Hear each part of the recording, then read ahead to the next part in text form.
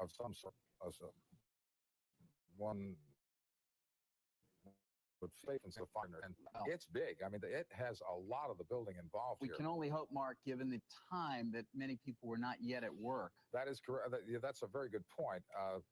That is a 9 to 5 kind of environment, that building, although obviously many people would be there in the off hours, but the majority would not be coming to work until about 10 minutes from now. It is also in the financial district, of course, on the west side of southern Manhattan, right near the World Financial Center, where a lot of Wall Street firms have their offices as well, not far from the New York Stock Exchange. You can imagine that that area is going to be filled with a lot of emergency vehicles, probably starting right now. Again, we are looking at it from the west side looking east, correct? So. This camera is in Jersey City? Yeah. Matt Quayle, let us know when you can. I believe we're looking at it from... It looks like the south building. It does look like the south building. Yeah.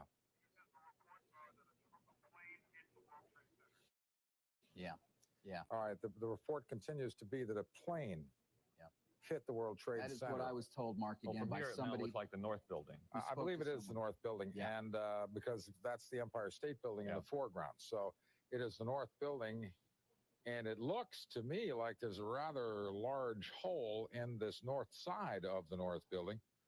I'm talking about the way the smoke is coming out of that side of the building, roughly.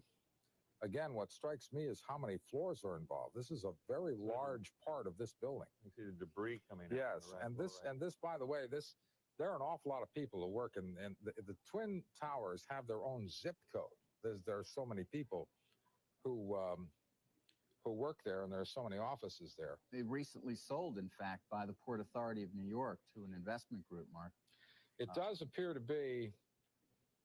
The damage does appear to be probably has originated on the north side of the North Tower, but we are still details very sketchy, and a lot of it is speculation until we can nail it down. But there does not appear to be any major damage. For example, on the side that we're looking that is closest to the camera here, there does appear to be major damage to the exterior of the building from the north side.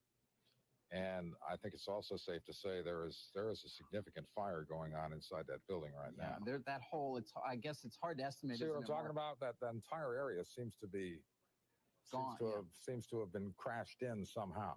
And obviously high up. Hard to say exactly what floors, but certainly the highest floors, somewhat above the very top, the observation deck there. You can see. How many floors are there? About 103. 103. I believe is how many floors. And I think that is the tower with the observation deck. You can see, well, that's the one that's got the antenna there that a lot of New York relies on. I mean, that's restricted. That reminds me, this could also lead to an interruption in broadcasting in some New York TV stations. So be alert to that possibility. But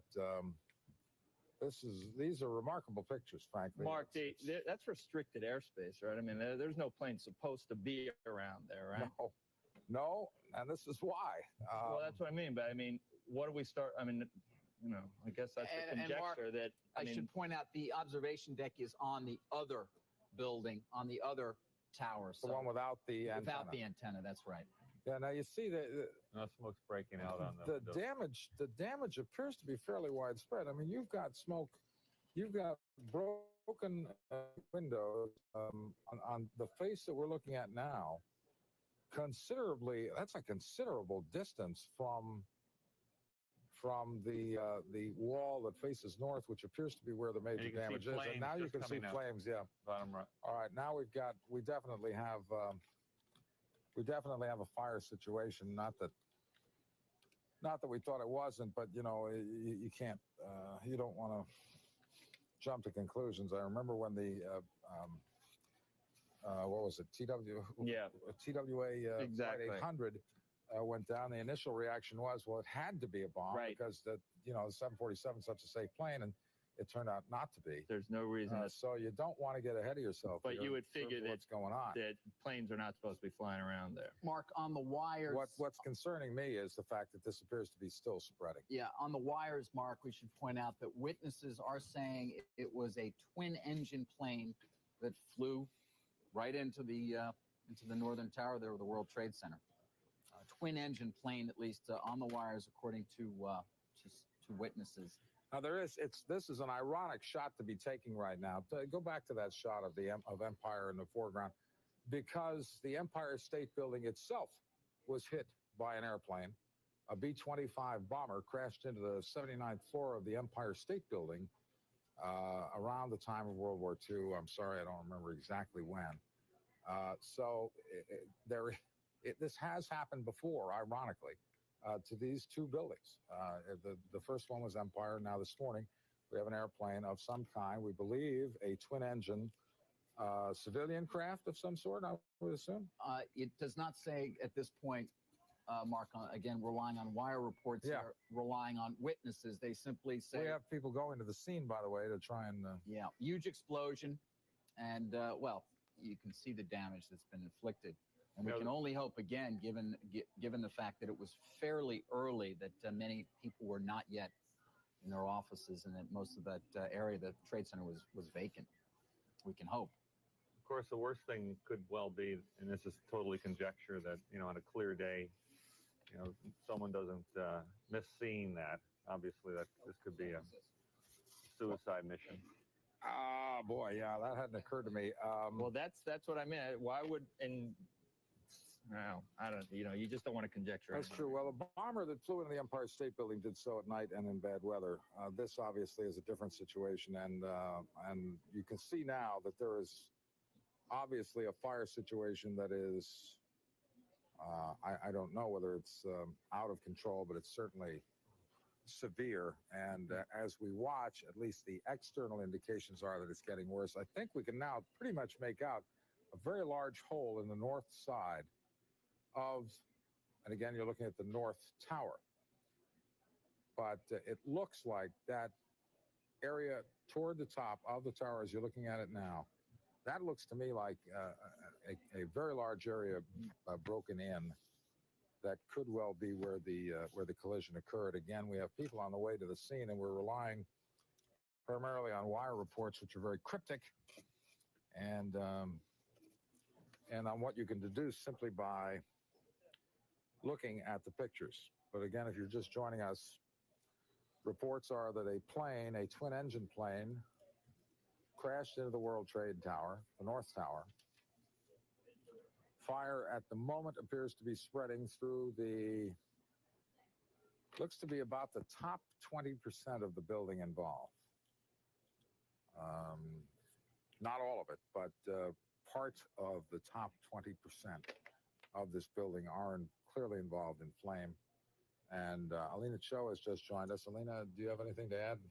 Well, just that we're getting several conflicting reports, Mark, as you continue to look at this picture. I have been listening to our NBC affiliate, WNBC Channel 4. They've had several witnesses on the phone. One witness, a woman, was just talking and said that she was on the ground, obviously, and had noticed, along with several others, the sound of a plane flying very low. They noticed it because they saw it flying very low.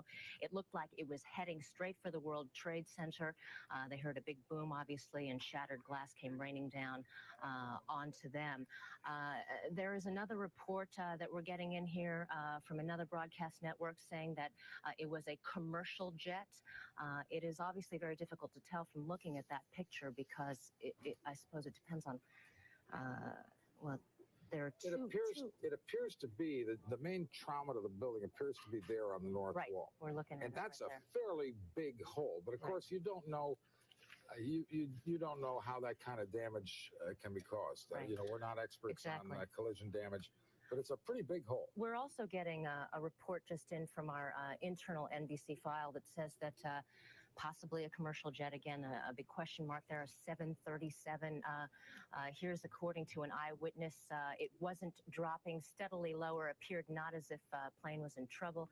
no nose down. I'm reading directly from this, so it's obviously just some Again, thoughts, but- speculation. But another thing that strikes me as I look at these pictures is, if indeed the plane entered the building from the right side of, as you are looking at it now, right. if it hit the face that is on the right side, right there, where the jagged edge sloping down is, we have flames almost on the other side of the building, which indicates that this was something fairly big, or something that had an awful lot of momentum To go through it. to go, deeply into the building. But This- again, This one woman who was speaking to WNBC, again, our NBC affiliate in New York, was saying that it did not appear to be a big jetliner. She did see the plane, she says. She called it a small jet plane. Obviously not an expert when prodded by the anchor. She continued to say it did not appear to be a twin-engine plane, something larger than that. Again, whether it was something as large as a 737, we still obviously don't know. very difficult to tell. Right. I'll tell you what, our sister station, WNBC, of course, has a great deal of experience covering news events in New York. We're going to go to their coverage for a while. And, fight it from it. If you're taking a look now, you can see that we've just had another explosion, and that is considerably lower. And is that in the other building? Is that what I'm witnessing? That apparently does look like it is in the other building at this point. And that looks to be lower, which means there, obviously there are considerable numbers of stories above that explosion that we just saw. Perhaps we can get another look from one of our sky cams that can take a different angle. Yes, you can tell that it now appears that both buildings are suffering some kind of damage this morning. My colleague, Glenn Walker, has just joined me here in the studio. And Glenn, I don't know if you've received any other information, but perhaps you can, again, go over what we do know at this point, which is pretty much visual and what eyewitnesses have told us. Well, I would hate to speculate, but that looks like a completely separate incident right there. I mean, this building has been the subject of terrorist attacks in the past, and I certainly would want to speculate at this time, but that is a separate explosion. Yes, it is. In the other building. Now, we have tried to get a hold of the Port Authority, which manages the building. We haven't been able to get an answer. We did call MTA, and the MTA as a subway service as of right now is continuing, so that's not a problem because it's obviously very below, but I imagine that will change very quickly after what we just witnessed. That was a dramatic explosion. Again, it was in the separate tower than the one to where the plane just crashed into about a half hour ago. Yes, and again, there was no sign of any airplane close. We're interrupting Channel 4. Maria Bartiromo was in the area. You all saw, if you were watching, the second explosion. Maria was in the area and says, in fact, a second airplane hit the other tower, which would indicate that what you have is certainly strong evidence of some kind of suicide attack on the buildings. But Maria Bartiromo was in the neighborhood looking up and says she saw a second plane fly into the side of the second tower. So I'm almost at a loss for words. I've never seen anything like this, and I've been doing this for many decades. If you were watching, you saw a tremendous second explosion on the South Tower. And Mark, I want to remind you, this is consistent with what eyewitnesses are telling our NBC affiliate WNBC, which is that the plane was flying very low. They noticed that because of that fact, and that it looked like it was headed straight for the World Trade Center, that it didn't appear as though nothing, that anything was wrong with the plane necessarily, that it was experiencing any trouble, but that it was in fact headed for the World Trade Center. I know that. Who would have thought that there would be two of them? Right. And apparently there were two of them, and you can see the enormous amount of damage. You know, that may explain the spread of the damages, not because the plane or planes were big, but they were loaded as bombs. Loaded. Yeah. Mark, I want to quickly mention, I'm hearing from our producer that the New York Stock Exchange is being evacuated. This might, be some obvious news here. Obviously, the offices in the area, Merrill Lynch. This is an enormous disaster on Wall Street right now. John Bussey of the Wall Street Journal is in the area. Let's go to John and find out what he knows. John, can you hear me? Yeah, Mark, I'm here. What do you know, John? Mark, I'm on the side of the building that's on the south side.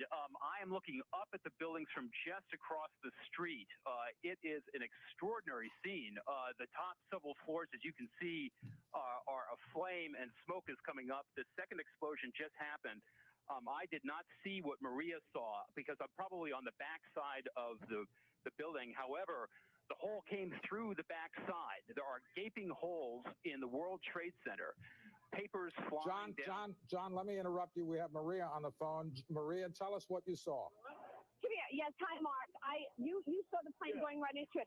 I'm standing right on Broadway looking up to both towers. They are on fire at the top of it. I'm seeing what you're seeing, obviously, what is on air. There is debris coming from the building, and I'm not sure what it is, but it's clearly that there was plane that went right into one of the towers, a second plane. I'm here right now with a bystander who actually watched the plane go in. Tell us exactly what you saw. I just saw out of nowhere the plane came in, crashed right into the Trade Center, and went right through.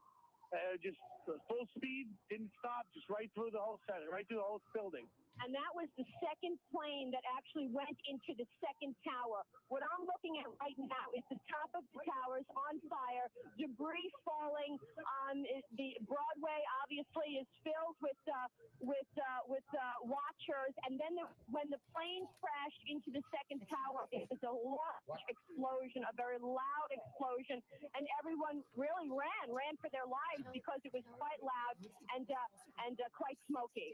Maria, David Faber wants to ask you a question. Maria, I'd spoken to somebody in the first tower. It appeared both had been evacuated prior to that second airplane hitting. Is that your understanding? I'm not sure, David. I know that there was an evacuation call in both towers. I don't know that both buildings were evacuated. I can't confirm that from where I'm standing, which is right on Broadway and Wall Street, watching the towers on fire. And is that entire area now being cordoned off where you are? I would assume it's filled with emergency well, I mean, vehicles. there's still a bit of a disarray going on. To be honest, I mean, the fire trucks are coming. People are still standing around. There has been... Maria, let me bring John Bussey in. John has more to add to this. John, as we watch unbelievable video here. John? Yeah, Mark, I'm actually right outside of the World Trade Center in a building across the street where the Wall Street Journal's located, and we're looking right down onto the street as the fire engines arrive. These holes in the building are what you expect would happen. I mean, there's furniture that rained down, papers everywhere. Pieces of the building are still smoking, a flame falling from the building onto parking lots nearby. There are cars on fire around the base of the building. It looks like a ticker tape parade went through here, ironically. There's just papers everywhere. I do not see large crowds coming out of the buildings yet. Some of these exits have been blocked off, apparently. At least near the Marriott Hotel, and I could see people leaving over a traverse from the World Trade Center building, but not large crowds out on the street. Partly, Mark, because when this happened, I was outside on the other side of our building. I did not see it, other than the effect. Material went blasting out from the buildings at least a block or two. I could hear something come in to the building. It was like a jet engine or an aircraft engine of some sort. It sounded like. And then just a massive explosion and then pieces of the building falling. All right, John, we have on tape the second attack. These are attacks. I'm going to start calling them attacks. Watch in the upper right-hand portion of your screen. You will see a plane coming in a dive. Oh, my gosh. And then hitting the side of the building. Quite obviously a deliberate... These acts are deliberate. We can now rule out any accident. Mark, these are holes in the side of the building that stretch floors. This is not a B-24, coming in at one or two floors of the building, like happened as you were describing earlier, and demolishing one or two floors. These are several floors that are now aflame, engulfing the entire top of the building. And the emergency services are just now arriving. I mean, they have been here now for several minutes, shortly after the explosion. But clearly, they're just organizing themselves. I think this is going to be a very long day as they try to extinguish these extensive flames that are on either side of the building. John, I want to bring in at this point the news that obviously an awful lot of our viewers are probably very concerned about people that they know in this area, and they're trying to reach them on the cell phones, and the cell phones in that area are down. So if you have loved ones in the area, they're not going to be able to call you. You're not going to be able to call them.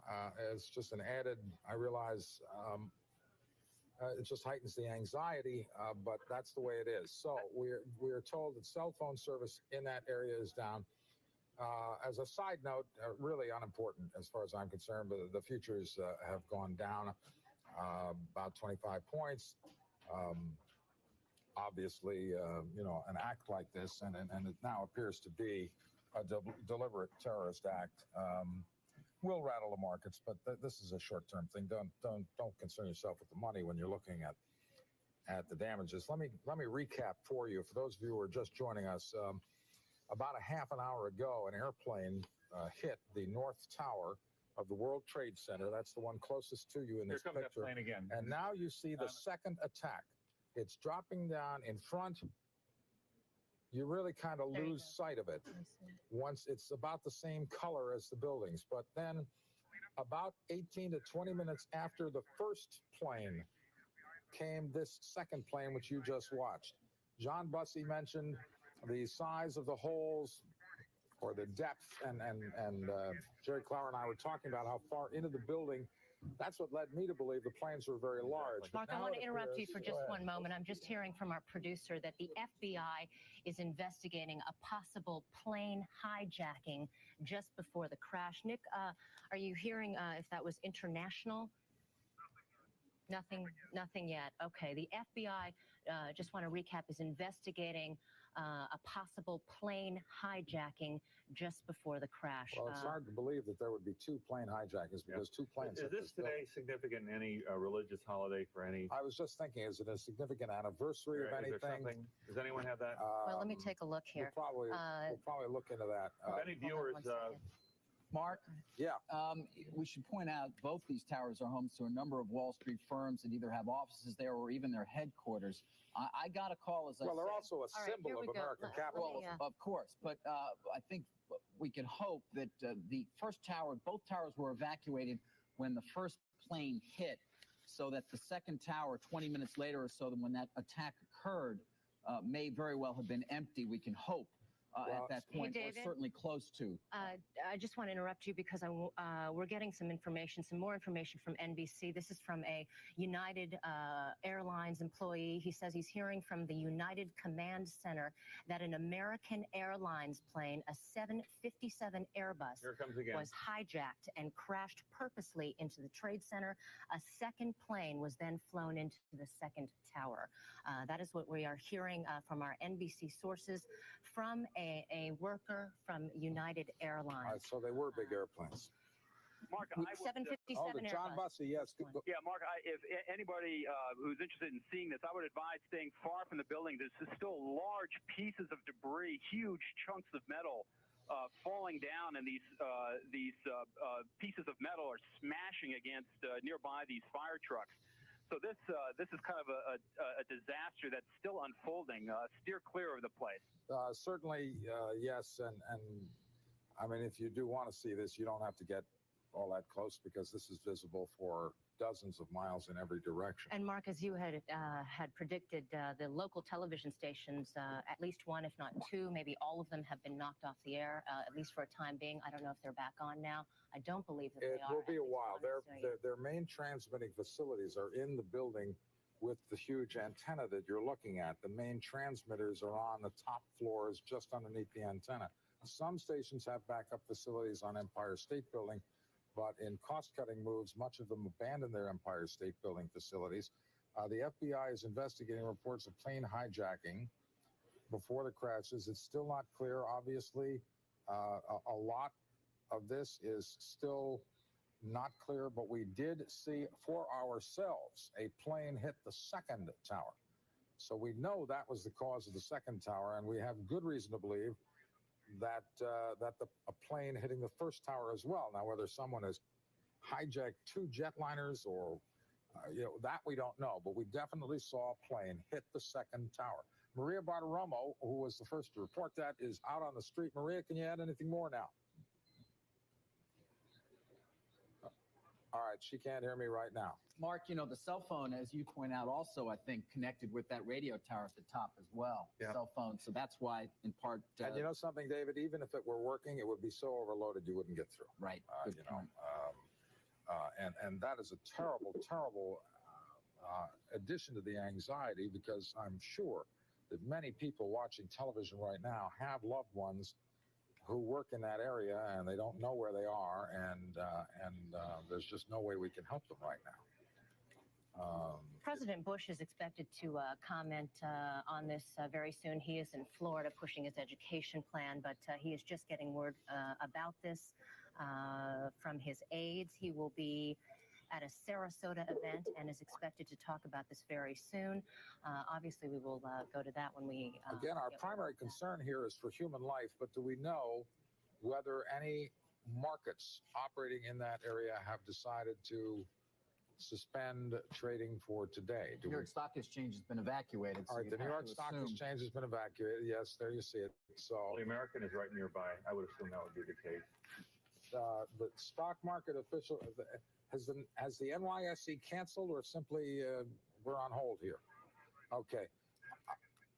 And the NASDAQ is considering the same thing. And I'm sure the New York Mercantile Exchange is in one of the towers, isn't it? I think it's in one of the towers where they trade oil and things of that nature. Now, obviously, they would be shut down. A large part of the employees of those buildings, I think, are also civil servants. Isn't there a lot of civil service?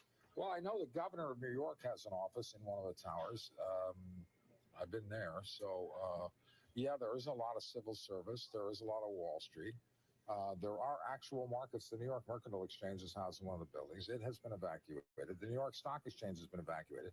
Want to emphasize nothing has happened at these other locations, but they're just being prudent. They're saying, well, we've had two apparent terrorist attacks within an 18-minute period on the World Trade Center. And if you were running an organization that could be a target, obviously you take the safe steps and you say, let's evacuate. But nothing has actually happened at the New York Stock Exchange. They're simply doing the prudent thing. I would imagine America doing the same thing. Yes, John Bussey. The smoke that you're seeing is partly as a result of the explosion, but now there is a rather ferocious fire that's underway in the building, stretching many floors upward, and it's evidently gaining in intensity. This is from the level of the explosion upward, and of course there are many floors above where this explosion happened, whatever the cause was. You're referring, John, to the second tower attack, the second tower attack? This is the first tower. Okay. This is the northern more tower of the World Trade Center. Right. And you're seeing that smoke begin to intensify. Yes, we see it. Partly because on the south side where I am, the south side of the tower, there's an evidently very intense fire that's underway, and I suspect that's part of the reason why you still see very large chunks of the building raining down across. I'd say a good 10 city blocks, New York City blocks from that North Tower. There's a parking lot which I'm right over. There are cars on fire that evidently got hit by debris, and these cars are just burning untended to the ground. There's one completely engulfed in flames. And I remind you, this is quite a distance from this first building, and those fires began right after the first explosion and then just got exacerbated by this second one a few minutes later. John, this is Alina Cho. We're just getting this bulletin in that a senior government official speaking on the condition of anonymity said that the agency is pursuing reports that one or both of the planes were hijacked and that the crashes may have been the result of a suicide mission. Of course, Are they saying Mark, that both planes? One or both planes. One or both planes. It moved at 9:19:51 for your own knowledge, Mark, so you can look that up I see it, yes. yourself.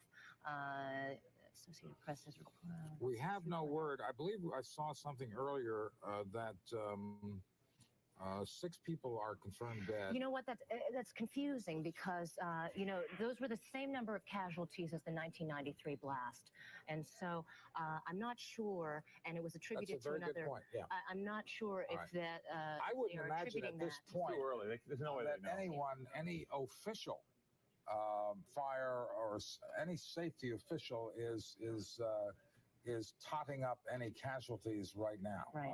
Right now, we would be relying only on eyewitness accounts, which aren't always reliable. Many people see things that didn't actually happen, but we clearly have a major disaster underway in the financial district of New York, and it has. And in fact, there is confirmation commodity trading in the New York Board of Trade was shut down, according to traders. So that I'm not sure if we reported that earlier, but that is in fact the case.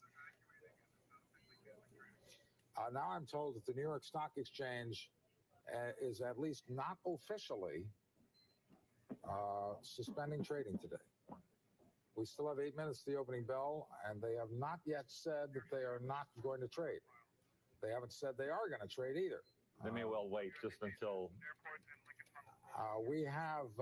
New York City airports are closed. We're just learning from our NBC internal file, as well as for our New York viewers who are familiar with this, the Lincoln Tunnel is closed as well. Well, the Lincoln Tunnel was once the target of a terrorist plot, so it would make sense to shut that down. We know that a terrorist organization at one point about 10 years ago was thinking of attacking the Lincoln Tunnel. This obviously is a coordinated. Mark? Yes. Bob Pisani is reporting the New York Stock Exchange is going to delay its opening as of now, and the NASDAQ is scheduled to open at 10 a.m. Eastern Time. Did the big board say until what hour they're delaying? No. Okay. Just a delayed opening as of now. I know a number of firms in that building. Cantor Fitzgerald, one of the big bond trading firms, is in that building and on a high floor. I want to remind our viewers as well that President Bush has just learned of this tragedy. He was at an event in Sarasota, Florida. I believe he was reading to children at the time, pushing his education plan. He has now cut short that trip. He canceled his event. He will be making a statement very shortly, and then he will be leaving for Washington. So we are monitoring that as well, and we'll bring that to you as soon as we. All right, the FBI is making an interesting statement. It says the World Trade Center plane crashes, actually, plural, result of foul play. That is to say, someone did this deliberately, but we have no idea what the motivation was. No. And I suppose it could be something other than terrorism. But Mark, I can't think of what it would be. Mark, in recent months, different areas of the world have been put on heightened alert due to tangible threats from some of the well-known organizations as well. But at this point, even well, this is. I think you have to say it's terrorism in light of the fact that there are two. If there were one, well, I would say it's the most likely explanation. But then again, having gone through TWA 800. Right. I'm not ready to go that far. Even when it's obvious, sometimes it doesn't work out that way. I mean, it seemed to be obvious that a 747 doesn't blow up in midair, and yet that one did. So well, we at least know this, that the FBI... We know it's deliberate. We know it was caused by airplanes crashing into the buildings. Right. Who did it? With whose airplanes? We have a report there may have been some hijackings, but we don't know for sure. All we know is it was a deliberate attack. 2 different airplanes hit 2 different World Trade Center towers, approximately 18 minutes apart. The first one came without warning. After the first one, authorities ordered an evacuation of the second tower, as well as the one that was hit, obviously. But only 18 minutes later, the second plane came in. And not to sound like a worrywart, but it takes more than 18 minutes to evacuate a building of that size. These things are gigantic. Mark, I'm probably going to... Bob Pisani is on the phone. Bob? Good morning, Mark. I'm sorry, he's where? Oh, he's on the floor of the big board. Yes, I am. I'm down here at the big board, Mark. I was coming down the West Side Highway when the first explosion occurred, and we looked up, and my driver said, "What is that?" And there was a gigantic fireball, debris raining down, and we got off. The police were not allowing anybody immediately underneath the building, which turned out to be fairly fortunate because, as you noted, 18 minutes later, the second explosion occurred. That's when it got very chaotic. There is a lot of debris on the ground, a lot of ash that's around. I came over here to the building, Mark, and the people here are a bit shell-shocked, but Dick Grasso, the head of the New York Stock Exchange, just got off of the loudspeaker system here saying that the opening would be delayed. We don't know exactly. I've talked to some officials. We do not know exactly when the NYSE will open, but there is going to be a delayed open. They will give a 10-minute notice prior to the opening, Mark. They're in an interesting position, Bob, a conundrum of sorts. On the one hand, great damage has been done to buildings in which many people who work on Wall Street work, and we have no idea at this stage how many of them may have been hurt or perhaps even lost their lives. On that score, one would think that the New York Stock Exchange would decide not to trade today. On the other hand, on the other part of that equation is the New York Stock Exchange officials may well feel that to not trade today would be to admit that the terrorists, if terrorists they be, have won a round, and perhaps they don't want to do that. So it would not be an easy decision either way. So I suppose the suspension or the postponement is probably the best thing to do at the moment. That's right, Mark. And I spoke to the head of security here as I was coming in the building and asked him what his plans were. And at that time, this was 15 minutes ago, their plan was to try to keep as many people as possible inside the building immediately in here and asking people standing at the door not to go out on the street at this point. So the NYSE is planning a delayed opening at this point, although we don't know exactly when. All right, both Maria Bartiromo and John Bussey are near phones and have been down in the area and gathering information. So I'm going to go first to Maria and see what she can add, and then we'll go to John, and we'll just do kind of do it that way. Maria? Thanks, Mark. Well, I was standing outside watching the event, and it truly was like a movie. The plane going right into the second tower. There is debris which is continuing to fall in the area, and basically people are just standing around watching this extraordinary happening. Maria, the size of the second airplane, we can see it on videotape, but because it's almost the same color as the building, a little difficult to see the size. Did it appear to you to be of a commercial airliner size or smaller? It looked to be smaller than commercial. I'm not sure I mean, it happened so quickly, so I can't tell you exactly how large it was, but it definitely looked to be smaller than a commercial airliner. Okay. John Bussey, have you anything to add at this point? Yeah, Mark, those flames on the North Tower are getting yet more intense. They are about half the building wide. Where the hole is, I can see them. Presumably, they're also behind the remaining piece of wall in the building. This is the tower that was hit first, John? That's correct. Okay. That's correct. Go ahead. So those flames are getting more and more intense. So they now have a massive fire on their hands as well. I'm across the street underneath that tower in the World Financial Center, just across West Street, for those who know New York. We're in buildings that Amex, Merrill Lynch, Oppenheimer, use as offices and headquarters, and they've been evacuating these buildings as well, though they have been basically undamaged by these explosions. When the explosion happened, I was outside, and the debris moved south. The explosion somehow seemed to blow material southward down the island of Manhattan. And some of that material, John, I noticed was sort of research and papers from Cantor Fitzgerald coming out of. Now, I know that Cantor Fitzgerald. Right. John and Maria, I'm going to interrupt you for just a moment. President Bush about to make a statement. Ladies and gentlemen, this is a difficult moment for America. I unfortunately will be going back to Washington after my remarks. Secretary Rod Pace and Lieutenant Governor will take the podium and discuss education. I do want to thank the folks here at the Booker Elementary School for their hospitality. Today, we've had a national tragedy.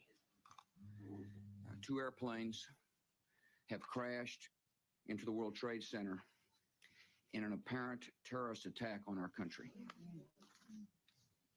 I have spoken to the Vice President, to the Governor of New York, to the Director of the FBI, and have ordered that the full resources of the federal government go to help the victims and their families, and to conduct a full-scale investigation to hunt down and to find those folks who committed this act.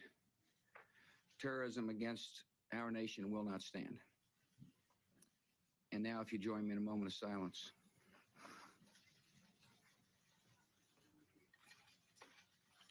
May God bless the victims, their families, and America. Thank you very much. All right, President Bush stating what he knows. Apparent terrorist attack is what the president said. It's certainly, again, we don't want to say, we don't want to get too far ahead, but we saw the second attack live on television, unfortunately, and apparent terrorist attack certainly seems to be a fair assessment. Mark, New York television is quoting police who say that the World Trade Center planes were hijacked from Boston. So that is the latest detail that we have. Of course, the president just saying that he's going to hunt down and find those folks who committed those acts that the United States will not tolerate. All right, let's get back out to the field. I had to interrupt Maria and John Bussey earlier because of the president. And let's return to John Bussey. I believe you were in the middle of telling us something when that happened. Yes, the buildings across the street from the World Trade Center, which the Wall Street Journal is also housed, has Oppenheimer, American Express, Merrill Lynch, several brokerages use them as offices. These are being evacuated, and they're undamaged from what I can see. You want me to go outside? I'm looking up at the building, and there's still debris raining down. There are fire trucks, dozens and dozens, as you would imagine, but the fire fighters are having a hard time getting into the building, partly because there is so much debris that's coming down. As Maria noted, papers were blasted south out of the building. And I'm now looking out over West Street onto Liberty Street, which is right in front of the second building that was hit, the World Trade Center building that was hit, and it is virtually covered with papers.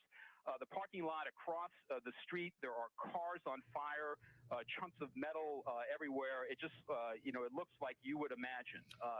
So that these fires continue to flame. Apparently, the fighters are just getting up there because these things are basically out of control and getting much, much worse. Yeah, well, that's right, John. And a good point to make here is that people, of course, are familiar with the movie The Towering Inferno. And certainly in this case, there's no fire apparatus can reach that high. The only way to fight this fire is to go into the building and fight it from within. And you can see just looking at it that must be an extremely perilous undertaking. Mark, I hate to make reference to another movie at a time like this, but sometimes life does imitate art. When I was standing outside on the other side of the World Financial Center, and this first explosion occurred, I heard what sounded like jet engines coming in low. We're not too far from a National Guard center. Sometimes these planes come down the Hudson and buzz the Statue of Liberty a bit. I thought that's what it was until this massive explosion, which at first sounded like a sonic boom. Then I looked up, and there was debris raining down out of the sky, like scenes, unfortunately, from the movie Armageddon, where asteroids hit New York City and pieces of buildings get blown out. It was, in fact, just that dramatic as these chunks of the building fell down onto the street. Yeah, it is incredibly dramatic. Now, from where you stand, John, and again, I just want to get back to very quickly to my point of the fact that the firemen have to fight these fires from inside the building. I mean, these are incredibly brave men and women who are going to go into that building right now and try and do that. John, as to the second tower, the tower that was hit second, which is my understanding is the South Tower, that does not appear to have broken out into the uncontrolled fire that we've seen elsewhere, or has it? Do you have a vantage point on that at all? I'm on the southwest corner of that building, across Liberty Street and West Streets, looking up at it, and there's a massive hole out of the south portion of that south building. Then there's smoke also now coming out of the other side of the building. I can see, and flames. And so yes, it does look like the firefighters are going to have the same trouble with this building, which is smoke, extraordinary damage, followed by what looks now like a fire that they're going to have to contend with many dozens of floors up. And the second attack, the attack on the South Tower, who knows? The attackers are almost certainly dead. They were in the plane. They were either in command of the plane, or one way or another. They were either flying it or they were holding a gun to someone's head. They're dead. but it appeared the attack on the second tower was aimed quite a bit lower than on the first tower and would therefore create much more of a zone because fire naturally tends to travel up. That's correct, Mark. It is the hole that I see, at least, out of the south side of the building, which I believed was the exiting wound to the building, not the entry point of the building. If you're looking at the south side, that would be the exit point, yes. That's right, because I saw, as I was waiting to speak with you, I saw this explosion go out from the south side of the building, so it likely entered the other side. Right. It is, as you point out, several floors below the other structural damage to the building, to the north tower. But the flames, so far, while I can see them in the south tower, they're nowhere near as intense and as engulfing as they are in the north tower. Yeah, that's what we're looking at on TV, and I just want to make sure that we are only seeing roughly half of the surface of each building as we look from one direction. But the south tower so far does not appear to have broken out in the kind of raging fire in the north tower. And again, at times like these, I just marvel at firefighters who are actually going to go up there. They're climbing right now and risking their lives to fight this thing. I'm sorry. Go ahead, Alina. Quickly, I want to add here that we're just getting from Dow Jones, which is consistent with our earlier reports from NBC and other sources, that it was an American Airlines 767 from Boston involved in the World Trade Center crash. I'm very large airplane. I'm assuming that's the first. We're talking about the first crash there.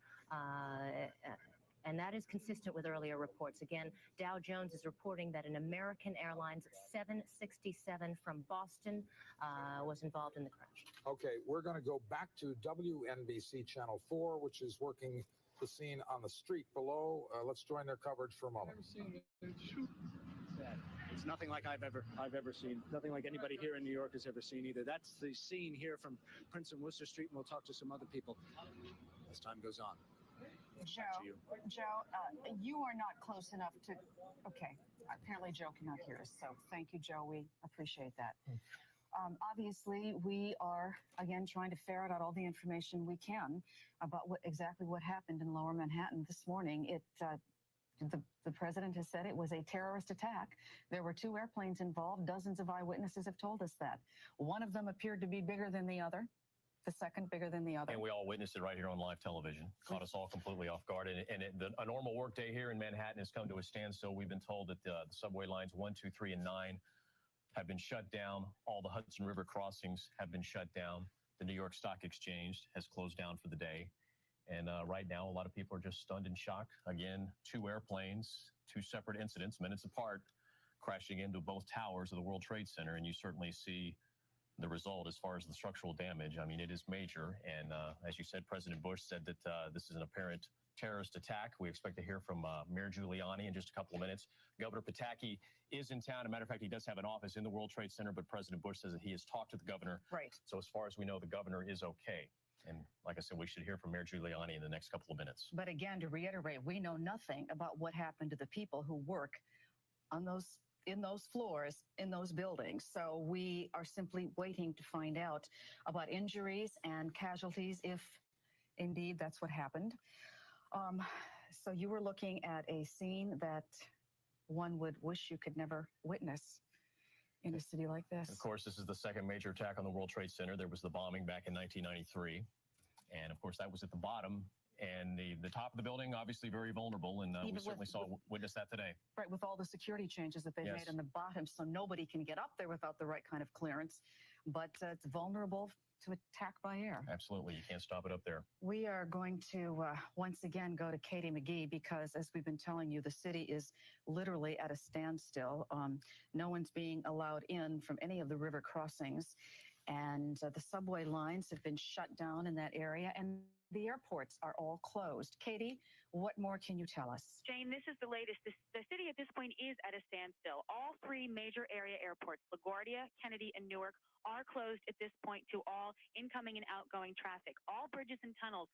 No one is letting any traffic head into town. At this point, outbound, you are going to find some people. We just saw some folks that had been sitting in one of the tubes coming out of the Lincoln Tunnel. They were allowed out, but now everybody being turned away. We also saw a backup down near Canal Street waiting to get into the outbound Holland. Those people also being turned away. At this point, again, no one being allowed to head into the city. For all intents and purposes, all train service suspended is what we're hearing at this point. Police are saying, please leave the city if you can. Of course, this is rough because of the way traffic is right now. You really, really want to steer clear of anywhere south of Midtown. And again, everyone right now being turned away. We saw traffic trying to get into the Lincoln Tunnel, actually turning around and backing up buses, New Jersey Transit buses, bringing people back into New Jersey, never even making it close to the entrance to the Lincoln Tunnel.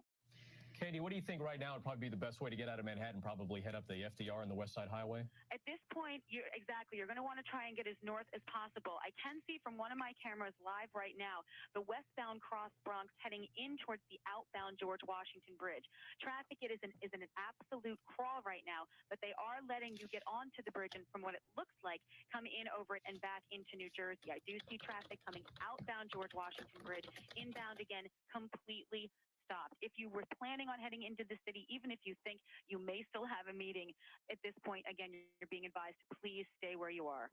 For example, if you lived in New Jersey, your best bet probably would be go through Westchester County, cross the Tappan Zee Bridge, and come back down. You may want to try that out. Let me take a look right now and see how my Tappan Zee Bridge camera looks. Just bear with me for 1 second, and I'll tell you. Actually, it looks like right now, traffic heading into Westchester is moving, but it's at a crawl. Again, at this point, things are happening so rapidly. If you were to leave home in Westchester right now, I can't tell you you'd definitely be able to get into town in another half an hour, 40 minutes or so. Well. All right, we are back with CNBC programming. What you've been watching is WNBC programming. Nick, what was that last message you gave me?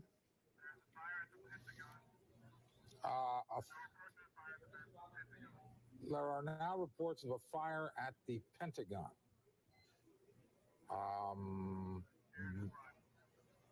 This is the Pentagon. Oh my goodness. You are looking at the Pentagon. The United States has been attacked. Forces unknown. And look at the fire at the bottom. The White House is ordering an immediate evacuation of the White House. Mark, the AP, Alina, is reporting an aircraft has crashed into the Pentagon. Witnesses say, being cited by the Associated Press, an aircraft has crashed into the Pentagon. That on the AP, according to witnesses. According to NBC's Jim Miklaszewski, he is reporting a bomb detonated at the heliport at the Pentagon. Not sure if this is separate from that or in addition. Must be in addition to, because this is the building involved right here. Someone, and frankly, I'm surprised that they got through to the Pentagon, because that's an area where if a plane starts to approach, they can shoot them down. New York is a different area. New York is vulnerable to this kind of thing because, there's traffic all the time and there's nothing you can do. This, however, the Pentagon and of course nearby the White House are no-fly zones, and but somehow someone has managed to do a great deal of damage to the Pentagon, which is the world's largest office building, and obviously the seat of the military power of the United States. And on the left, you are looking at the seat of the economic power of the United States. So some group unknown, and Lena, I think some Palestinian group. Well, here's what, again, these are preliminary reports. A Palestinian group has claimed responsibility for the New York World Trade Center plane attacks.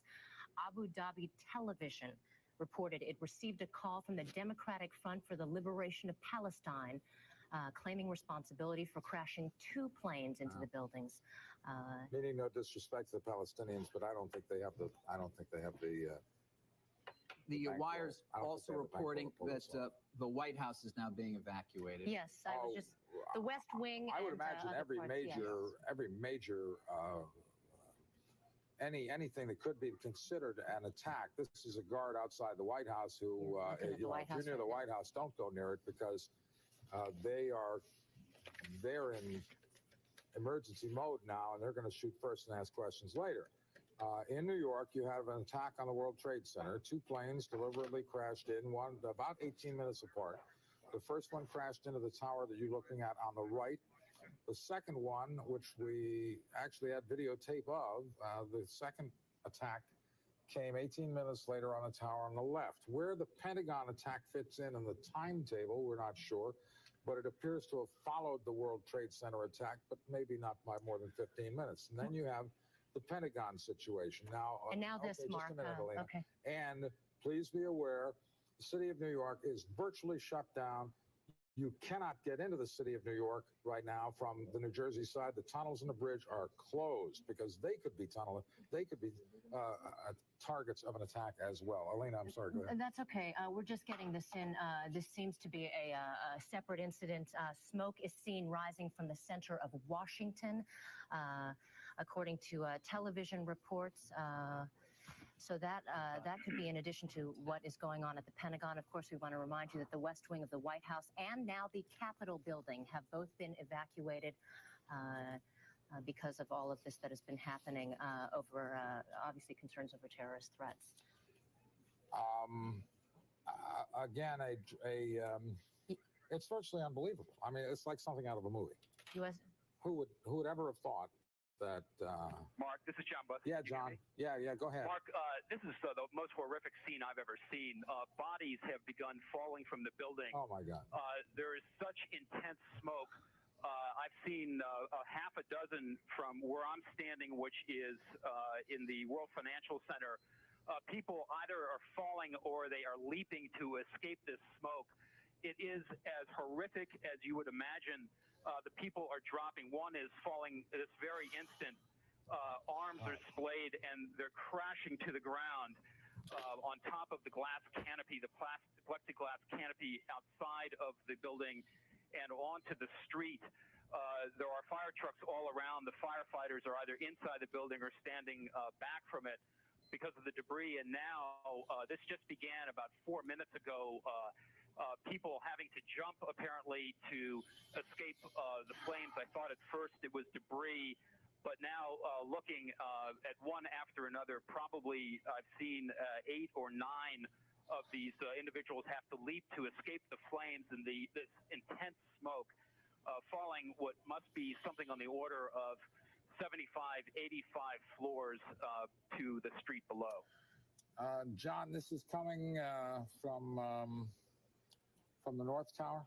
This is coming from the North Tower. These are people who I see jumping out onto the west, what it would be the West Side Highway, passing in front of the building. And as you can imagine, Mark, it is a gruesome scene. It's just blood or red from, I can't confirm that there's athlete bodies, but I can see it sure looks that way. All right. And then red splotches on the street in front of the building. Okay. Mark, a couple of things I want to pass along very quickly. According to the Associated Press, the White House has been threatened with a terrorist attack, according to a source. The West Wing has been evacuated. We want to mention now the Capitol has been evacuated as well the U.S. Treasury. And also on another front, I want to mention that this Palestinian group has denied responsibility for the Palestinians don't have this kind of muscle. All aircraft flights in the United States have now been canceled. Every aircraft in the air has been ordered to land at the nearest airport immediately. This is obviously a step to clear the air of all innocent aircraft. Whether there remain any guilty aircraft is debatable, but at least what the government is trying to do is clear the air, and obviously, well, not obviously, but it looks like what they will do is they will then put up military planes, and anyone still in the air is going to get shot down. But all aircraft flights in the United States have been canceled. All planes currently in the air have been ordered to land at the nearest available airport. I don't know how they will handle flights coming from overseas. They will probably be told to land as they cross our border. You are looking now, if you're just joining us, you are looking at the World Trade Center on the left. The North Tower is the one on your right. South Tower is the tower on your left. Earlier this morning, they were the target of an apparent terrorist attack with an airplane, a substantial airplane, perhaps even an American Airlines jetliner hijacked out of Boston. That's a perhaps. Crashed into that tower at shortly after 9 o'clock.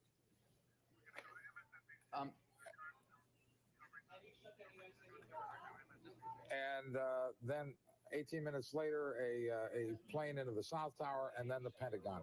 Let's join MSNBC and see what they have on this story so far. Be dealt with. Probably this will be a greater challenge to our intelligence and our ability to be diplomatic and intelligent about negotiation than it is a challenge to our strength as a military power. The FAA is telling us that the planes that are already in the air will continue to their destinations, but all other planes in airspace above the United States have been grounded. Governor Cuomo, I understand that your successor, George Pataki, is in New York City right now. There are a number of state offices, aren't there, Governor, in the, yes, in the Twin Towers? My office, and I think the governor moved his office out of the World Trade Center, Governor Pataki, but my office was there, and I think there are still some other offices there, but not as many as there were when I was governor. Air Force One is now leaving Sarasota, Florida, on its way back to Washington, D.C., but let me just read directly the bulletin from Associated Press. The White House was evacuated today after the Secret Service received credible threat of a terrorist act against the presidential mansion and residence. It has been evacuated. The Pentagon struck, apparently, according to one eyewitness, a reporter, by a plane. A large plane is now burning. It has been evacuated. 2 planes deliberately struck, it appears, the World Trade Center, which still burns at this hour. New York City has essentially been shut down. The Lincoln Tunnel is closed. All New York airports are closed. And now, of course, all plane flight in the United States has been stopped. Those in the air will continue to their destinations. We continue on the phone with former New York Governor Mario Cuomo, who was governor at the time of the previous attack on the World Trade Center, the bombing back in 1993.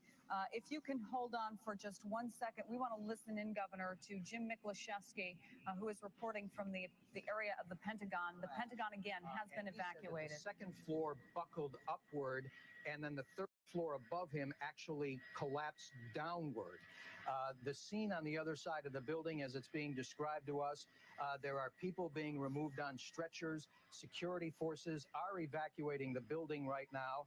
And according to the officials here at the Pentagon, they still don't know exactly what it was. But as you reported, Katie, eyewitnesses reported that, in fact, it was a plane that crashed into the Pentagon. And Mick, any idea, I wasn't quite sure if you said this, about the number of people who might have been hurt or worse in this? No idea at all, Katie. As you know, having worked here on any given day, this is a small city, 25 to 30,000 people may be working here at any one time. That portion of the Pentagon, by the way, had just been remodeled and just reopened. If the crash had occurred just a few months ago, that section of the Pentagon would have been virtually empty. But at this time of day, early morning or mid-morning, the Pentagon's very busy. It's impossible to say how many casualties there may be, but there have been a large number of people cited being removed on stretchers. And again, as one survivor said, the floor just buckled up under him and the roof caved in on him. All right, Mick, thank you very much. We want to move a couple of miles away from you right now to the White House, where Bob Kerr is standing by. And Bob, we understand that building has now been evacuated. Let me just read, while we're listening to Jim Miklaszewski, another eyewitness, Paul Begala, Democratic consultant, was near the Pentagon, and he said this, it's a quote, it was a huge fireball, a huge orange fireball at the Pentagon. Another witness told him a helicopter had exploded, but the best information we're getting is from an Associated reporter who said, quote, "I saw the tail of a large airliner. It plowed right into the Pentagon. There is billowing black smoke." And of course, there you see it on the television screen. Meantime, the Twin Towers of the World Trade Center continue to burn at this hour. Ambulances dispatched to the scene, firefighters, people are being treated in nearby hospitals. Let's look again at the videotape. As we were watching the first tower burn, here is the second plane, and there is the explosion into the second tower of the World Trade Center. A horrible scene of devastation and fire. Eyewitnesses on the ground, and it was rush hour, describing pandemonium, panic, people unwilling to go out into the streets because so much debris and fire showering down on the streets below. Governor Mario Cuomo, do you remain on the phone with us? We no longer have Governor Mario Cuomo on the phone, but we do have Ashley Banfield, of course, here at MSNBC and anchor here. Ashley, are you still in Manhattan? I'm in Manhattan, Chris, and I'm just walking southward towards the World Trade Center. It's just an incredible sight. The streets of Manhattan are chock full of people who are stopped exactly where they were in the middle of their commute, standing, gaping, and looking at this site. It is unbelievable. Emergency vehicles all throughout Manhattan, not only Midtown, but down near Chelsea now, where I am, have been streaming by us at every couple of seconds and intervals. Ambulances are heading by me now. A lot of the vehicles are also unmarked, looking like FBI vehicles heading towards the World Trade Center as well. Not only that, but we stopped by one of the hospitals, St. Vincent, which has been cordoned off. I can only guess, possibly waiting for victims to be caught northward up 7th Avenue. The traffic has also all been stopped heading south down 7th Avenue. I haven't had a chance to see any of the other north-south thoroughfares, but I'm assuming that they are also trapped. We were down in the subway trying to at least take the subway to get downtown to the Wall Street area and World Trade Center area, and the subway announcer came over the loudspeaker saying, due to a police investigation, subway traffic will be stopped between a certain area, so most of the people in the subway weren't able to get downtown either. It's really quite bizarre. Passing through Times Square, hundreds of people are gathered, staring up at the television screens in Times Square and listening to what's going on and listening to the coverage, watching the pictures. A woman walked by me just Ashley, can you hold on 1 second? We'll let you catch your breath. We want to go to Walter Perez of WNBC. First, Marna Ringel. And Marna, you work across the street. Tell me exactly what you saw on the street, and as you looked up, what you saw, because you said you saw the second one. Am I correct? No, I didn't see the second one. I actually was coming out of the building, and there was maybe about 30 or 40 people at the bottom of One World Financial covered in blood. I did not expect that at all. And I work for Lehman in One right here. And a gentleman that I work with was on the telephone. He said, "What was that?" I said, he thought it was thunder. I looked over, screamed, "It's a bomb," because I saw a piece of the building flow down. And I think I scared my entire floor because I can scream pretty loud, and it was pretty bad. Now, you mentioned that you saw people on the road outside of the building. Explain that scene. I saw there's maybe about 30 or 40 people. There's actually, oh my God! Oh my God! Oh my God! We're not sure exactly what happened, but it was another explosion on the far side of one of the buildings from where we're standing. The reverberation and another explosion on the right-hand side. Another building has gone up on the right-hand side of the road. People are now running down the street. We're not sure if that was another explosion or if that was advanced debris. Joining me also is Jim Plant. Jim, you're also a witness of what happened. Tell me exactly what you saw from your vantage point across the street. I was just across Liberty and West here, and I saw the second plane hit the Tower 2. Looked like a 737. It hit a glancing blow, didn't hit it direct. I don't know where the rest of the plane went, but it went in, fireball came out, and it hit lower than the first plane, which hit the upper floors. Jim, thank you very much. At this point, as you can tell, it does appear that there has been a third explosion in the area of the World Trade Center. There was first one plane that hit one of the Twin Towers, a second plane, each about 1 hour ago, and now a third explosion. Ashley Banfield is in Manhattan. Ashley, did you see or hear anything just moments ago? Oh my God, Chris, this is incredible. I'm looking right at it. What are you seeing, Ashley? Well, I saw the explosion for one. Could you feel it? Everybody, I can smell it. Everyone around screamed at the time that it happened. It's just unbelievable. I can't see that it's another building. It looks almost in the same position as the second bomb or the second explosion. But it's unbelievable. What's the scene? What the people on the scene don't seem to realize is that one of the twin towers has collapsed. One of the two towers is gone.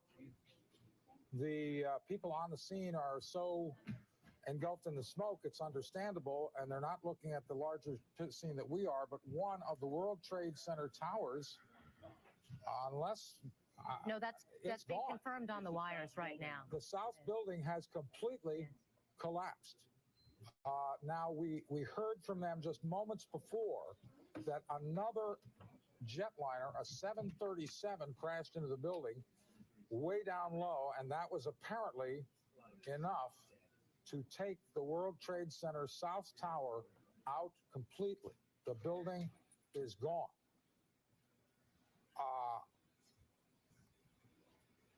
The scope of this attack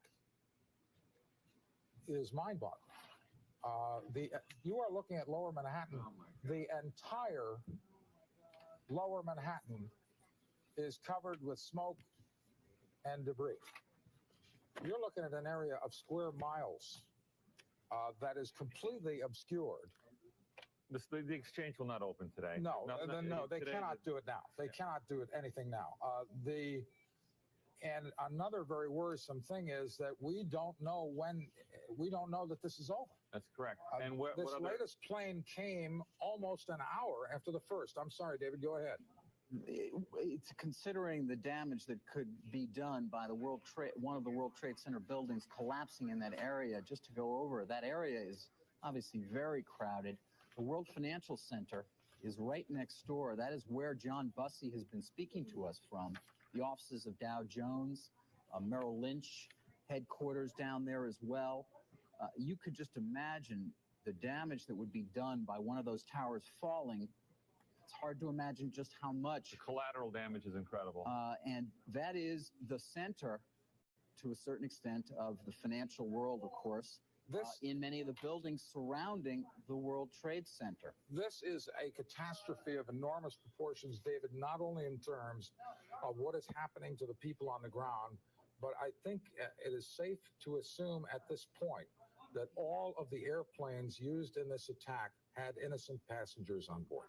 And we're talking about a 767, which, for example, can hold a maximum of 300 people. And we are now talking about 4 separate attacks. We're talking about attacks. 1 at the Pentagon, 3 now at the World Trade Center, the last of which has leveled the South Tower, Mark?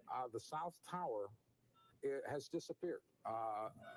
It collapsed, apparently when a third airplane hit very close to the base.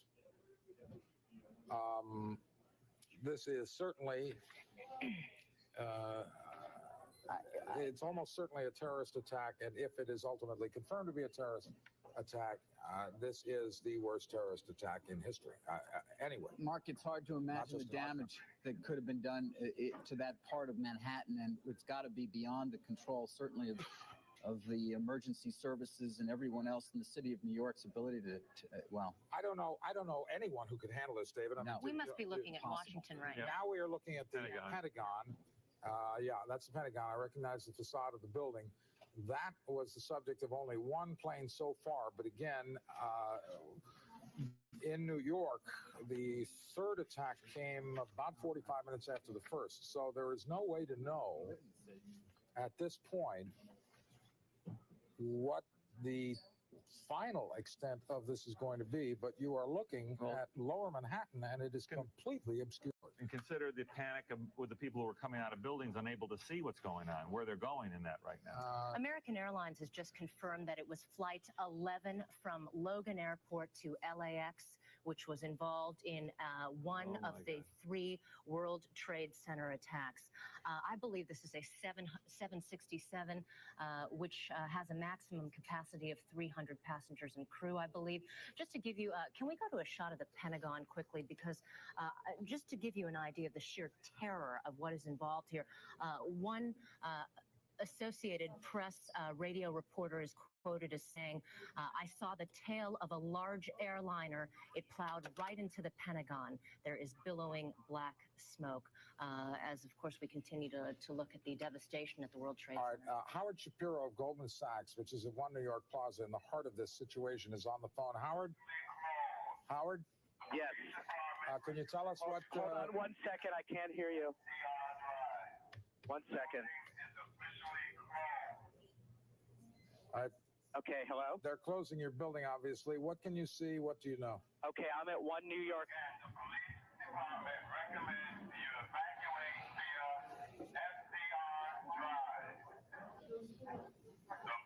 1 second, I'm sorry.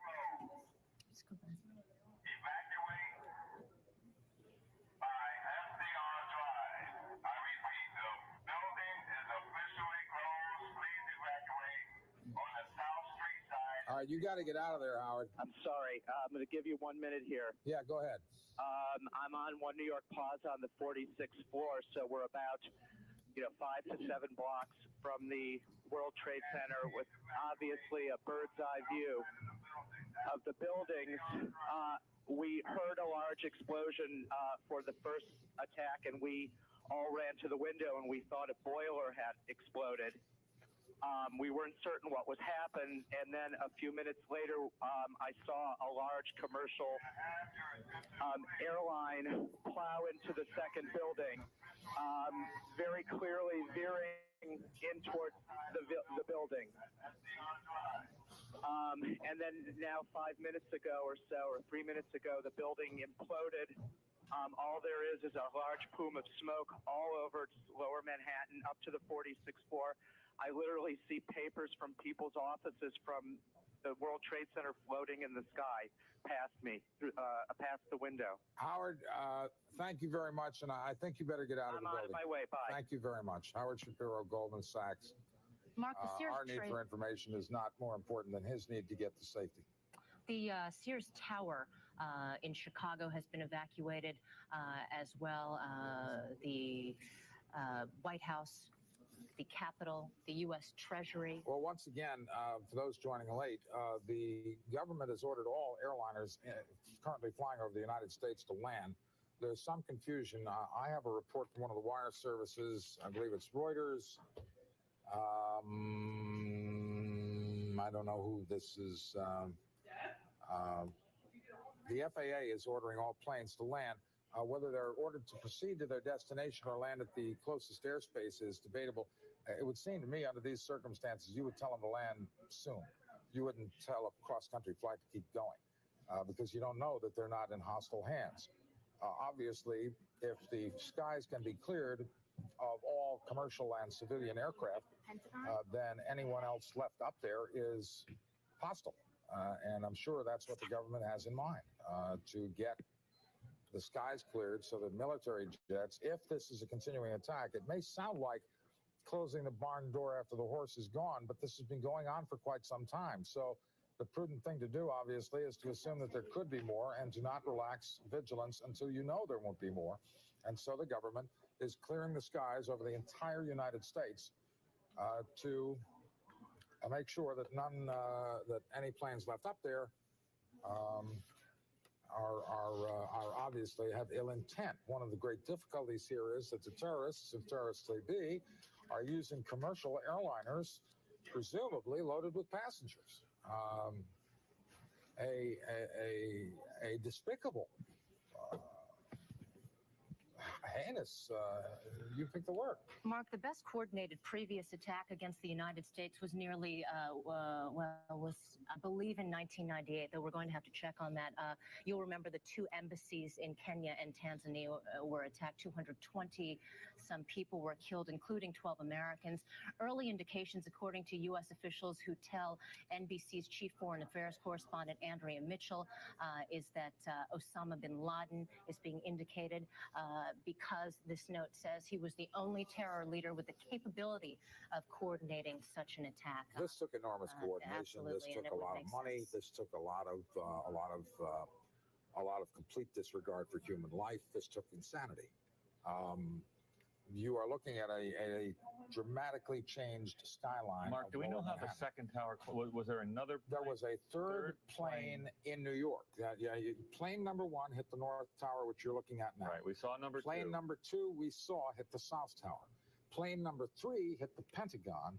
Then plane number four hit the base of the South Tower, and is there footage? And it collapsed. All in a matter of an hour. Is there we want to footage of remind the you. fourth one? I have not seen any, Okay.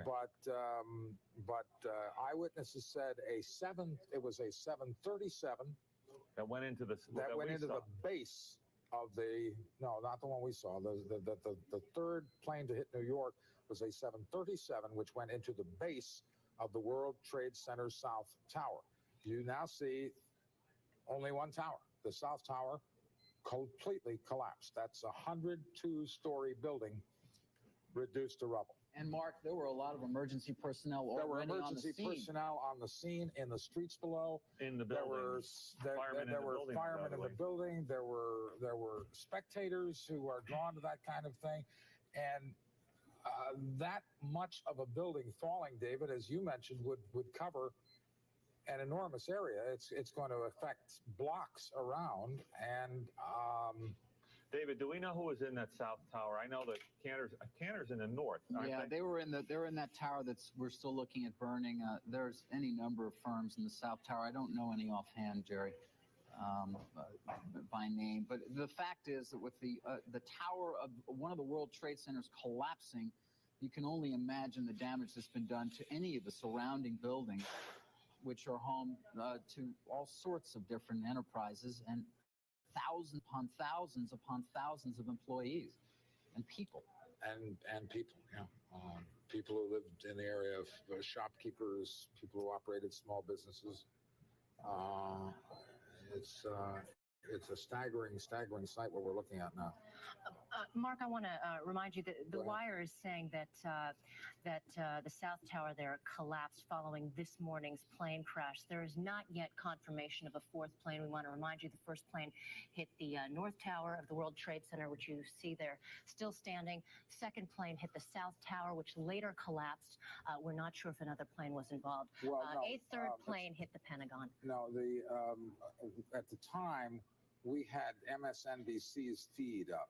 Right. And we could clearly hear people saying in the background, "My God, another plane." Really? Okay. And then the South Tower disappeared. So while officials may not have confirmed it, it seems fairly clear. Plus, the tower would not have collapsed absent some tremendous trauma. Absolutely, and that seems to make sense. And that was my next question. Second explosion at Pentagon building reported, according to Dow Jones. That is literally just crossing the wires now. Explosion at the second Pentagon. explosion Could we at get the up Pentagon, the Pentagon shot? is reported at the Pentagon.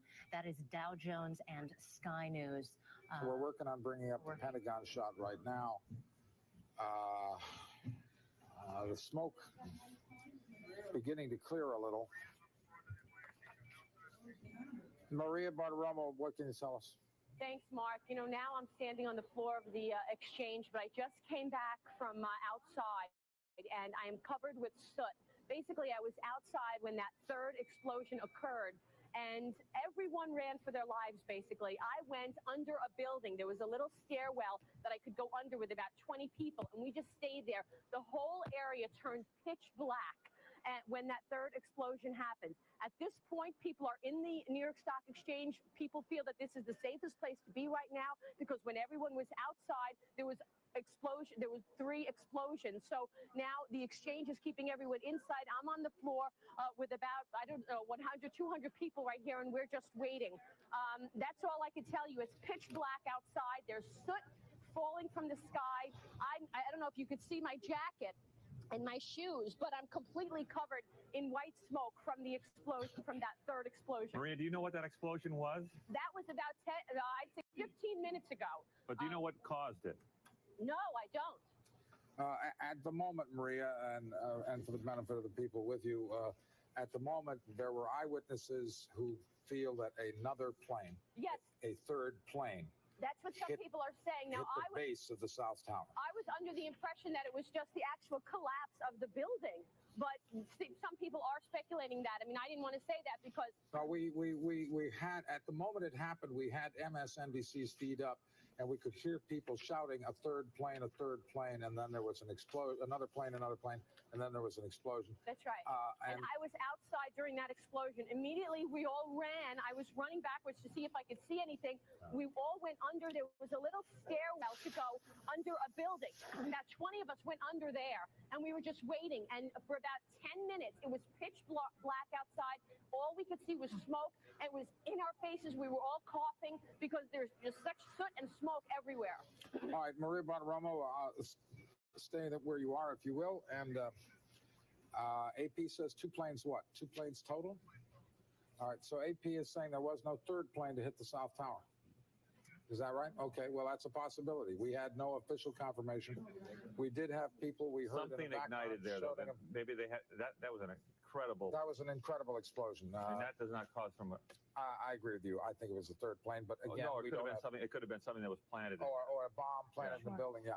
Let's bring ourselves up to date on the situation in Washington, where the damage is so far less considerable, but nonetheless significant. Hampton.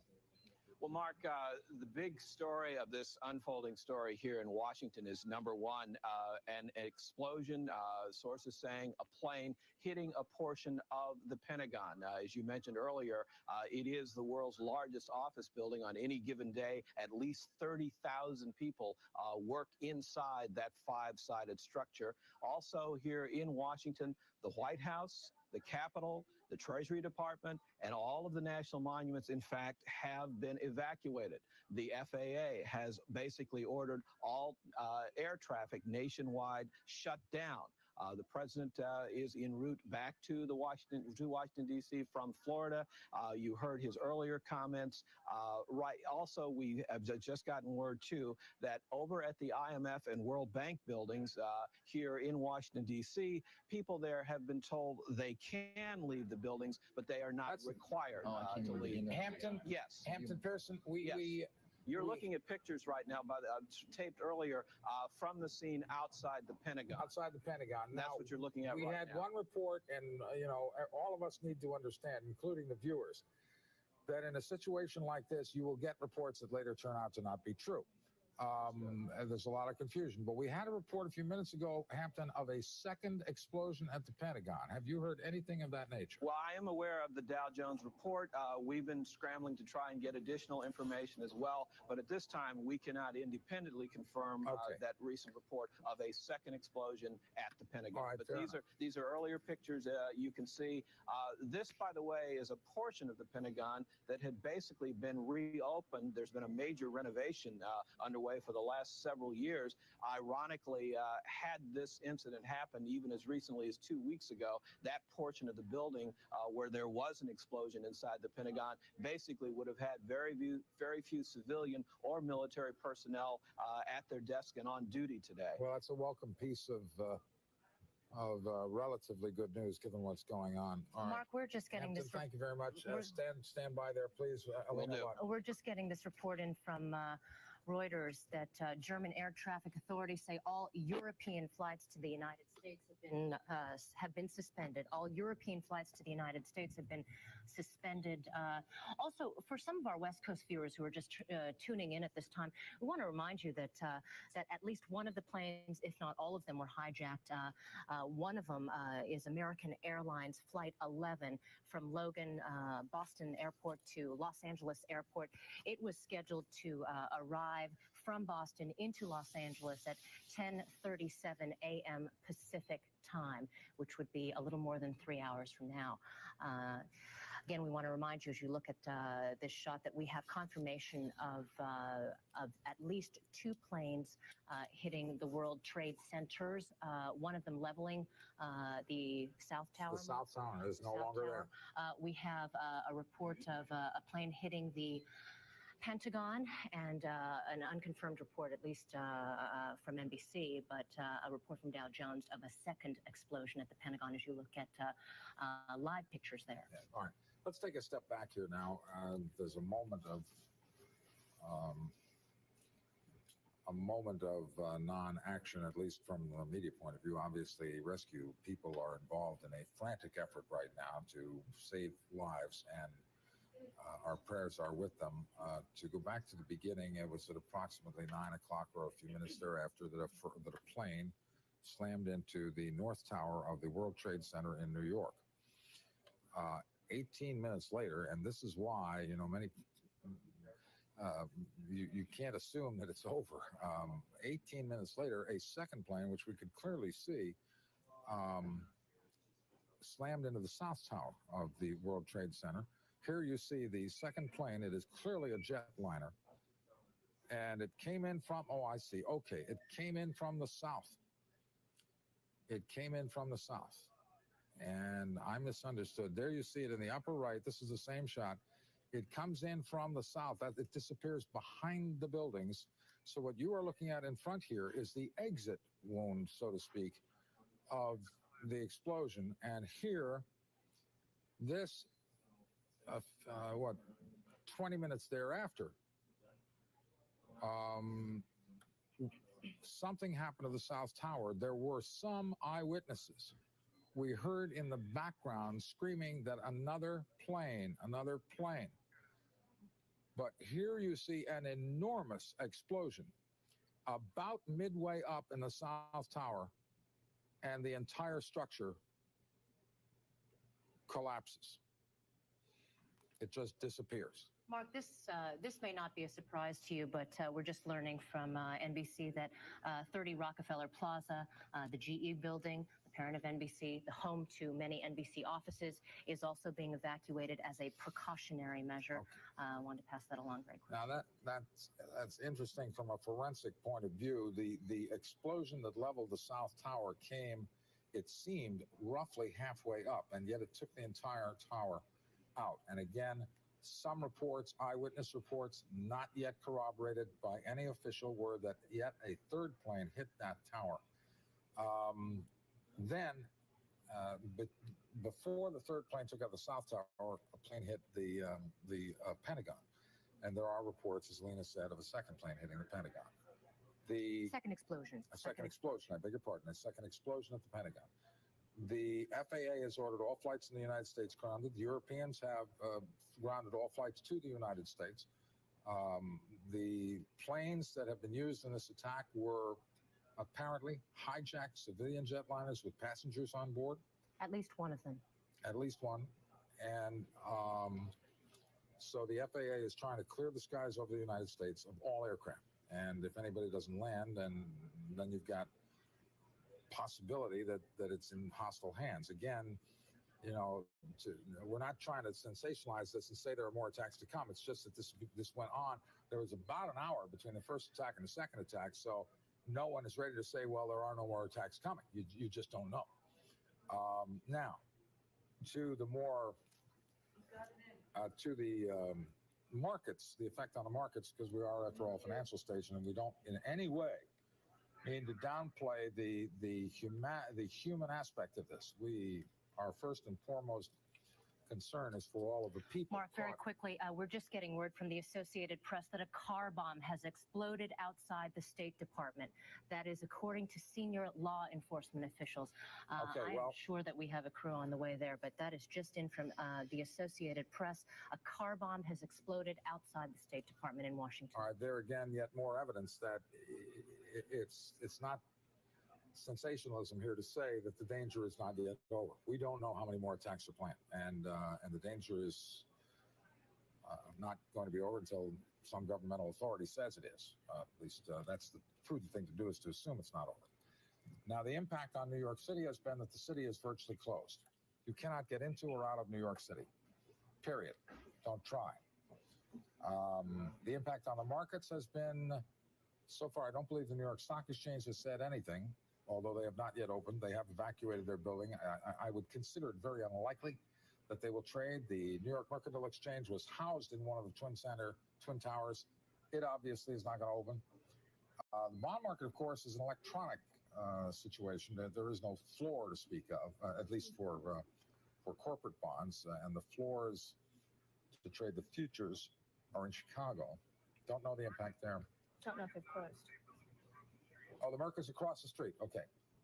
Marcy Russell, plus apparently, and again, we're not trying to be ghoulish here, but there was a rally in bonds when this began. There was certainly a steep decline in stock futures. Well, that's the safe haven effect. You'll probably see some movement out of the dollar because anytime a country is sort of the target of a terrorist attack, and Israel has had some experience with this in the past, tends to have an impact first on currency markets, but then you'll see assets move into a safe haven, and long-term treasuries are probably still considered to be a safe haven. I would imagine some other safe haven countries, safe haven currencies worldwide, maybe something like the Swiss franc, you'll probably see movements into those types of currencies, movements out of the dollar right now. Now, I would imagine you would not trade dollars for yen or Deutschmark since they could easily be targets as well. I think we've had a little bit of movement into those currencies. You haven't seen a dramatic swing. Here again, that was the video of the second plane, and it was a big one. Mark, we have some more information coming in from the FAA. First, we've learned that all transatlantic flights to the U.S., so within the U.S., are being diverted to Canada. As well, international flights are now being diverted to Canada. Of course, all European flights to the U.S. have been suspended, and all air traffic in the United States has been suspended as well. So we may never know the answer to this question, but again, you know, you have to wonder, a jetliner captain with a gun to his head, told to crash into a building, what would he probably do? I would imagine he would probably say no. So we have to wonder who flew the planes. Leslie LaRoche is in London and can bring us up to date on what's the reaction and what's going on over there. Leslie? Mark, these markets have been trading throughout this tragedy, and they are trading substantially lower. The DAX is down 5.5% right now. The CAC in Paris is down 3.3%, and the FTSE is down 2.5%. The DAX was off a sharper 7-8%. We do, as one of your guests was just saying, we have seen a very furious reaction in the foreign exchange markets. The dollar is at 6-month lows against sterling. It's down about 1% against the euro and the yen.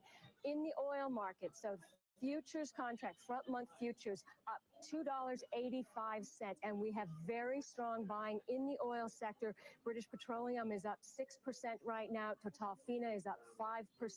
We do have very sharp selling in the airline sector. British Airways is down 19% right now. EADS, which makes Airbus, down 5.7%. Gold futures were limit up a short time ago. They were up about $8 in the early session, and we have also been watching the insurance sector and the reinsurers. Quite a bit of that business is done here in Europe. We have Swiss Re, which is the second largest reinsurer in the world, down 14% right now. Munich Re down 9%, and Allianz down 8%. We are also waiting for a statement out of the European Union. We had been told that EU would be issuing a statement shortly, and we will get back to you when we have that. Back to you, Mark. We have an enormous explosion now in the remaining World Trade Tower Center. The second, I believe the North Tower is now gone as well. Yes, it is gone. Both towers of the World Trade Center have been destroyed. Oh my goodness. It happened the same way. The explosion started high in the building and worked its way down.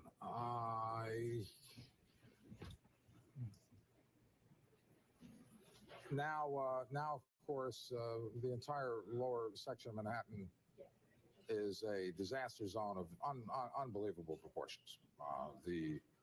I would imagine at any moment we will hear from that the National Guard is going to be brought in. I mean, this is far beyond anyone's ability, any one agency, to cope with this. Not only do we have in that building any remaining people, but it was, I am certain, full of New York City firefighters, New York City policemen, New York City rescue workers. There you see. I don't understand. And I would be very anxious to hear in the future the forensics of this situation. But both towers, this is an unbelievable day. Both towers of the World Trade Center are now gone. Joining me now is Bill Griffith. my colleague, as we try to absorb that's the exactly unthinkable this that is has happened unthinkable. here, Mark. This is a situation that I mean, we are to maintain some modicum of immunity to all this, but we are humans as well, and it is very, very tough to watch all of the this. scope is beyond comprehension. I mean, I came up here 5 minutes ago getting ready to talk about which markets may be closing around the world, but now this is just becoming they're even. irrelevant. This is. Oh my goodness. There you see the building imploding. Do you see what's happening Yes. now? Yes. What would cause that? I don't know. Well, you have, I mean, certainly the structure had been weakened by the impact, but you have to wonder if there was something else there. But you know, we just don't know. Yeah, we don't know, but it looks like. And at this point, I can't imagine we're getting any word anytime soon. I don't think. I think we're safe here. I think I'm on safe ground, Bill. I don't think this was clearly the way the structure is collapsing. This was the result of something that was planned. This is not. It's not accidental that the first tower just happened to collapse and then the second tower just happened to collapse in exactly the same way. How they accomplished this, we don't know. But clearly, this is what they wanted to accomplish. That's it, Mark. What are we looking at now? That's lower. Is that lower Manhattan? Is that lower Manhattan from It's lower somewhere in New Manhattan. Jersey? Perspective, perhaps. Is this the Pentagon? No, that's not the Pentagon. Okay. That's lower Manhattan. Now you were looking at lower Manhattan. This is from across the Hudson This River is here. this is New York City, Yes. completely obscured With smoke, debris, and my God, the number of people in that area of the city is just.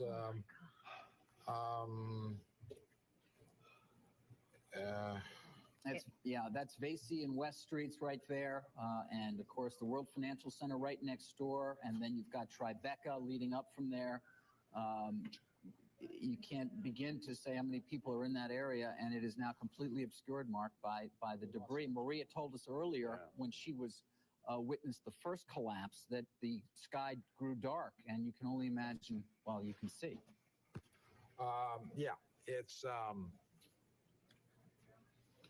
It's something that I've been in this business for 35 years, and I'm not prepared to deal with this. Well, I don't think anybody is, Mark, at this point.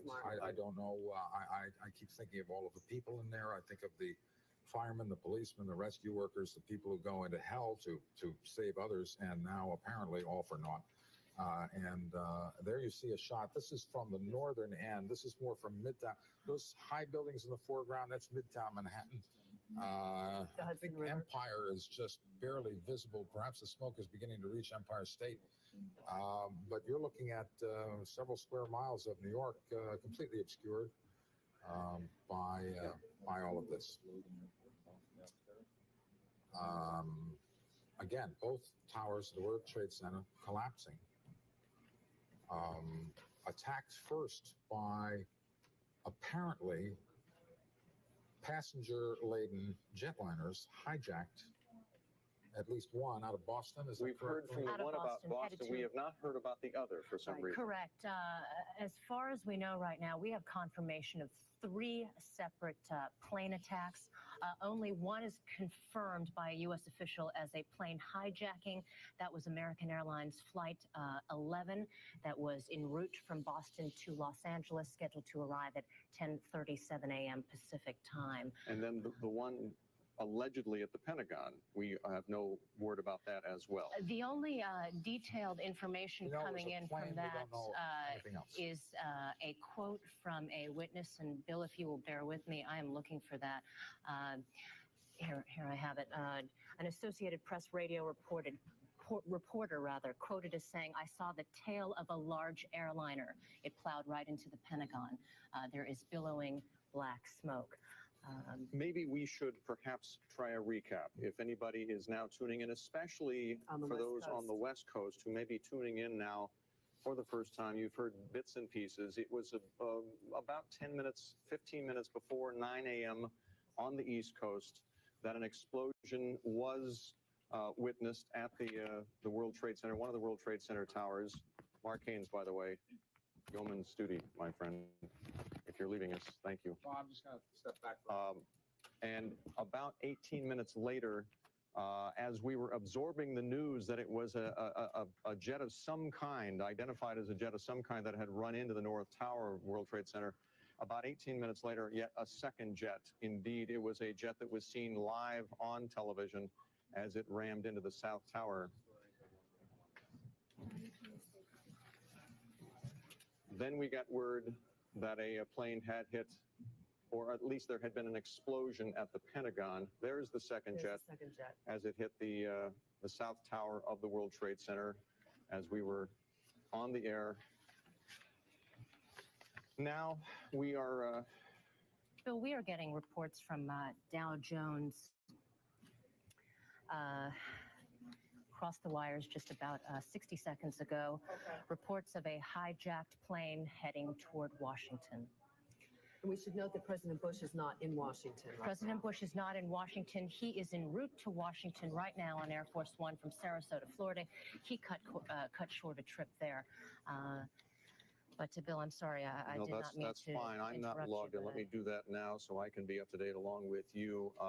That's a picture of the Pentagon, as I understand it now, in Washington, where eyewitnesses say they saw the tail end of a plane as it crashed into the Pentagon complex there, southwest of downtown Washington, which, as we know, is sort of in the traffic pattern of Reagan National Airport. And all flights in the U.S. have been grounded. And Alina, I think you told us earlier that European authorities, German authorities had shut down flights to the U.S. Is that correct? That is correct.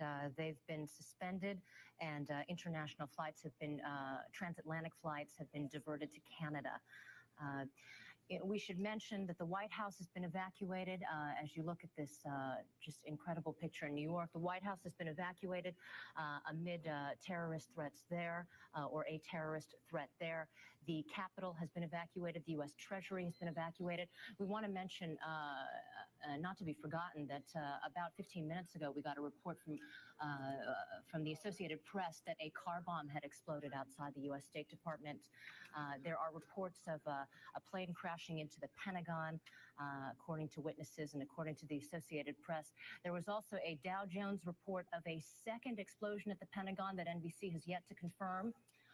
We wanted to remind you that both World Trade Center towers have collapsed amid at least 2 plane attacks on the towers, one on each at least. And Alina, for those who are not familiar with New York City, and some of our viewers may not have been to New York City, the towers were really considered the entrance to the financial district, and they are obviously, or were 2 landmarks to the city where most of the financial doings in the city began. That was kind of the gateway to the financial community.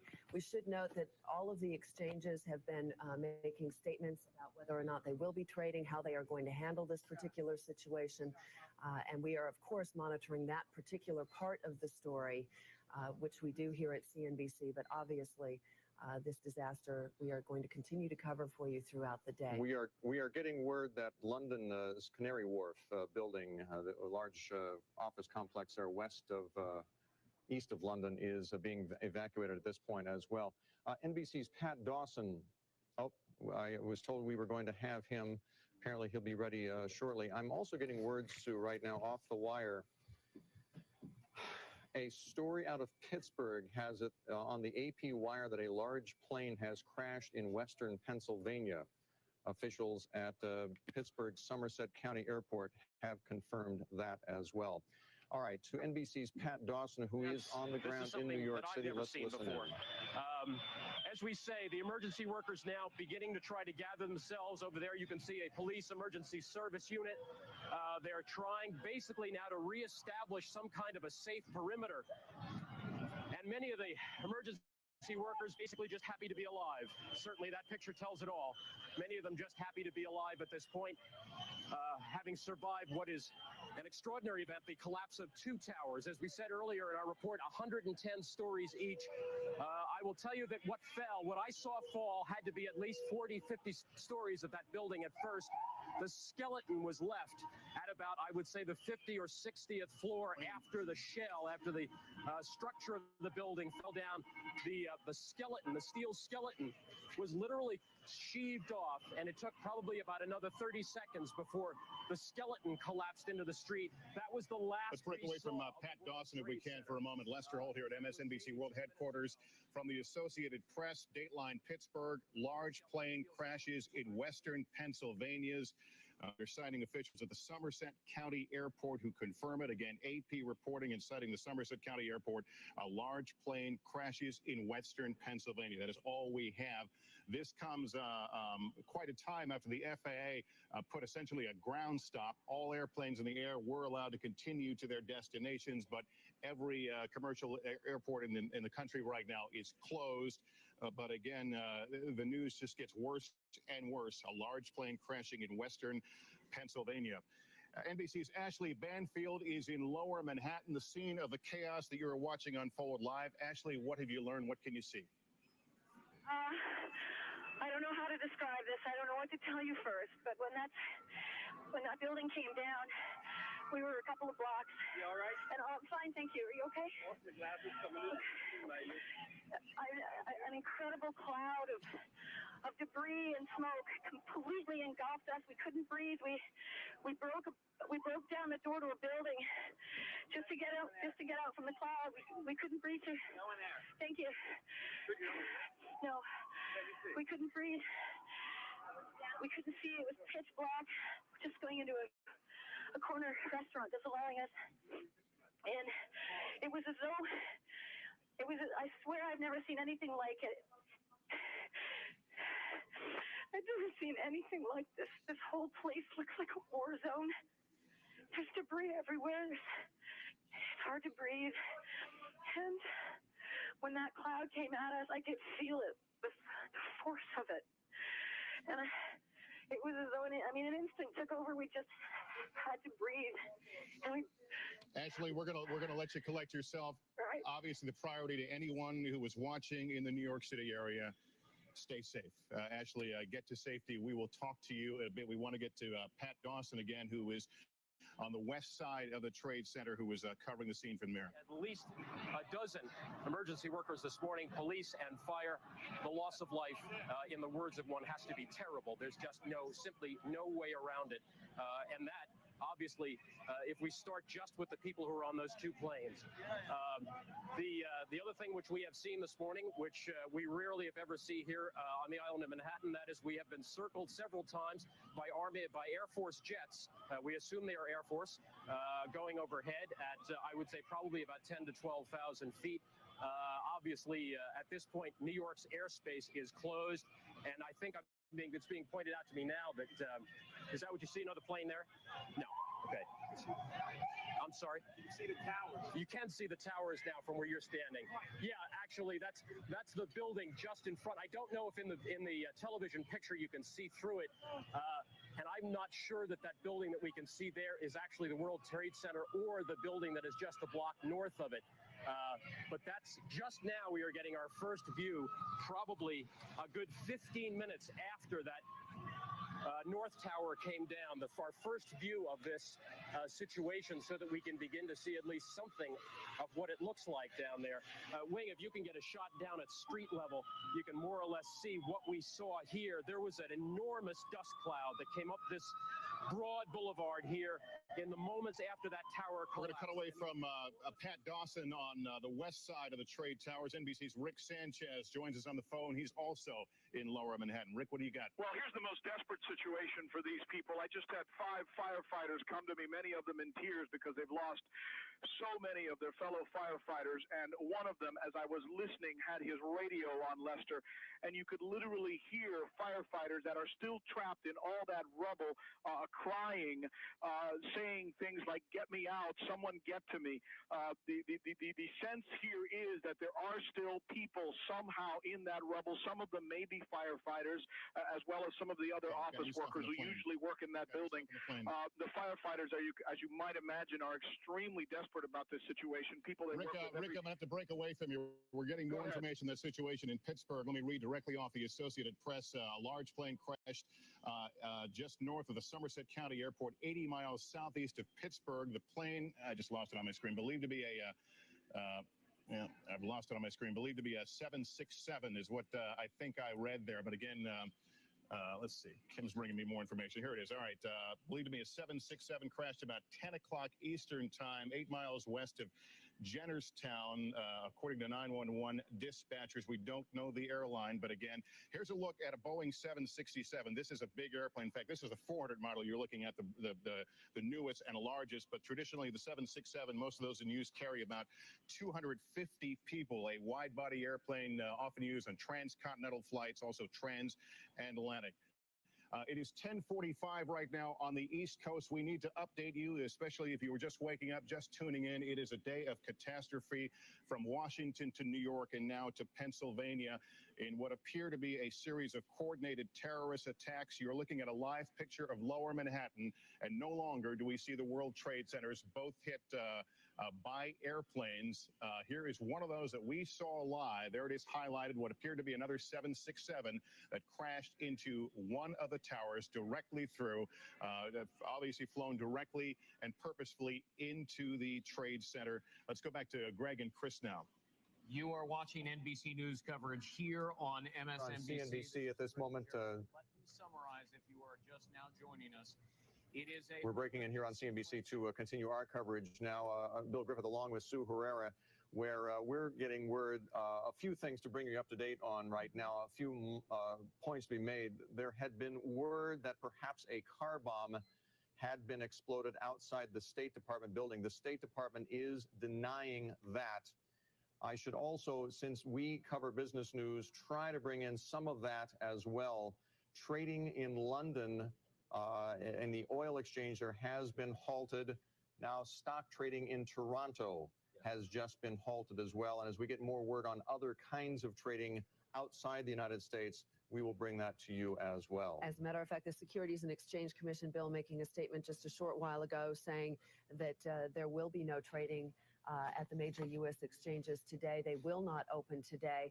Maria Bartiromo, however, has been in the financial district all morning. She's now live at the New York Stock Exchange. Maria, we'll turn it over to you. Thank you, Sue. Well, basically, clearly the city has come to a halt in New York. I am on Wall Street. I have been down here and witnessed two of the explosions. Now, the first explosion that I witnessed was the second plane going into the second tower. I was outside. Frankly, I ran for my life. It was like a movie, a plane going right into the top of the World Trade Center, the second tower. The whole Wall Street area, Broadway, Wall Street, Broad Street, was filled with people. Everyone just ran. There was a lot of debris coming at all of us. In fact, things were coming from the building, metal pieces as well as papers. We all ran. The second explosion that I witnessed was about 10 a.m., and that was, in retrospect, the collapse of that tower. And again, debris came at us. The whole area turned pitch black. All we could see was smoke. We couldn't even breathe practically. We were closing our eyes. I actually went under the building across the New York Stock Exchange. There were steps, which I just stayed in the stairwell as a place to hide. And then when I thought that it was quieted down, I made my way back into the New York Stock Exchange. Basically, people are just scared. They are waiting down wherever they can find some safety. I can tell you that everyone who works at the New York Stock Exchange is safe. There have been no fatalities there. So anyone who is trying to reach anyone who may work here at the exchange, know that they are safe and they are in a spot where we hope is secure at this point. But again, there is clouds outside. It's basically very, very dark. You see that from afar, but when you're in the thick of it, which is where we are right now, it is pitch black because you are basically surrounded by smoke and surrounded by debris coming at you. earlier. We also actually saw bodies coming out of the top of the World Trade Center. Now, I'm not sure if people were jumping or it was just bodies that were, I'm not sure what they were, but there are witnesses who saw bodies coming out of the top of the tower. So this is really quite extraordinary and quite disgusting, obviously, but we are here and I will report back once I get more information. Maria, are you in contact at all with the New York Stock Exchange officials? Yes.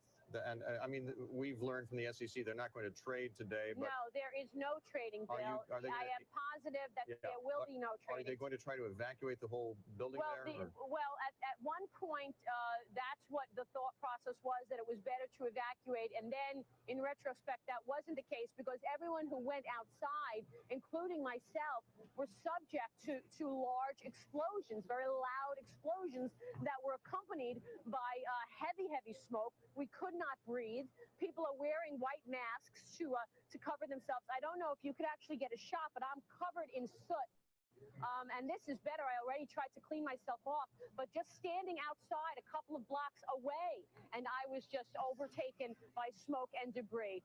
So that's the game plan. People are not waiting outside.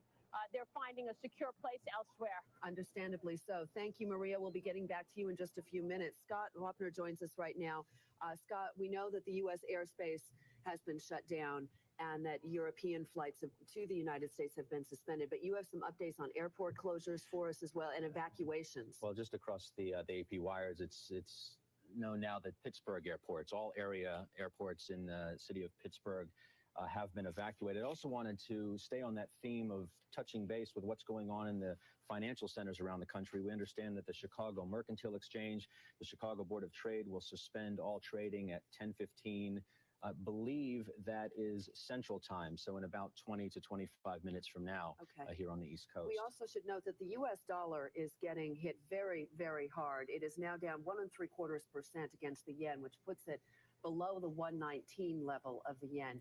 Now, obviously, the financial reaction to this situation is being felt. It is obviously not the primary story, certainly. However, we want to keep you abreast of that because one of the targets was the financial district here in the United States with the World Trade Center towers now having collapsed. And as a precautionary measure, you see there on the lower third screen that they have evacuated the airports in Boston and Pittsburgh. Around the Pittsburgh area there, the plane crashed there of about 45 minutes ago. And then out of Boston, we know the FBI has told us that it was an American Airlines flight out of Boston that was bound for Los Angeles. It was hijacked. One of the planes that actually ran into the World Trade Center tower. And earlier this morning, if you're just joining us, a quick recap if you're tuning in from the West Coast. It was just about 9 a.m. When the first attack occurred on the World Trade Center. A plane went into the World Trade Center. Then about 18 minutes after that, a second plane went in. We were able to see that on the air. It was a horrific sight, obviously. Both towers of the World Trade Center have collapsed. Trading in the United States has been suspended. The dollar is falling against the major foreign currencies, specifically against the Japanese yen. We have had an attack on the Pentagon.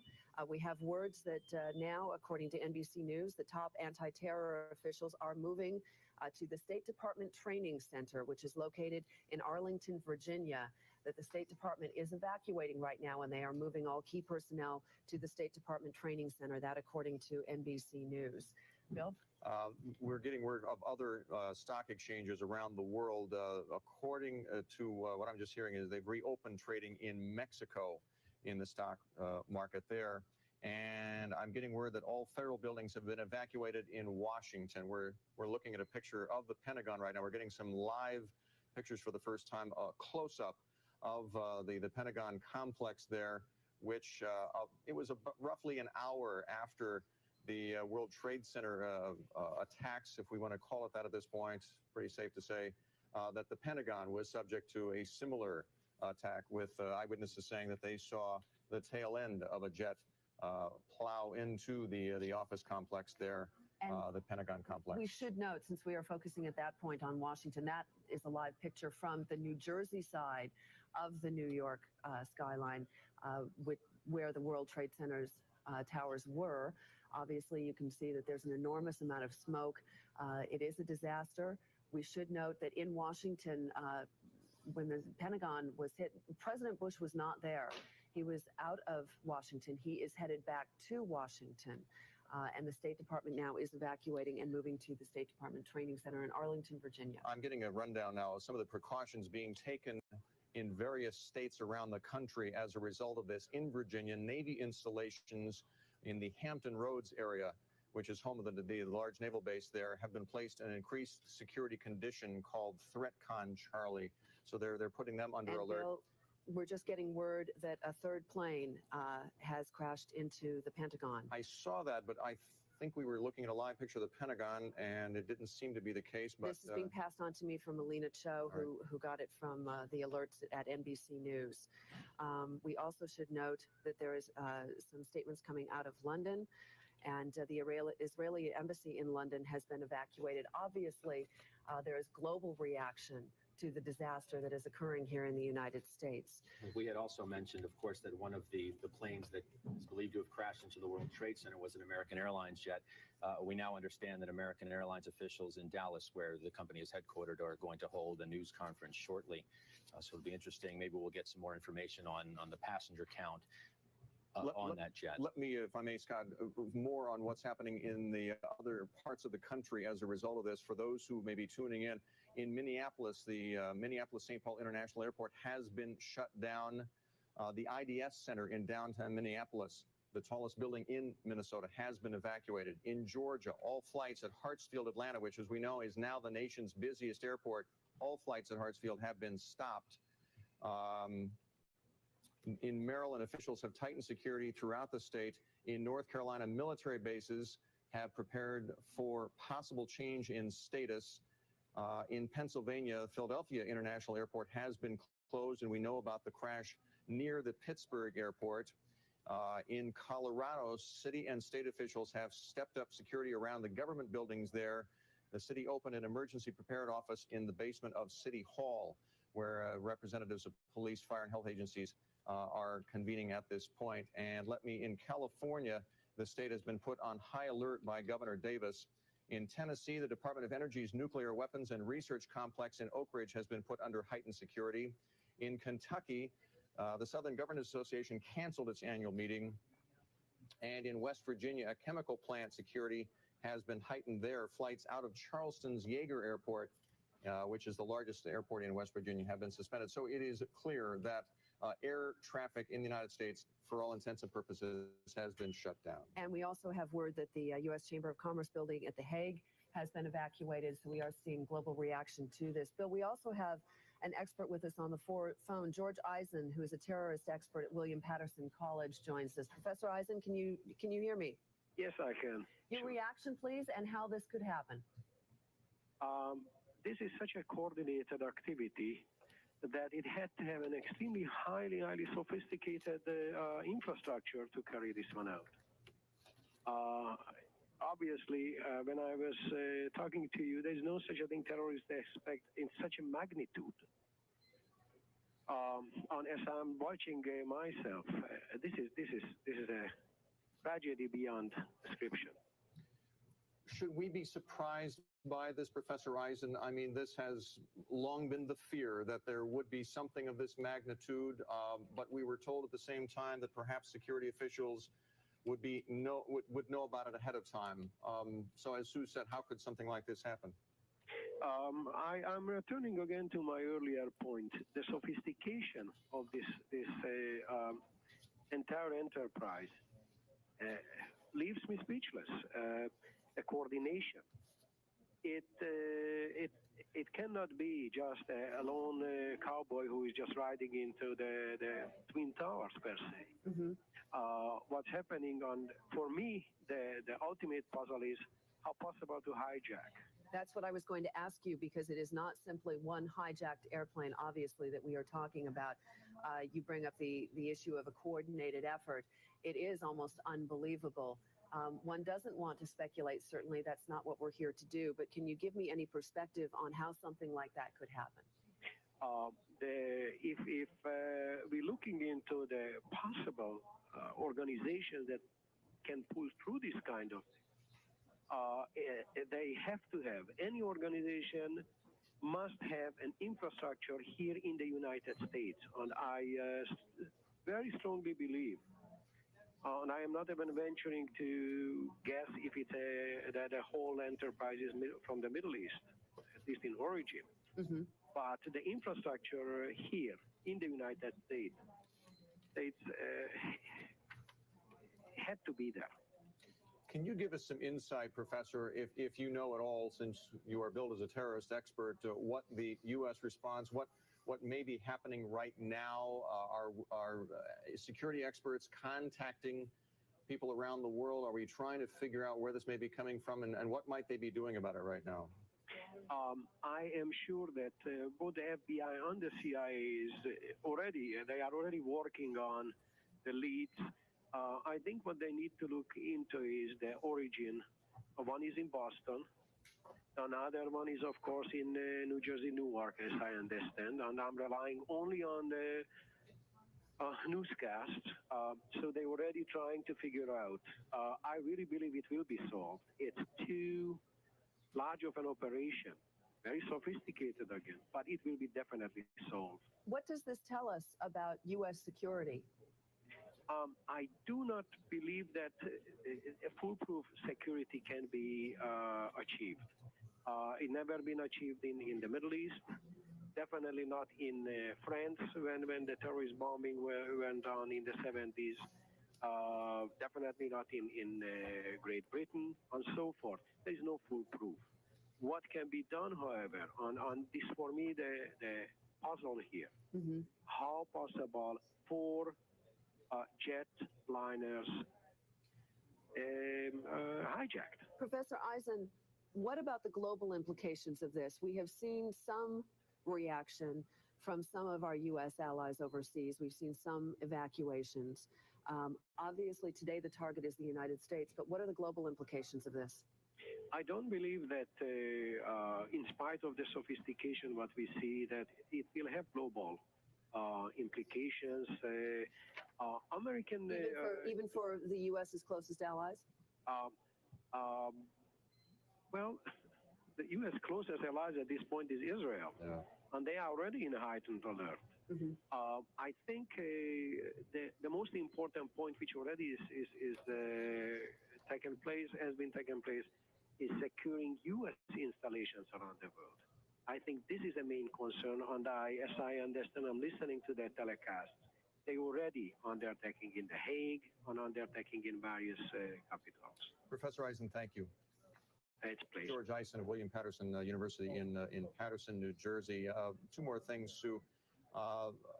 The CBC in Canada is reporting that the Canadian government is shortly to announce that all Canadian airports are going to be shut down for the foreseeable future. And we're getting word more about other evacuations of major skyscrapers in other metropolitan areas of the United States, including the Trade Center in downtown Dallas, and Texas. Actually, New York's Mayor Rudolph Giuliani has called for the evacuation of all of Lower Manhattan, which obviously is in chaos this morning. We have go to Hampton Pearson, our correspondent in Washington, with more on what's happening there right now. Hampton? Well, Bill and Sue, as we get more and more information on the dimensions, if you will, and the ripple effect of this terrorist nightmare. Number one, the FAA now says that all inbound international flights headed for the U.S. are now in the process of being diverted to Canada. Now, of course, that dovetails with the information, Bill, that you just had, that we are expecting an announcement very shortly from Canadian officials that at the same time, they are planning to shut down all of their major airports. Of course, here in Washington, D.C. itself, much of the focus is on the Pentagon, where it is now believed that a third plane involved in what appears to be this coordinated terrorist attack crashed into the Pentagon several hours ago. At any given time, as many as 30,000 people a day, military and civilian, work inside that five-sided building. All of the rescue efforts are still underway there, and they're still assessing damage. We are now told that an earlier report of a possible car bomb outside the State Department, the State Department is in essence knocking that one down, saying it did not happen. At the same time, we're told the State Department itself is among basically all of the federal buildings here in Washington that are now in the process of being evacuated, including the Capitol, the Treasury, the State Department, as we mentioned, the CIA over in Langley, Virginia, and the NSA, the super secret intelligence apparatus, if you will, in suburban Maryland. Also here in the nation's capital, the Metropolitan Subway System, a lifeline that carries over 200,000 commuters a day, is also in the process of being shut down. A few hours ago, or an hour or so ago, we were told that at IMF World Bank headquarters buildings here in D.C., basically people are being given the option as to whether or not to stay or go. So the nation's capital, nowhere near the magnitude of what's happening in New York City, but is in the process basically of being shut down. Back to you. Pearson in Washington there, and you, as a matter of fact, you are looking at a live picture. You were looking at a live picture of Washington. That is a live picture of New York. Scott, you're back with us now, and before we give a timeline and recap for people who may just be joining us, you have some information on injuries, and there are many of them. Well, many of the injured were being rushed, of course, to the closest hospitals in the city of New York. And we understand that many of the victims were suffering from severe burns, but there are reports that many lives perhaps were saved because once the first building was attacked, the second one was immediately evacuated. So perhaps a number of people were able to get out of the second of the two twin towers. I also wanted to update a little bit of what Hampton was saying. And this is tape from earlier this morning for those of you who are just joining us. And you can see the gaping hole in one of those trade centers, and then that was the second plane hitting. We understand that all federal buildings in Metro DC and New York City are closed, and federal facilities here in New York are on what they call level 4 out of 5. We're going to take a close-up here of that plane hitting. That was the second plane hitting one of the twin towers. We should probably go through the timeline. For those of you who are just joining us, you were looking at tape from earlier this morning. Here's how it happened. At about 9 a.m. or shortly before that, a plane crashed into the World Trade Center in Lower Manhattan. About 18 to 20 minutes after that, you see that explosion at the lower part of your screen just above our ticker. That is the second plane that crashed into the World Trade Center. President Bush was in Sarasota, Florida. He calls the crash an apparent terrorist attack. That was the collapse of the Trade Center tower, the South Tower, which we shot earlier this morning here on CNBC in our live pictures. Government buildings in Washington, including the Capitol and the White House, have been evacuated. The North Tower of the Trade Center collapsed about an hour or so after the South Tower collapsed. Which is something I want to get into here, Sue, because there's been all kinds of speculation about how that would happen, whether there would be necessary for further attack upon the buildings before they would collapse. And as it happens, we have with us in studio here is a structural engineer, Eric Gass, who happens to be in the process of building a building that we're putting together here at CNBC down the road. And you would have some sense, since you've been a part of the construction of buildings of this magnitude, Eric, to give us some insight of what would happen with the kind of damage that was done with the jet attacks on the buildings, and whether that's enough to bring those buildings down by themselves. Well, I think you've got a couple of issues that are going on here. One is these are concrete reinforced structures, and concrete is a compressive material. So as you can see, especially from the second attack, as it comes in, it appears to shear into the side of the building. The plane. So absolutely. So you have a couple of issues. One, it probably has taken all of the concrete away from the steel. And now you're seeing that second plane. Absolutely. So this structure, and I think as you see, as it will collapse in the later on, it begins to tilt to that side. It has taken all of the concrete and put it into tensile property. And these are large planes. Absolutely. If we're dealing with a Boeing 767, you're not just dealing with a large plane, you're dealing with a large plane that's coming in at over 500 miles an hour. So you have all of the impact going into those members. There is no building that I'm aware of that can take this kind of impact. As we watched the first of the towers collapsing there, it was enough from the initial the initial attack by the jet to bring that the tower down eventually. Is that what you're saying? I would say so, especially the second thing that you would have going on is, of course, the airplane is going to have a great deal of fuel, and the fire is going to be working against that structural steel, which is, of course, why the fire codes are so stringent in this country. So then you're going to have a problem with once the fire takes place, it's going to work against the structural strength of that steel If and I begin could to just collapse. interrupt, we're getting more information. The plane that crashed in Pennsylvania originated in Chicago. It was headed to Cleveland. There were 90 people on board. That comes from WPIX. Whether that is related to anything that's been going on That's today, correct. it would We be do not know that the yet. most incredible of coincidences if it's not. But That's true, but we do not know if that is the case. So you're not surprised that these would go down just based on the jet crashing into the buildings here, Eric? No, as a matter of fact, as we were seeing the explosion the first time, that was the first thing that had occurred to us, is that there would be an immediate weakening on that side of the building. I think if you look at the second tower that collapsed, you will see that it begins to collapse straight down, which, as it appears from what happened in the impact, it impacted much more into the center of the building. Again, you would have gotten rid of all the ability for fire protection to have gotten rid of some of the fire and the flames, which apparently is why it took longer. The other point, too, is that you have 15 floors of extremely heavy material bearing down on this situation. It would be impossible to see why it would be able to hold up. Eric, if I can interrupt you, Please. Canada has basically closed its airspace, but they are going to allow U.S. diverted planes who may be in the air at this point to land at their airports for humanitarian purposes.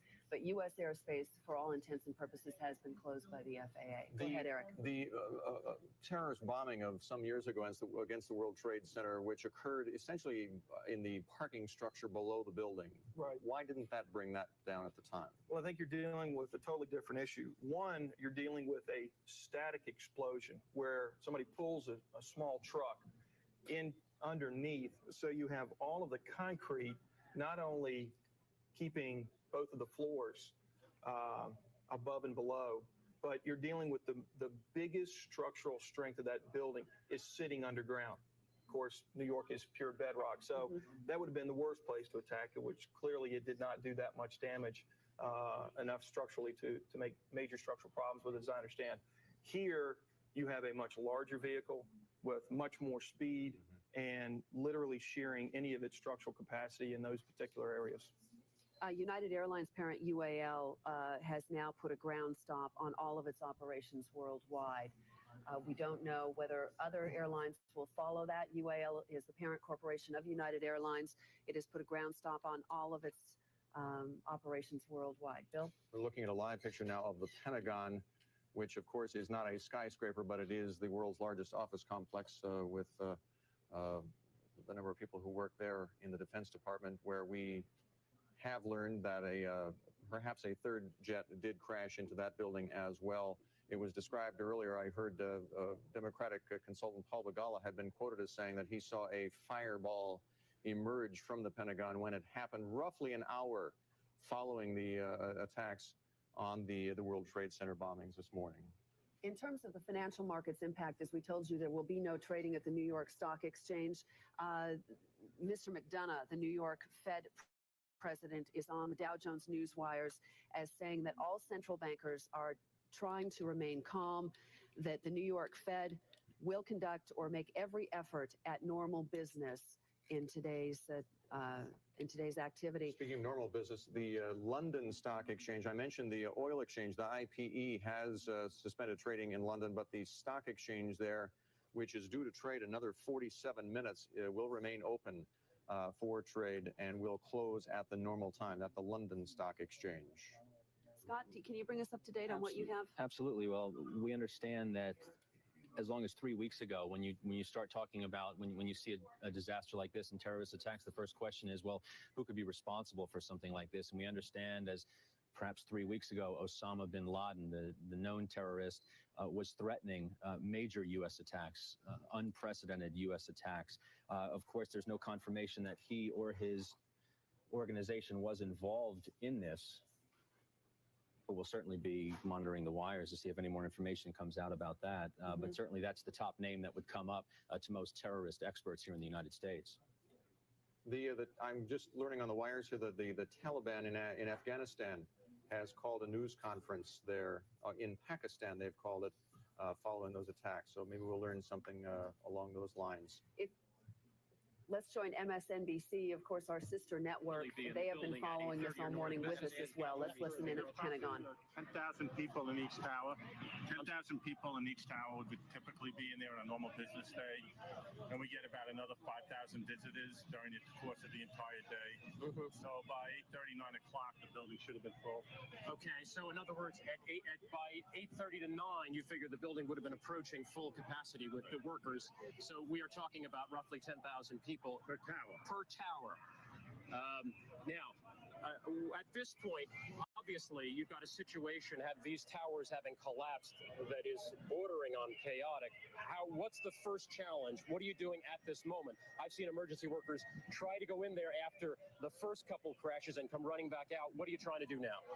I guess the next step is between the chief and myself and my staff. We're going to go assess the condition and determine whether it's safe or not to send personnel into the building to continue looking and evacuating people. Are there any emergency workers in there now? We don't know that. We don't know. If they were in there now, presumably they would have been trapped in there from the earlier. It's possible. It's possible from what we saw happen there. Yeah, very much so. We were trapped ourselves in the building in the basement. We were the building collapsed when we came out of that. But yes, you were in the basement of the South Tower. No, we were in the basement of building 5, 6. Okay. Right, and I was in building 5. We had to dig our way out to get out. You dug your way out. What was that like? Scary, but I was a volunteer fireman for years, so you learn not to panic. We're going to move What from was the one last thing? What was We've just been able to get a camera hooked up to Ashley Banfield. And Ashley, tell us where you are and what's happening. I'm on West Broadway. Right now. It's kind of hard to say, West Broadway, Reed Street. But if you look down here, follow me down, you can see what it looks like finally, Chris. Down West Broadway into that plume of smoke. That was where those World Trade Centers once stood. And you can see people milling all about. Emergency vehicles are trying to get through this area. Police are trying to wrangle people to clear the way so that they can get through. Just look at the ground. Look at all the debris everywhere. The dust, the mess. A lot of the emergency vehicles that have been going through. This is a Fort Lee ambulance, so obviously they're calling in from every district surrounding the New York area.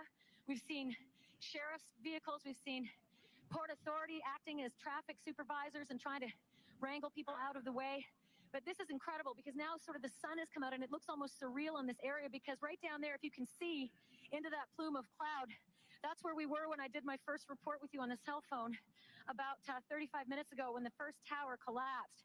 We were hit with that plume of smoke. I don't know if you can even see from my clothing, but this is what a lot of the people looked like when they were coming out of that area, out of that plume of smoke. In fact, is it Mr. Borden? You were in the area when this happened. Tell me what happened. Walking by the building and early in the morning, and there was a loud cracking noise. And all of a sudden, this guy looked up and screamed, and I thought he was joking. And I looked up, and all sorts of pieces of the building were coming off the building. And so we started running, and pieces of the building started falling like 20 foot in front of us, and there was nowhere to go. And Did you get hit with anything? No, Did you run?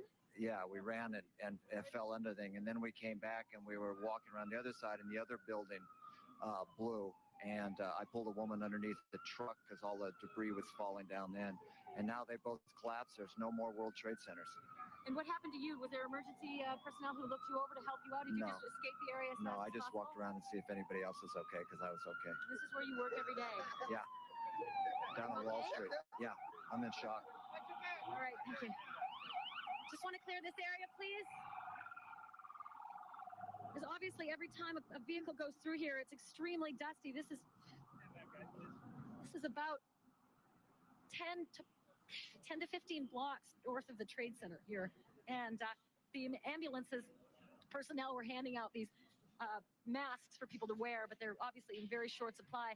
We tried to grab about 15 different ambulance workers at times and ask for masks, whether they were ambulance or whether they were police. There's just none available. We also saw some police officers coming down this street a little bit earlier on wearing full gas masks, almost like riot gear. They were heading into that area. What's so frightening at this time is that we've heard 3 explosions since both towers collapsed. I stopped another police officer. He was a New York City police officer who was working traffic in this area to ask him if he'd heard over his radio transmissions whether in fact those were car bombs, as one officer had told me, or whether he'd heard anything else. He said he thought they were just residual collapse sounds and explosions that were just from the original collapse, but we haven't had confirmation on that. The first officer that I did get the information from that was a car bomb. Looked as though he was an inspector, plain clothes of some sort. He had a radio as well and a cell phone. It was walking right past me down this area. And I walked with him as he was talking on the cell phone. I said, "What was it?" And he said, "Car bomb." And when I asked him to elaborate, he said, "No time, no time." And he continued to walk forward. The concern is that there are so many emergency vehicles and emergency personnel that went down into that World Trade Center area, obviously cordoning it off and trying to keep people out of there. But clearly they would have been right in that path of not only the falling debris, but also that incredible, powerful cloud that just engulfed us. And I think if you heard me earlier, I told you the only way for us to escape it at the time was to break down the entrance to an apartment building just off the street. We had to break through the glass and get in through the second door to breathe. We were followed by a police officer as well who was struggling to breathe, and then a security guard who worked in the World Trade Center as well. And he had been trying to walk northward away from that mess behind us. Could you just clear back so that the camera can take a view down there? Thanks. Shoot down and you can see some of the activity while I'm reporting this to you. We also were able to interview a security guard who was working on the Concord and the plaza between the two World Trade Centers when the first explosion happened, when the first plane hit the first tower. He said he was dispatched down to the concourse to clear people away and to try to move people out of the World Trade Center. And then he said that's when the second explosion happened, which of course was the second tower. He said everything went pitch black. There was a cloud of smoke and a cloud of debris. When we happened upon him, it was extremely strange. He was all dressed in his black security uniform, but he was fully covered from head to toe in gray and wandering aimlessly. He said he was okay. Hold on We asked him one if he'd second, been Ashley, attended if you to. can, because Pat Dawson, who's not far from you, is being asked to move. All right, Tom, we've just been told we're being evacuated. You can see all the emergency workers walking north on the West Side Highway in New York. We've been told by firefighters here that there is a report of a bomb in this building. This is a school, a high school right here. And as you can see, they're moving everybody away from this building. They've said that there's a bomb in the building. They are evacuating us north now. That is according to firefighters on the scene. And we're going to move out of here right now just to keep ourselves safe. So we're going to start walking north ourselves. But that's what we're being told by New York City firefighters here, that there were reports of a bomb in that high school right there. It's called Stuyvesant High School. And so we are walking north to get out of the way. You can see just to my left here, these are even the ambulances which were down there are being moved north. The firefighters are being moved north. Everybody is being moved north. We're being asked by the police now to go north and get out of the way. Officer, do you have any idea of what the problem There's a is? report of a secondary device possibly in the area of this school, so they're going to move everybody back as a precaution. Secondary device meaning a bomb? Possibly. Okay, and where did that report come from? Was it called in? It came in over our radios, and it's reported through our supervisors on down, so we're pulling everybody back. And that's in the Stuyvesant High School right there? Yes. Okay, thank you very much, Officer McQuaid. That's Officer McQuaid of New York City Emergency Service. I'm sorry, what's it? We are going to take it back here at CNBC, Bill Griffith, along with Sue Herrera. A few more bits of information that we're getting. Obviously, we'll go back to MSNBC on the ground there in New York City as developments warrant it. Let me bring a couple things in. Sue, you have some things as well. I do. As a matter of fact, the FBI is now saying that the 4 hijacked planes were American Airlines flight number 11 and 77 and United Airlines flight number 175 and 93. And Scott Wapner has more developments on one of those hijacked flights. Well, let's also look at some passenger counts from those planes. American Airlines Flight 11 was one of the ones believed to have crashed into the World Trade Center. We believe that was a Boeing 767 with 81 passengers, 9 flight attendants, and 2 pilots. American Airlines Flight 77 was believed to be en route from Washington Dulles to Los Angeles, a Boeing 757 with 58 passengers, 4 flight attendants, and 2 pilots. United Flight 175, there is no information at this time as to how many passengers were on board. The other United plane involved, number 93, was believed to be en route from Newark to San Francisco. And this could be the plane. This is believed to be the plane that crashed outside of Pittsburgh. And we understand that about 9:58 Eastern time, this is being reported by WPXI television in Pittsburgh, that a 911 center got a phone call from a cell phone from the plane saying, in fact, that the plane was hijacked. There was an explosion, a cloud of white smoke, and of course, the phone then went dead. And Scott, before we go to Leslie LaRoche, our correspondent in London, U.S. officials are telling NBC News that the U.S. Army units have been placed on their highest state of alert. That would be ThreatCon Delta. For protection purposes. This means armed troops and armored vehicles will be protecting U.S. bases and facilities throughout Europe, and we are going to get more on that as it develops. That from NBC News from U.S. officials. Sue, let me mention that in about 5 minutes, the Afghani ambassador representing the Taliban government is going to hold a news conference. Sources in Afghanistan say that they will deny any link or knowledge that known terrorist Osama bin Laden would be involved. And as far as they are concerned, he is banned from carrying out activities against anyone. Now, we should take this with a huge grain of salt because there are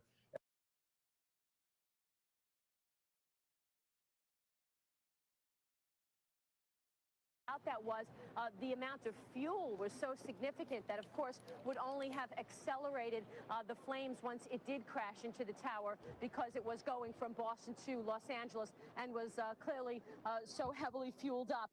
The second explosion that I witnessed when I was outside was basically the collapsing of the second tower. And again, it was a huge thump, a huge noise, and there were crowds everywhere on Wall Street and on Broadway running from the explosion. I, as well, went under the building that is across the street from the New York Stock Exchange, and I basically stayed there with about 20 people. We were just staying in a stairwell across the street from the exchange.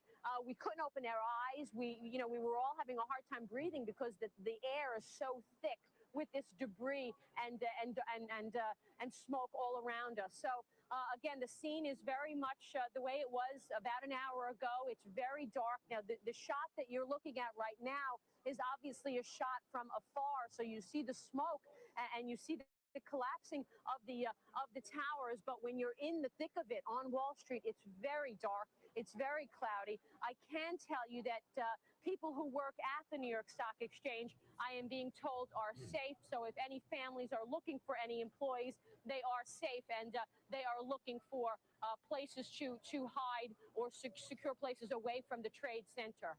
Maria, earlier we were seeing feeds from MSNBC where they were evacuating the west side of Lower Manhattan there. I don't know if you've been outside or not, but can you tell us a little further east there of where the Trade Center complex is, what the scene is like outside? Yes, I've been outside. I basically, as I mentioned, the sites outside are very dark, very cloudy. Above us, there seem to be clouds. Are there still a lot of people outside? No, no, there's no one outside. The whole area has been cleared away by security. Particularly outside the New York Stock Exchange, there's no one. And what there is very, very thick. What you're hearing, Maria, is tape of the tower collapsing earlier this morning. Yes, I see that. And at that time, that is when I was outside hearing that as well, when I ran under the building. But right now, it's clearly quieter, and there's very, very thick pieces of dust and white smoke everywhere. The smoke seems to be moving still above us over Wall Street streets. Maria, I don't want to interrupt you. Scott has some news on casualties at this point. I do. This is from the Associated Press. A police official speaking on the condition of anonymity says a number of Trade Center casualties are still unknown, but could certainly be in the thousands. And we've seen also New York City Mayor Rudolph Giuliani say that he expects massive casualties. You would expect nothing less, obviously, in a tragedy like this. Obviously, and we have all of our people on the ground and covering the story. Bill, I think we're going to go to David, right? David Faber has been working the phones trying to get a hold of people who work in that area. David? Yeah, Bill, very hard to get through to a number of people, but the people I have spoken to are concerned mainly for their friends. We all know that we must know people who are in those buildings, in the surrounding area, given the... and the cell phones are dead. You can't get a hold of it. So if you're trying to get a hold of your loved ones in Manhattan by cell phone, it's not possible. It's very difficult. Worrisome. And of course, people in the community of Wall Street are all worrying about anybody who was there that they have a relationship with, including, of course, so many of us who know so many people who work in those buildings and the surrounding buildings. I've heard some horrific stories, unfortunately, about Cantor Fitzgerald, the large bond trading firm that has offices in one of the towers, or had offices in one of the towers between the 90th and 102nd floor. They were calling people. People were calling saying, "Are you all right?" after the plane hit. And they were told, "Yeah, we got to get out. We've got to get out." But the question is, of course, how quickly can you descend 100 flights of stairs in between the second plane hitting the second tower and the ultimate collapse. So a lot of concern, as you might expect, of course, amongst everybody, and certainly given the concentration of Wall Street related people and employees down there, Sue and Bill, there's I drive past that every day. Great concern. On my way to the NYSE. Exactly. No, what's amazing is that area is so condensed. Of course, it's very difficult to get Well, people you live out of there. in that area, do you not, Scott? I do. I live down in the Hanover Square area, and it's very condensed. The streets are narrow, and there's a lot of sharp turns in and out of the financial district. So it's difficult to get people out of there in a quick and orderly fashion. And of course, the subways that do go down there were shut down. So how do you get out of that area, the surrounding area from the trade centers and, east and west of the tip of Manhattan? We're starting to see global reaction, as we mentioned, to this. Air Canada is on the wires. Yes, well, they are suspending all their flights there in Canada, as all flights in Canada are being suspended. As it happens, the highest Federal Reserve officials are in Basel, Switzerland, where they were attending a conference there, including Fed Chairman Greenspan and including Bill McDonough, who runs the Fed's New York City District office. And he is saying, as Fed officials always do when there is a crisis of sorts, that the Fed will provide liquidity as needed. So we should let the people know that that is being announced by the Federal Reserve at this point as well. Also on the Associated Press. Absolutely. Out of Cleveland, Scott. Well, we were talking earlier. There was some misinformation. First, American Airlines had reported that these two planes were carrying a total of 156 passengers. Then it was reported that there was a total of 164. We're going back to 156, and that's directly from American Airlines officials. Just wanted to clarify that and make sure we had the right number there. That will probably be the norm for the day, where we get bits and pieces of information, some of which will be accurate and some won't. The Associated Press out of Cleveland is quoting Mayor Michael White of Cleveland as saying a Boeing 767 out of Boston has made an emergency landing at Cleveland Hopkins International Airport because of concerns it may have a bomb aboard. That, according to the Associated Press, quoting Mayor Michael White of Cleveland. We will continue to follow that part of the story for you.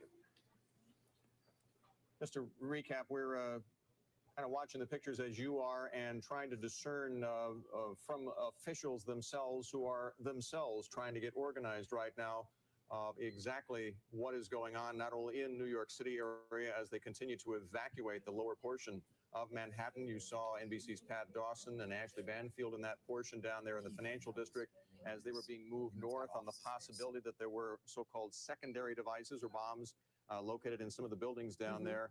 And in Washington, where they have evacuated essentially all of the government offices in downtown Washington, D.C., and moved government officials to safe areas. I'm so glad to be able to say that we have the Wall Street Journal's John Bussey on the phone.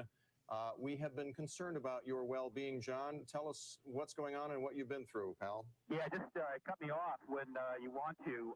I was getting ready to talk with Haynes during Squawk Box, and the fire was raging in both buildings. I looked up at the south building, the second World Trade Center to be hit, and explosions were coming down the building. It looked as if charges had been set on each floor and they were in succession going off.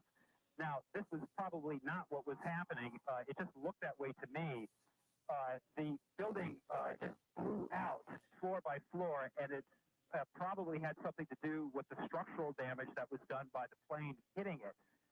When I saw the floor-by-floor explosions happening, I dove out of the office where I was because the windows looked directly over the World Trade Center. We are in the World Financial Center, directly across West Street from the two trade centers.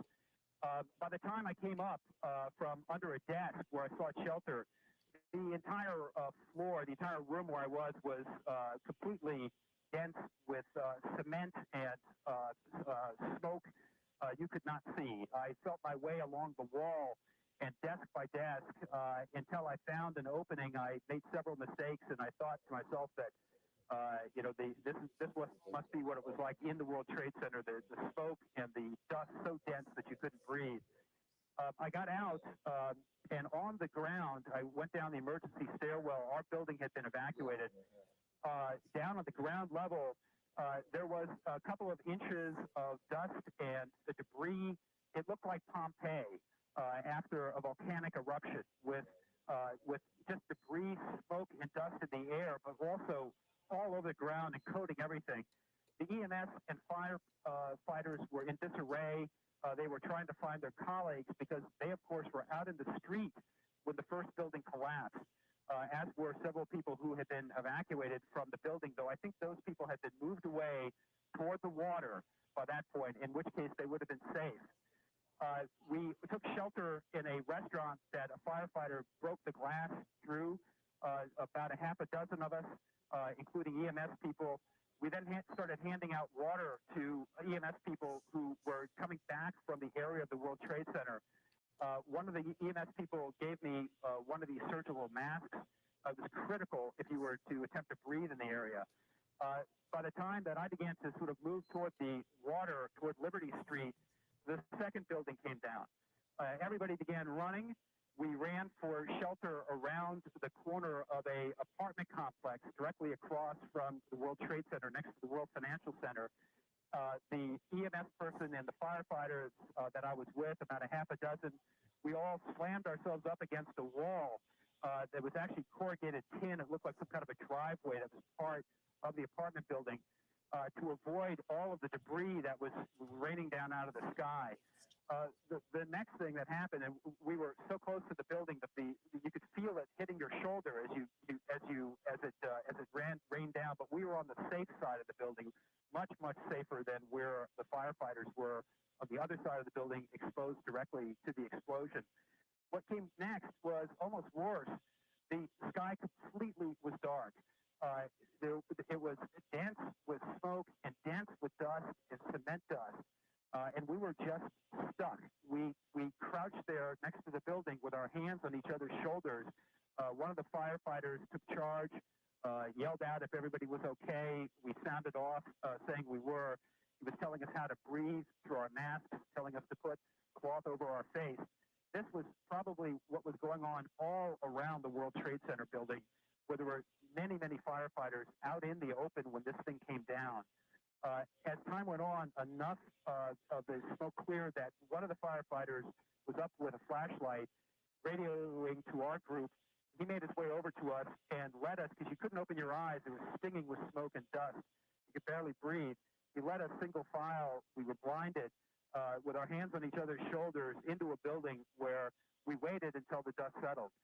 I then went outside and made my way down south near the water in Manhattan to where boats have begun to pull up in a small marina next to some restaurants between Battery Park and the World Trade Center. These are now beginning to ferry people from Manhattan across to New Jersey, where I am now. I am in Harborside, directly across on the island. But there were precious few people waiting there in line to be ferried away. They may have been evacuated north, or they may have been evacuated in the other direction from the World Trade Center. But by the time I got down to the tip of the island, or actually not quite to the tip, it's short of that, there were not that many people waiting to be evacuated, and I hopped on a private boat, came over here to the Path train station on the New Jersey side. All the phones are down, but I got a line through to you all. John, and we cannot tell you how thrilled we are. You were one person we were very concerned about. Can you give us a sense of how many people were on this same route? I mean, how many evacuation routes are there, and are they being, jammed at this point? I'm not sure how to put this in words, but you can only imagine. It is chaos. I got to also say, without trying to sound, dramatic about this, that the professionalism of the EMS and the firefighters was there throughout. They're basically in an environment where two enormous buildings have crashed to the ground. Many of their colleagues were caught in this in some way. Just before I left the building, I reported to Mark Haynes there were people leaping out of the John, building. we have to interrupt you because we are going to go now live to a news conference which concerns the situation. I have no information on the United flight right now. With the airlines, I believe this is the United Airlines spokesperson at Logan Airport. Again, I'm not familiar with the particular flight patterns they may have filed. Was it a non-stop flight to Los Angeles? I believe it was. What time sure when the flights stopped in Logan? You know? What time? What time was the airport shut down? I believe we shut the airport down to arriving flights somewhere around 9:15, and departing flights shortly after that. What happened to the flights that were in the air? Where are They were diverted to other airports. How long will the airport be shut? How long will Again, we're going to assess all the measures that we've taken. We want to, obviously, the safety and security of anyone who works here at the airport, any of our passengers, is a top priority. Do you have a lot of baggage that hasn't been claimed, or are you allowing people to claim their baggage at this point? That's an airline decision, yes. Do you know where that plane came from, sir? Do you know where the plane came from? I do not. Joe, can you explain what's going to be going in the terminal, in American Airlines terminal, checking those passengers? Well, Is that security- Passport or is that the American Airlines? Security, it's a collaborative effort. We work with airlines, we work with the FAA and Massport. We all collaborate on different aspects of the security. Who's going to be at the now Hilton? for passengers who are coming to the airport, passengers who may have questions about? We're going to ask all passengers coming to the airport to stop, get to a phone, call the airline, and get the information from the airline on their flight schedules. Joe, can you tell us who's going to be at the Hilton? Who is going to be at the Hilton greeting the families? What do you have set up there for them? Massport has developed a family assistance center that will hopefully meet the emotional needs of the family members until the airline can step forward and provide those services. We have an interim plan that we've put together to make sure the family's needs are met in this time. Specifically, what services you offering? When will that be open? Family center is open right now. We are receiving families into that center. And what is there? How many families have arrived? We have counselors, we have specially trained people to assist those families. An official there at Logan Airport in Boston, where at least one of the jets involved in the attack on the World Trade Center buildings earlier this morning was hijacked from Boston. It was en route to Los Angeles. And some insight on that, one of our reporters, Jane Wells in Los Angeles, points out that the jets so far involved today, there have been 4 that we know of, are either Boeing 757s or 767s. They essentially have the same control system. So anyone who might commandeer those jets would only need to learn the same control system in order to fly those jets. And again, we've heard of only 4 at this point, but we're waiting for more word. Scott, you have some more news. I do. I just wanted to make clear earlier when we were giving the information about the 4 airplanes involved in this. One was United Airlines flight number 175. We had no information at the time, of course. We understand that was a 767 from Boston to Los Angeles, set to arrive at 12:33 local time in Los Angeles. I think what you take from this is we're looking at 4 large airlines, all headed from the eastern coast of the United States out west, perhaps in the minds of terrorists to take big planes with as many people as possible heading on long flights involved in this. Well, we don't want to speculate No, of about course not, anything, but- of course. We should also note that in Florida, they have decided to close Disney World and all the other 4 theme parks, which of course attract an awful lot of people on a daily basis. All of those are closed. We will have no trading here in the United States. The SEC has closed trading. And as a matter of fact, we didn't even get trading open in New York, obviously, because of the disaster there. We should note that they have been trading in the United Kingdom, and UK stocks have suffered their biggest one-day point fall since October of 1987. The dollar is dropping against the yen. It is well below the 119 level against the yen, and it is now down almost 2%. The bond market was trading earlier, and we did see a flight to quality into the bond market a bit earlier. It was trading sharply higher, as you might imagine, as Yes. a kind of a flight to quality there. Hampton Pearson back in from Washington now with some more details. Hampton? Bill, a couple updates on basically the air traffic situation here in the nation's capital. The Washington Airport Authority announcing a short while ago that both Dulles and Reagan National Airports are now closed and will be closed for at least the next 24 hours. These are the 2 major airports, of course, serving the nation's capital that on an annualized basis have in the neighborhood of about 2.5 million passengers per year. We don't know the status of BWI, the Baltimore airport, the other major airports serving the greater Washington, D.C. area. Of course, the main concentration here has been on the Pentagon, where it is reported that basically a third plane involved in what appears to be this terrorist attack that began in New York crashed into the heliport area section of the Pentagon and into the building itself. There has been a full-scale evacuation of the Pentagon. On any given day, there's anywhere from 25 to 30,000 civilian and military personnel inside that building. We have very scattered reports of at least 24 injured victims being treated at various Virginia hospitals. Obviously, very preliminary information very early on as far as what's going on across the Potomac River at the Pentagon itself.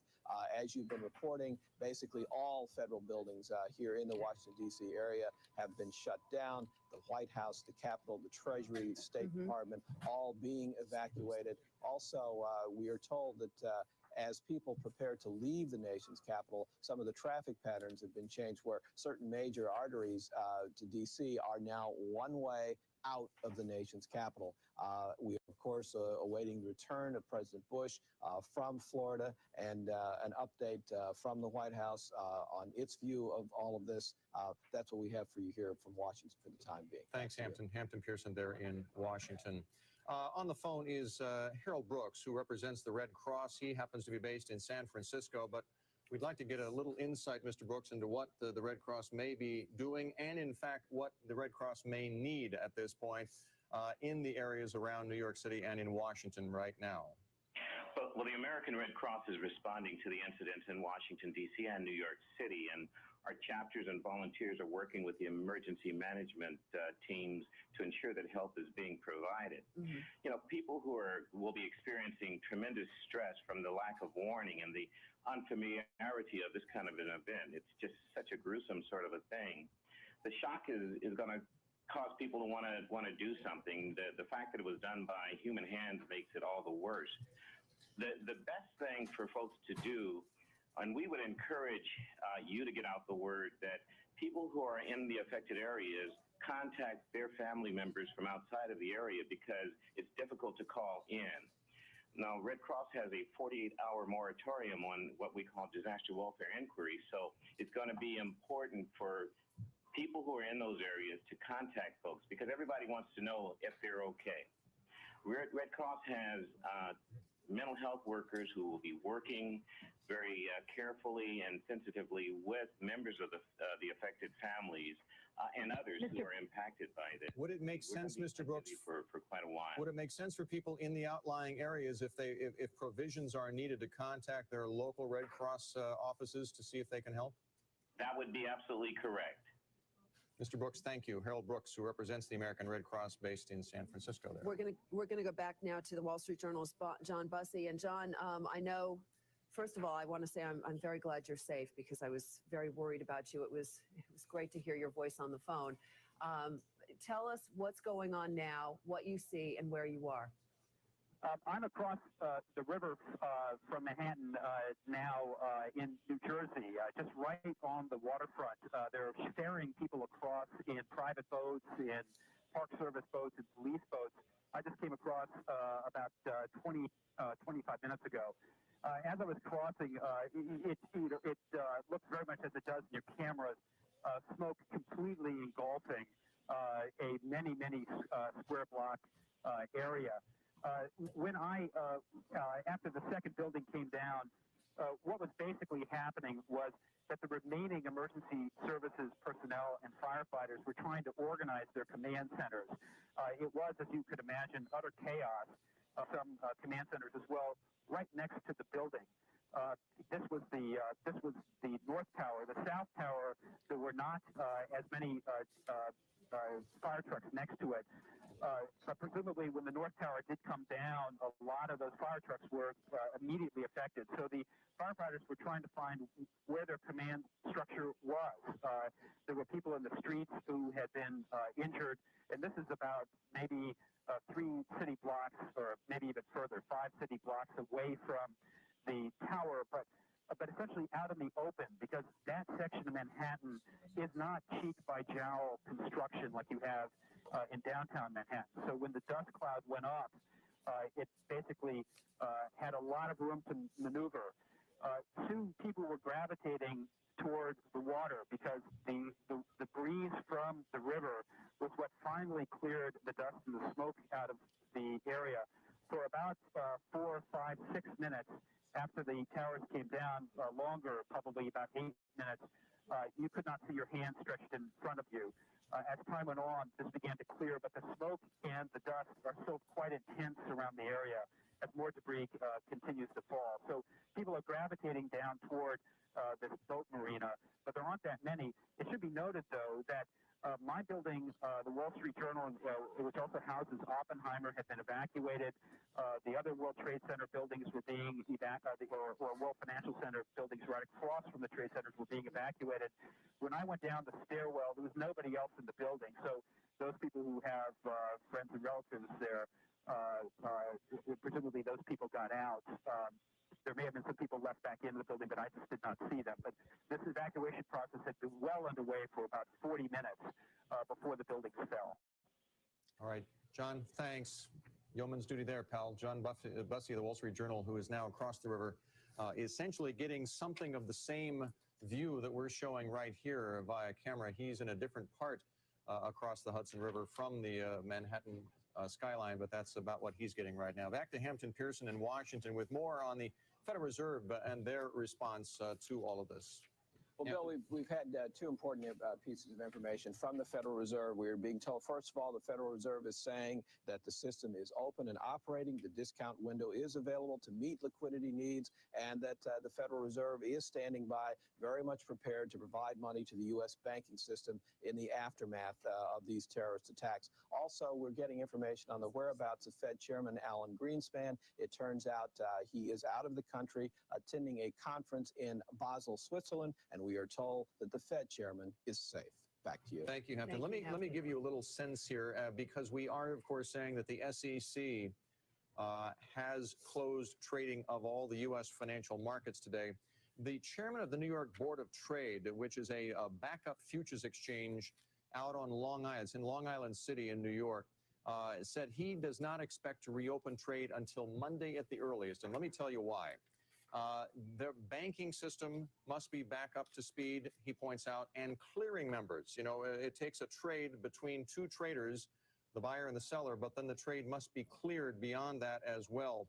And clearing operations must be back up and functioning in order for trading to resume. So it is the best guesstimate of Charles Falk, the chairman of the New York Board of Trade, this backup futures system, that they probably won't see trading resume, at least normal trading, until Monday at the earliest. This is preliminarily from this one piece, but this may be what the SEC officials are thinking about as well. And Bill, Alina Cho is back with us. And Alina, United Airlines is making some statements right now. Yes, what we're hearing across the wire, Sue, is that United says it is, quote, deeply concerned about a second flight. This is a Boeing 767 headed from Boston to Los Angeles. We want to remind you that we have already given you this flight number. We believe it is United Flight 175. It is the only one of 4 flights that has been unaccounted for. You'll recall that Americans Flight 11 and 77, both en route to Los Angeles, Alina, look at your alert. Crashed into the Alina. United Airlines is confirming that a second United plane is crashing. The location has not been given. This is a Chicago Dateline. On Associated Press. On Associated Press. Where United Airlines would be based. Right. And they have shut down their system nationwide and worldwide, actually. But there were a number of flights that were in air when the terrorist attack began. And if you are just joining us, that was at just about 9 a.m., a little before 9 a.m. So there were a number of flights that were in the air at the time. And all the major airlines have been scrambling to account for those particular flights. AMR, one of them, United Airlines, one of them, of course. And United is now saying that they are very concerned about that particular flight, the last one that Alina just mentioned. And they are saying now that it has crashed, but they are not giving a location on that. Bill? We do, I mean, the 4 we do have accounted for. One was out of Boston, headed for Los Angeles. That is, we believe, one of the jets that crashed into one of the World Trade Center towers. Another coming from Newark, New Jersey, headed to San Francisco. That one we know was a flight that crashed outside Pittsburgh.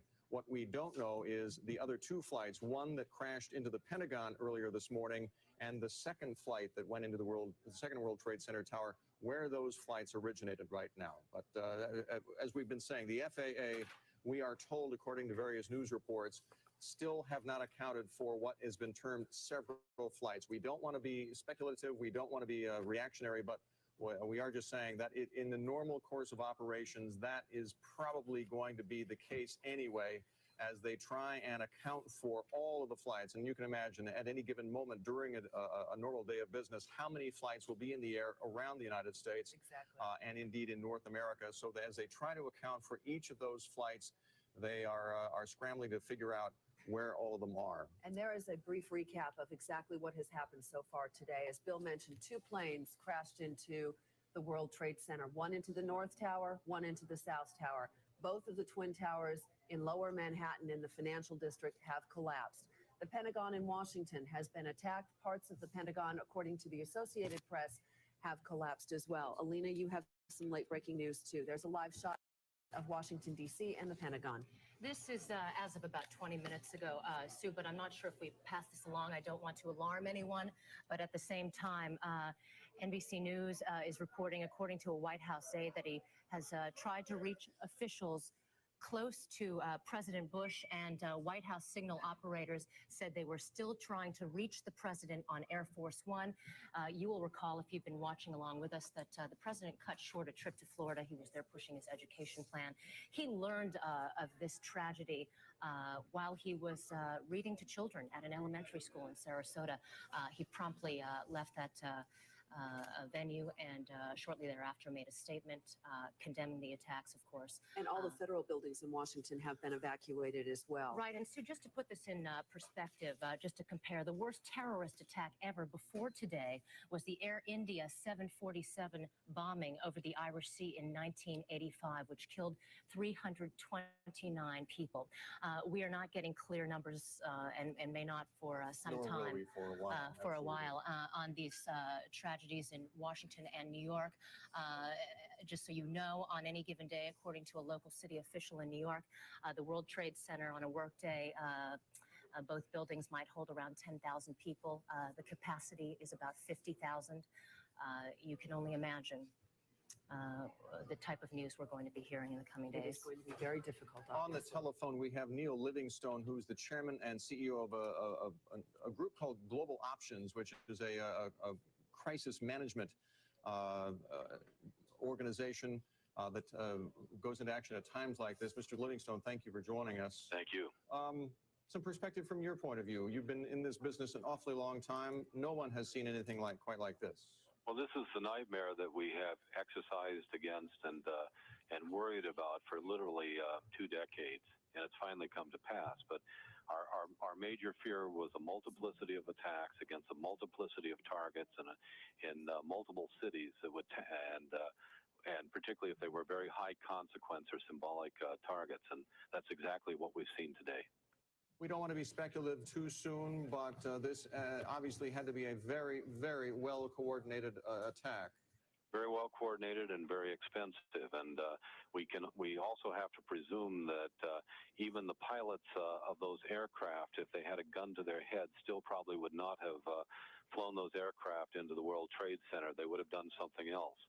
And so we have to presume that probably they even had trained pilots flying those aircraft at this point after they had seized them. So this is a very highly skilled and coordinated attack.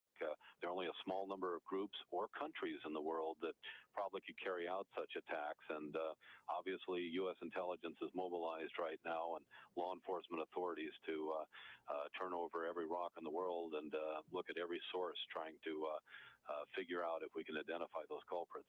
Intelligence groups here in the U.S. that must feel very, very upset and devastated by this and not having seen it coming.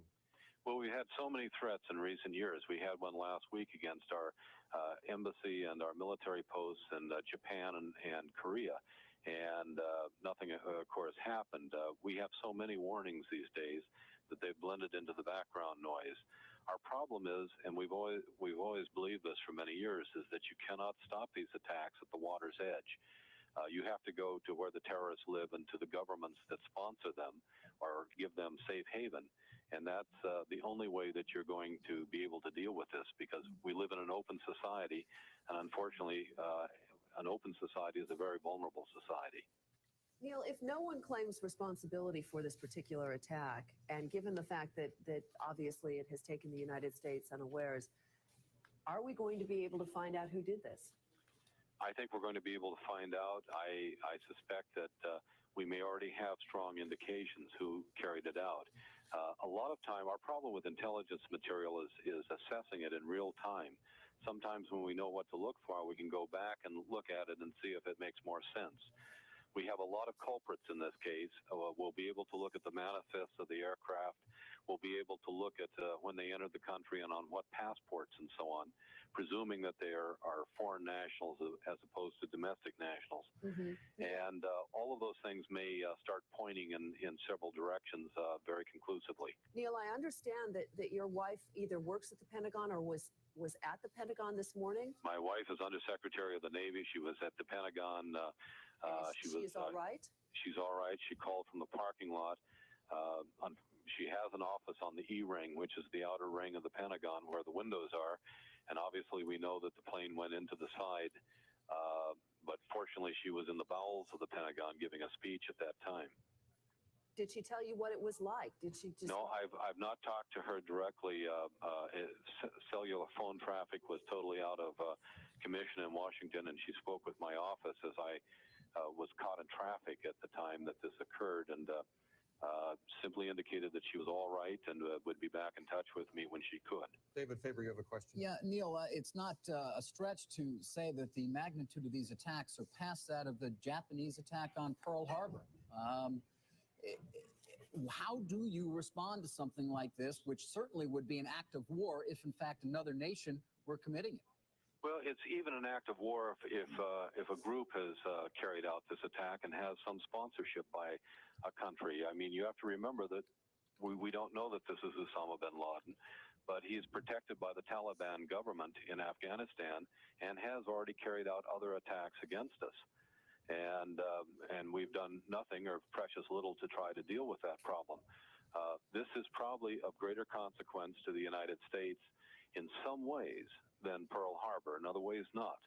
But I think every American, just as my parents' generation remembered where they were when they heard the news of Pearl Harbor, I think this is going to traumatize the American public the same way, and it calls for a very drastic response by the United States. What happens to intelligence services here in the United States, indeed security services here in the United States? We had another securities expert earlier who said, you know, in a free society, there is only so much you can do and still maintain a free society.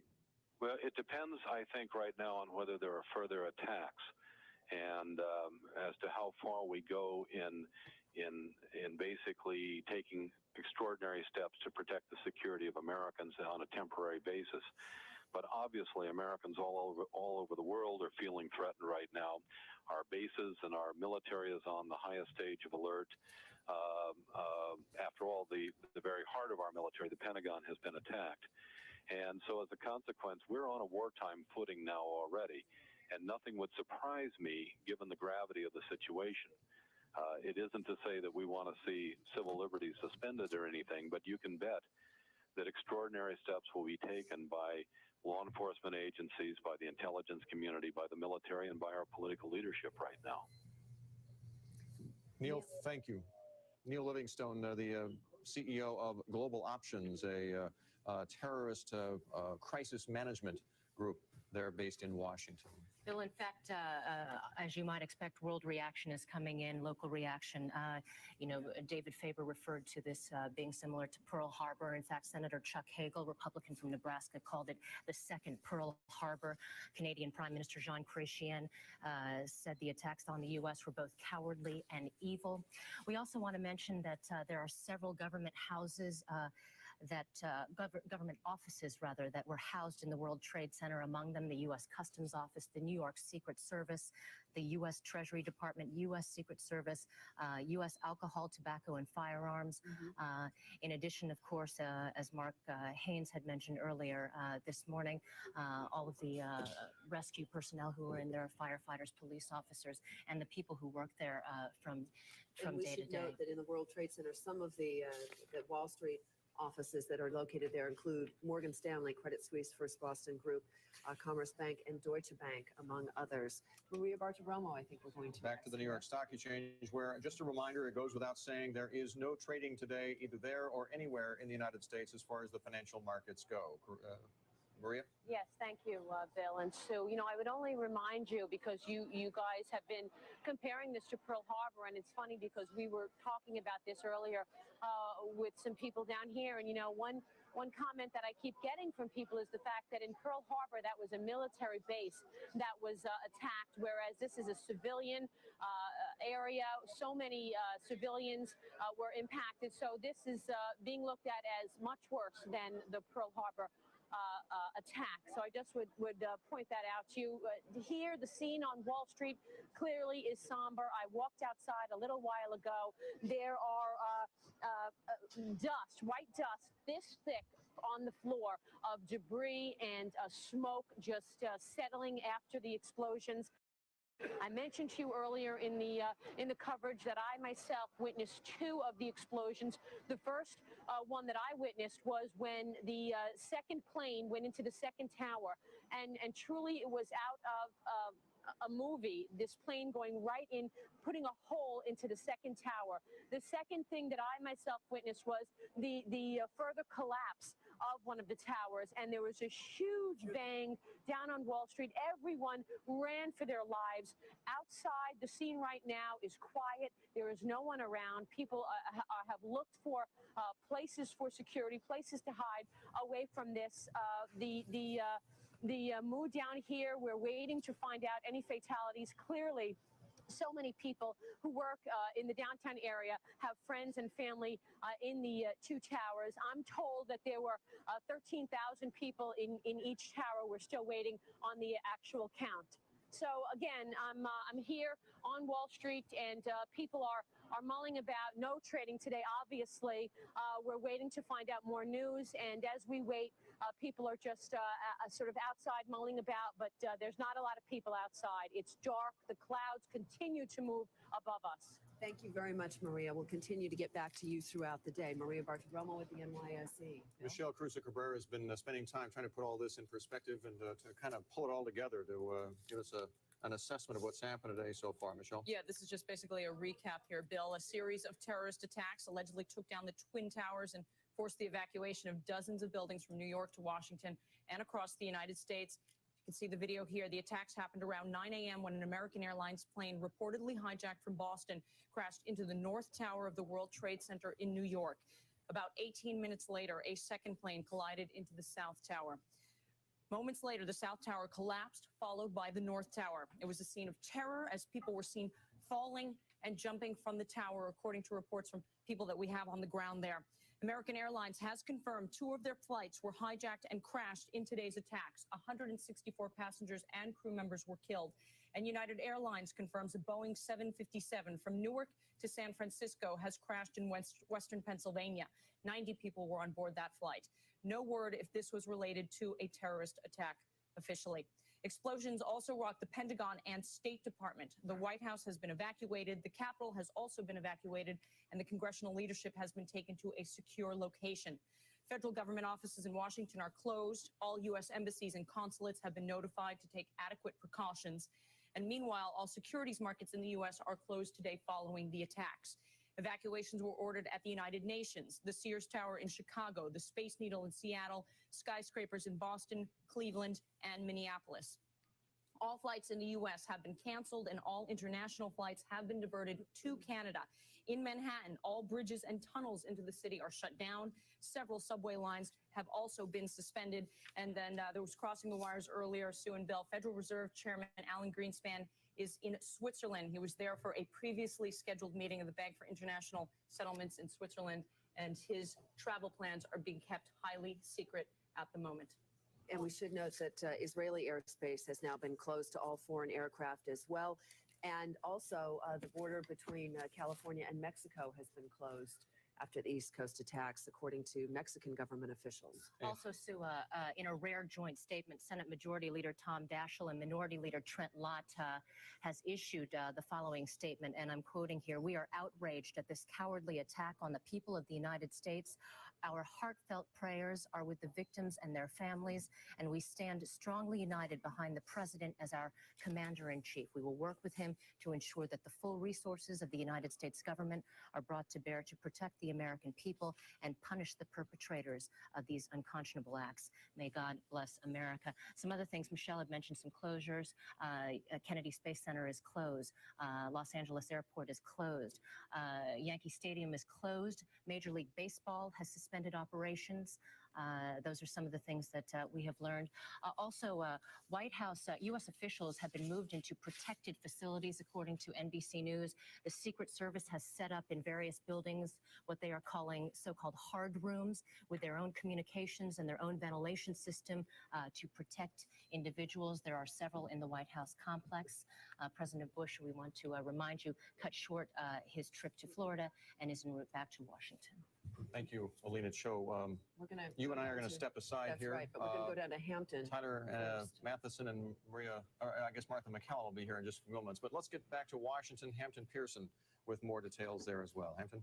Well, Bill and Sue, in addition to what Alina was just talking about as far as the number one, the statements from the top congressional leadership, as well as beginning scattered reports on the whereabouts of top Bush administration officials, we also do have a statement from SEC Chairman Harvey Pitt, basically saying that the commission has been and is in constant communication with each of the organized securities markets exchanges as a safety precaution. While the tragic events of today are being sorted out, the securities markets have decided not to open for trading today.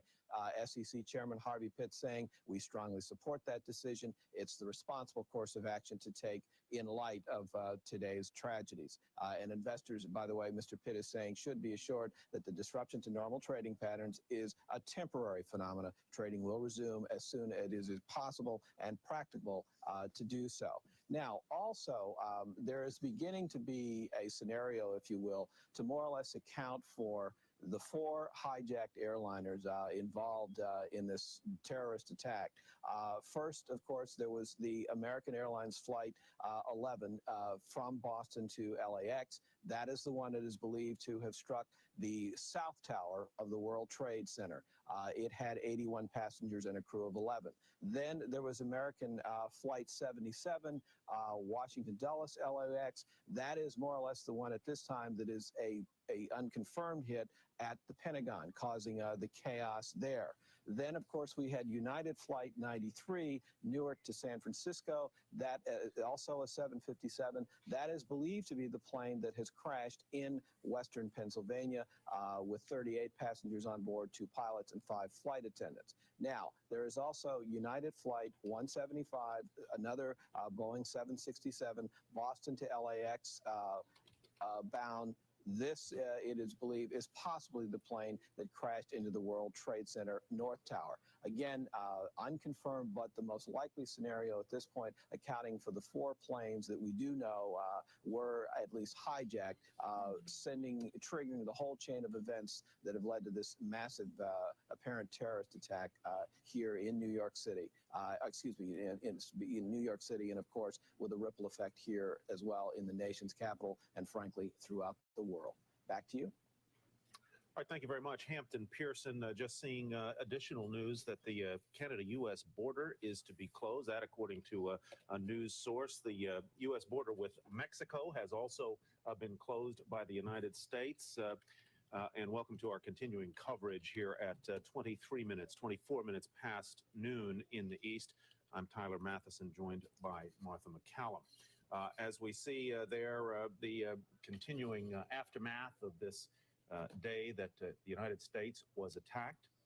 As a reference point, some 2,403 Americans perished at Pearl Harbor. No guesstimate yet, no idea yet about how many Americans were lost today, but certainly that number will be high. Tyler, there's something, this is Alina Cho here, there's something coming in that Hampton Pearson may not have seen as he was giving his report from Washington. This is some congressional reaction coming in to NBC News. There are F-16s flying over the Washington, D.C. area right now. The congressional leadership is being secured. Only House Speaker Dennis Hastert has been taken to a secured, secret location. All of the other members of Congress have been instructed to go to their homes in D.C. At this time, there are no plans for any members to evacuate the Washington area. So we wanted to pass that along to you as well. I'm Martha McCallum. Just to remind everyone, these two buildings, of course, are the gateway to Lower Manhattan and to the financial district, where so many of the friends and family of people who live in the New York area make their living, and they are all, very on edge at this moment. Many of them have been able to make some contact with their family members, but many have not, and many are waiting. We should mention that Morgan Stanley has established an emergency contact number, which we can also put up on the screen when we can do that. 888-883-4391 is Morgan Stanley's emergency contact number. I'll say that again for you, 1-888-883-4391. There it is on our screen. That is the number that Morgan Stanley is giving out. As I said, there were ferries that did manage to leave the city. Some of the people that I spoke to who are traders on Wall Street this morning were able to get on ferries. The ferries then shut down for a time being, but now we know that John Bussey did take one of these ferries over to Jersey City. Lots of people have been finding places to stay, apartments of friends that they are in right now. And so everyone is sort of trying to get some sort of stability in the city and try to begin to assess the situation, which is still very much ongoing. Tyler?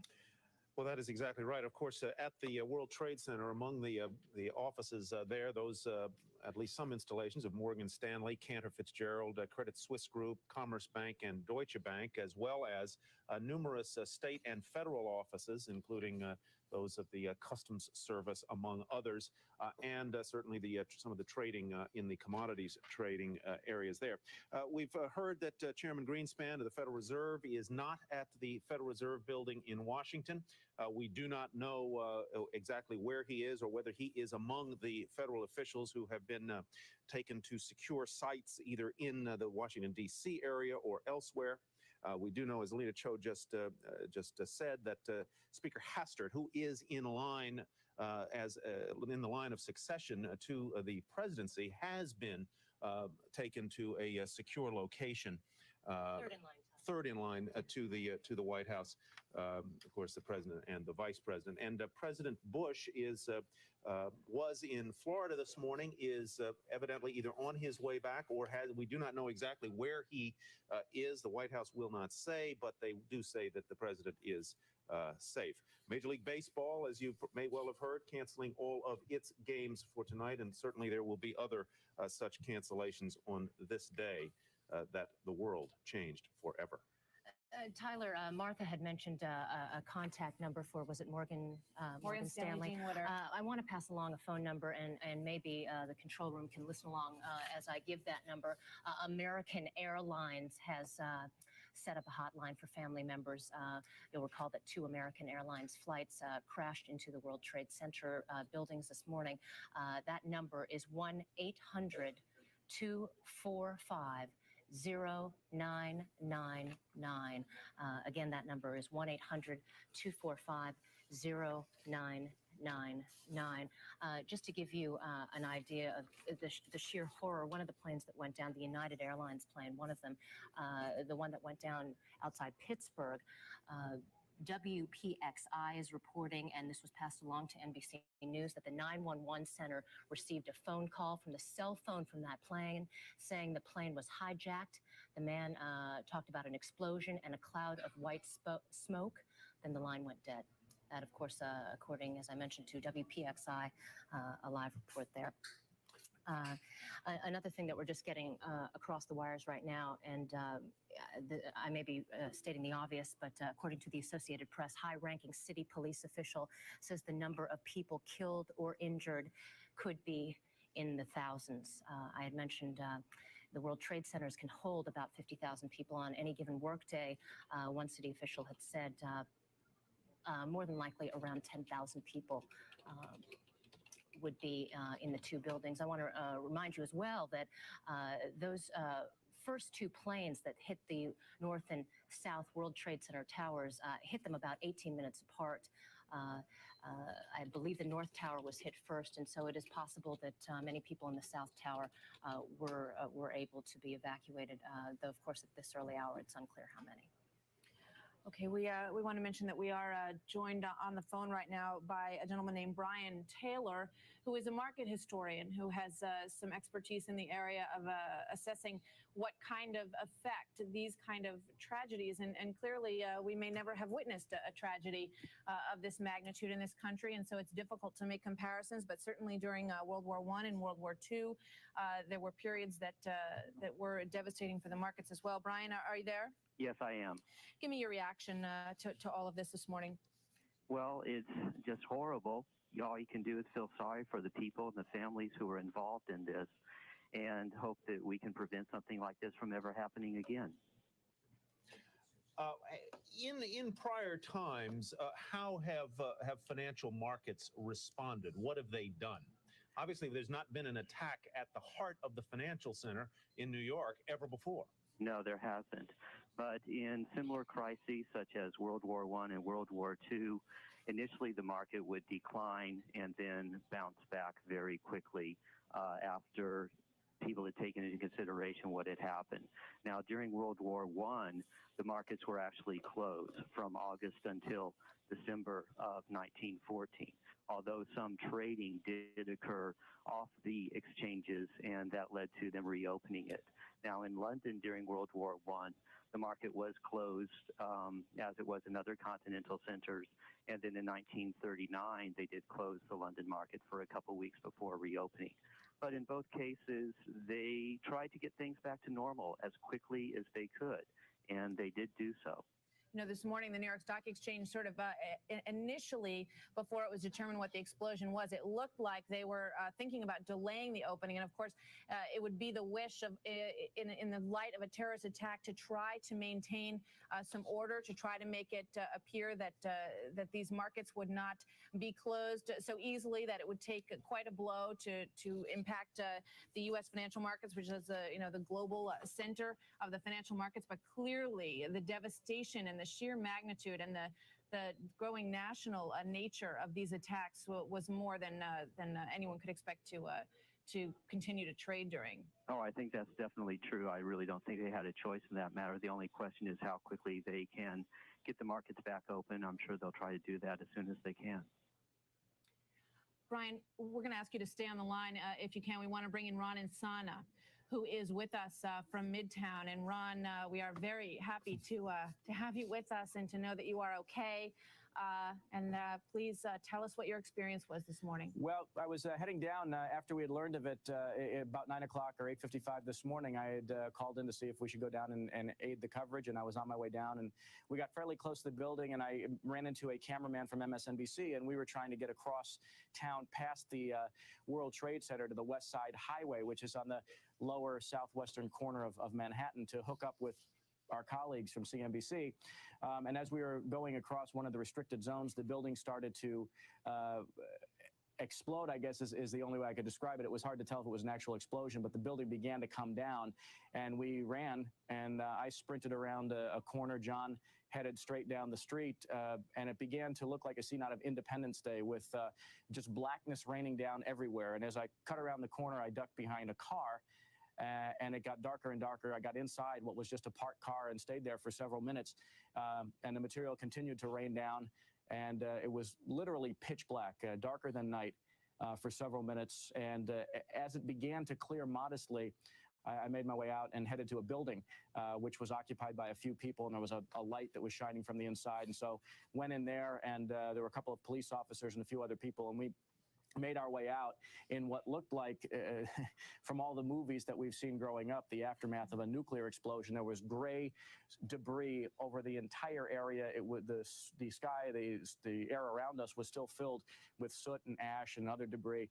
And we made our way to a police car, and the police picked up a couple of injured people as well as we made our way up the East Side Highway and eventually got to Midtown Manhattan. But it was truly a harrowing experience, and not nearly obviously as harrowing as others had suffered, but it was an unbelievable event in many ways, almost surreal. How close were you, Ron, to the Trade Center when this happened? What did you hear, and what did your feet feel?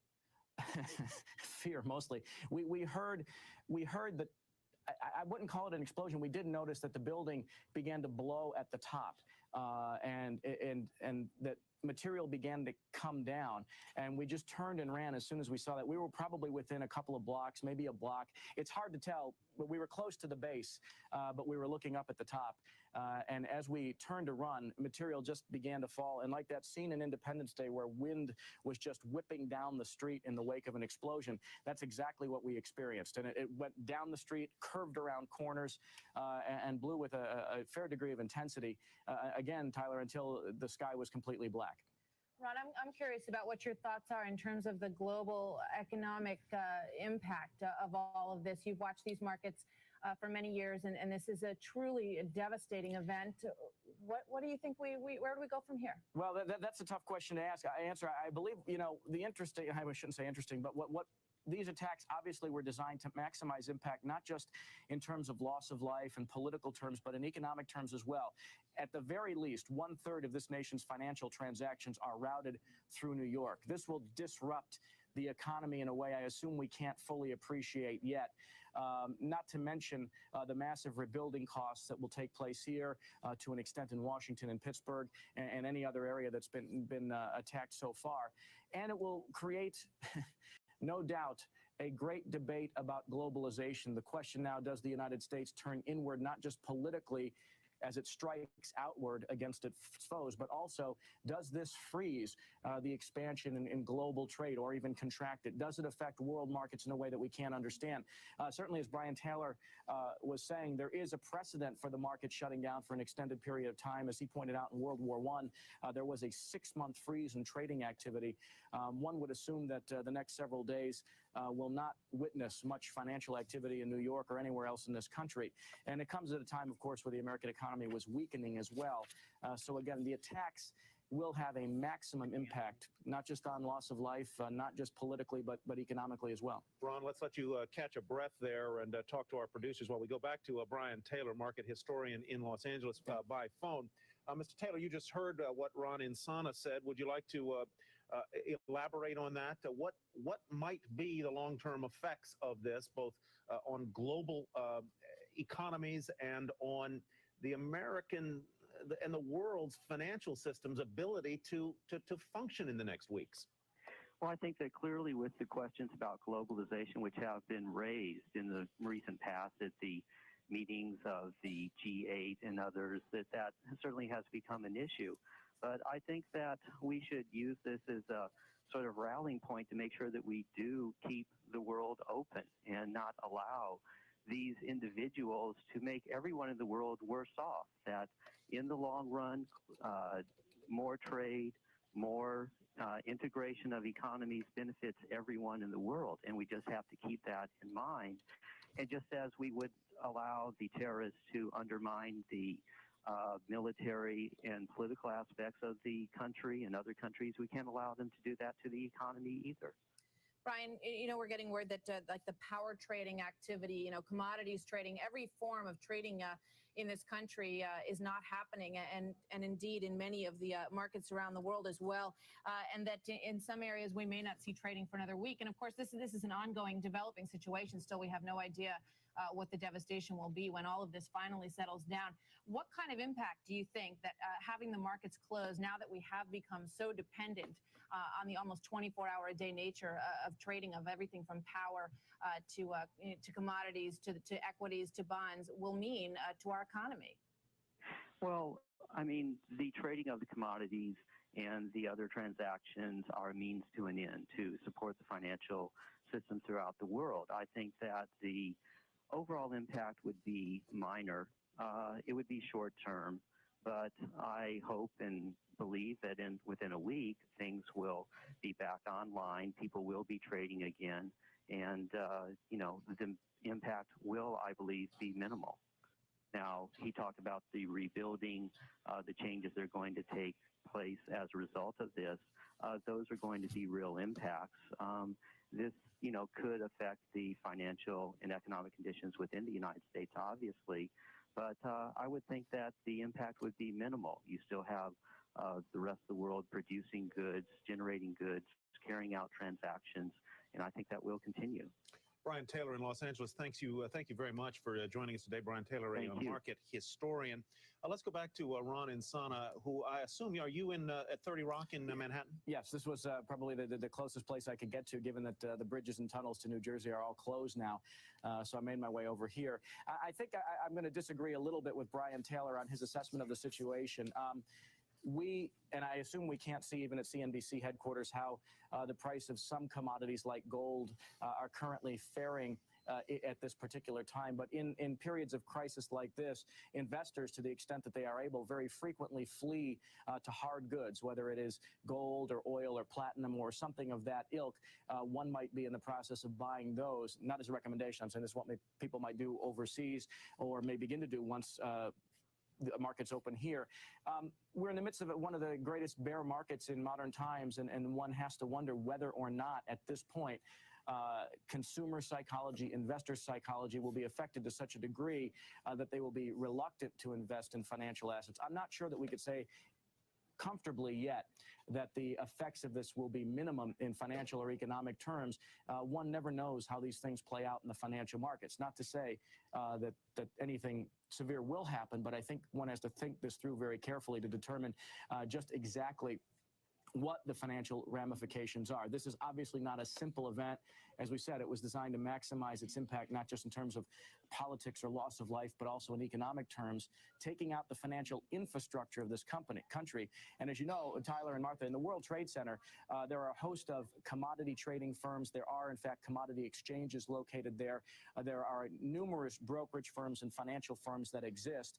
And it is difficult at this point in time to easily calculate what the effects will be. I think we're going to have to step back several days, if not weeks, before we can make that determination.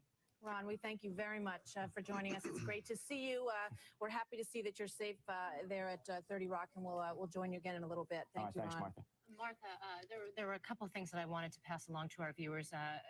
President Bush is at Barksdale Air Force Base in Shreveport, Louisiana. He is to make a statement momentarily.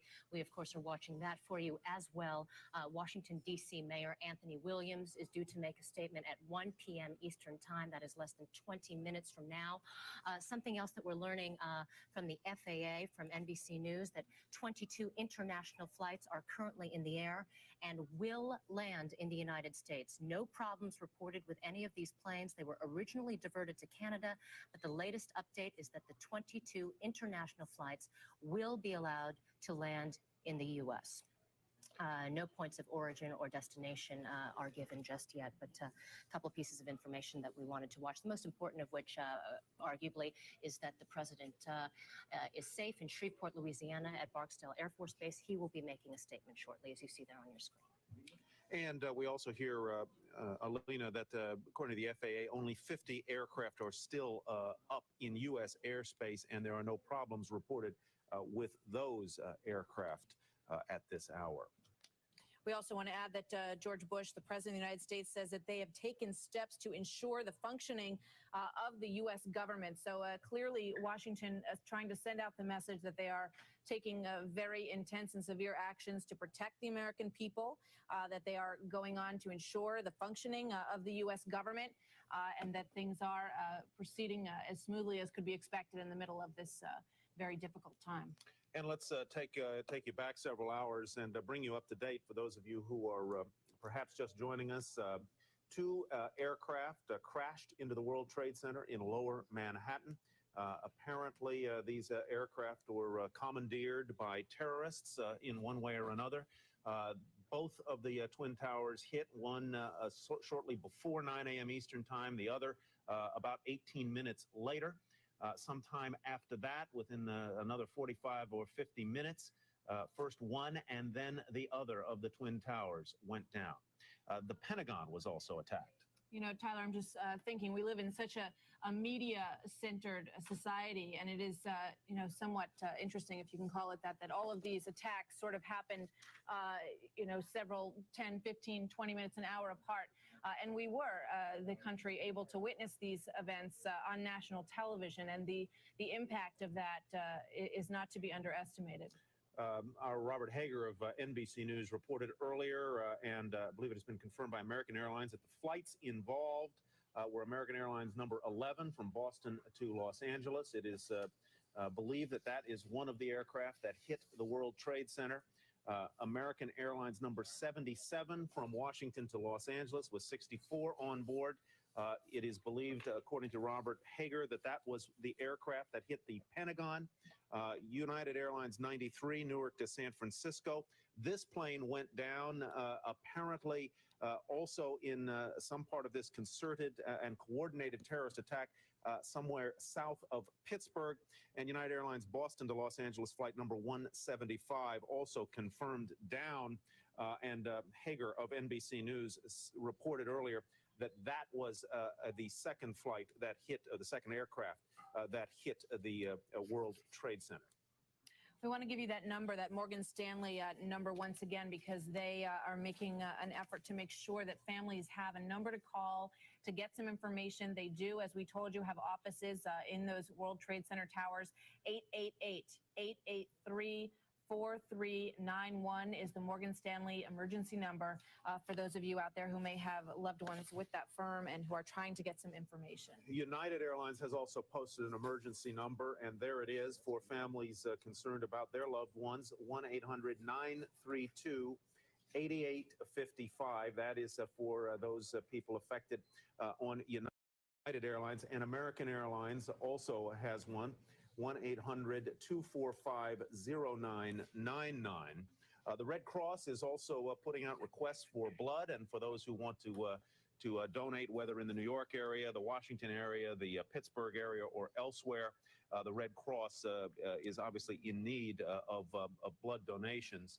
And of course, Americans respond to those kinds of requests as well. In fact, Tyler, at just one New York hospital, St. Vincent's, we're getting some numbers here. Lines of people are showing up to donate blood, as you might expect. Here are some of the first numbers that we are getting in from this one hospital, St. Vincent's. 184 patients total, 10 of them critical. Patient information line for St. Vincent's is 212-604-7285. Patient information line, again, for St. Vincent's Hospital in New York, 212-604-7285. Again, 184 patients total there, according to a spokesperson at St. Vincent's, 10 of them critical. If you are at all concerned about loved ones, you should, and think that they might be at St. Vincent's, you might want to try that number there. Okay, Lena, thank you very much. Let's head over to Leslie LaRoche, who is standing by with the latest on what is happening in Europe. Leslie. Thank you very much, Martha. We did have, in response to those attacks in the United States, we did have some security measures taken here in Europe. Some of those were to evacuate Canary Wharf here in London. We thought earlier that Heathrow had been evacuated. That was not the case. Heathrow and the London airports are all open, but security certainly has been stepped up. We've been hearing from leaders around Europe about deep condolences to the people of the United States and blasting terrorism and its grip on the United States right now. In the markets, we did call around and talk to some traders and to some of the floor brokers, asking them for their reaction. Many of them said that they could not talk right now. Many of these folks here in London, because they had not yet heard of their colleagues who work at the World Trade Center, whether they were alive or what the condition was of their colleagues. So we couldn't get a lot of comment, except we got a lot of sadness. In the markets, now they stayed open through the day. The FTSE closed down 5.7% lower after the attacks over in Paris. The CAC dropped 7%. The DAX is still trading. It is still open for business for another hour or so. It's down 8% right now. It was down 11%, technically in a crash territory, but up off of those lows right now. We do know that the London and the German markets will be open for regular trade tomorrow when they do reopen for business. Let's see, take a look at some of the other reaction in the markets. They've been most profound in the oil markets. The front month futures had been up $3. That's 10%. We are off of those highs right now, and we are hearing from the OPEC secretary saying that OPEC will not withhold oil in light of these attacks. We're also hearing from the OPEC secretary saying that OPEC is committed to meeting world demand. We do have trading in the front month up just $1.55 on the oil contract. These attacks are also playing out in the foreign exchange markets, where we are seeing the dollar tumble to 7-month lows against sterling, against the Swiss franc. It is down 2% against the euro, and it is below 119 against the yen to last trade at 118. We have also seen quite substantial selling in the insurance sector here in Europe, and also in the airlines, the likes of British Airways down 21%, Air France down 16%, but there has been offset slightly with some buying in the oil sector. The likes of British Petroleum closed almost 5% higher. We will keep you up to date with what we know from Europe. Back to you, Martha and Tyler. Okay, thank you very much, Leslie LaRoche in London. We reported earlier that the several borders had been secured in the United States, the Canadian-U.S. border. Now the U.S. Embassy in Ottawa is saying that the U.S. border is in fact open between Canada and the United States, and obviously a heightened security would be in place there as well. More cancellations are beginning to come in, athletic events, community events, including the start of the PGA Tour event on Thursday, for what that is worth. Fed Chairman Greenspan is in Europe and is safe, apparently, on a trip. The Treasury Secretary, Paul O'Neill, has canceled a visit planned for Tokyo. The Secretary of State has cut short a visit in Latin America and has gone to a military airport in Lima on his way now back to the United States. That was a meeting of Latin American secretaries of state, foreign ministers, and the like. And as Leslie Roche just said, OPEC has said that OPEC will not withhold oil and will ensure the free flow of that commodity worldwide. Tyler, United Airlines, this is a flash just coming in. According to Reuters, United Airlines, which confirmed that, earlier that 2 of its flights did in fact crash, now has a total of number of people aboard, 110 people aboard those 2 United flights. 2 American flights crashed. Those 2 crashed into the World Trade Center buildings, as you're looking at. I believe now this is the second flight that went into the South Tower of the World Trade Center. There were 164 passengers and crew aboard those 2 flights. So if you do the quick math there, that is what, 274 people aboard those 4 flights, 2 United, 2 American. Okay, we want to go down to the floor of the New York Stock Exchange, where Maria Bartiromo is standing by, and it seems everyone has cleared out. Maria. Yes, Martha, indeed. Earlier today, there were a lot of people here standing around. It was a secure area. There have been an increasing number of people who have now walked again outside. I was outside a little while ago. It almost looks like there's snow on the ground. There are piles and really just a thick sheet of dust, white dust from the explosion. The shot that you're looking at right now, of course, is from afar, but when you're in the thick of it on Wall Street, which we all are, and you really do feel it. It's basically almost dark out. I mean, it's very cloudy. It's very, very gloomy out there. Now, earlier today, I was on Wall Street on Broadway, and I was watching the second tower and the second plane go into that tower. At that point, there was a huge explosion noise. Everyone on Broadway, frankly, ran for their lives, including myself. We ran away from the building. I actually found a hiding spot across the street from the New York Stock Exchange underneath a building. There was a little stairwell that myself and about 20 people just gathered around. We couldn't open our eyes because there was such debris and dust all around us. I was basically full of soot, and it's still on my shoes and my pants. I walked outside a little while ago, and there remains a very, very dark cloud that seems to be continuing to move above us and keeping this very, very dim scene going outside. Now, there are more people who went outside, but most people are wearing white masks because they don't want to breathe in this terrible smoke that is surrounding the area. All of the offices on Wall Street, or certainly all of the offices around the Twin Towers, have now been evacuated. I mean, the large major brokerage firms like the Merrill Lynch's, as well as Lehman Brothers, the Goldman Sachs's, have all been evacuated. People are trying to get home. I will tell you that the city is basically standstill. I mean, there's nowhere to go as trains have been suspended, and as you've been talking about, the flights have been suspended. There was an opportunity earlier to get home on a ferry if you needed to. That has also been suspended at this point. And earlier, if you could believe this, there was people falling out of the building. We're not sure if they were jumping out of the building, if they were falling out of the building, but there were witnesses that I spoke with earlier on Broadway that told me that they were watching buildings fall out of the Twin Towers. I mentioned earlier that I saw the plane go into the second tower. Then about 15 minutes later, I went back outside thinking that it was safe again. And lo and behold, I witnessed the third explosion, which of course was the sound of the tower collapsing.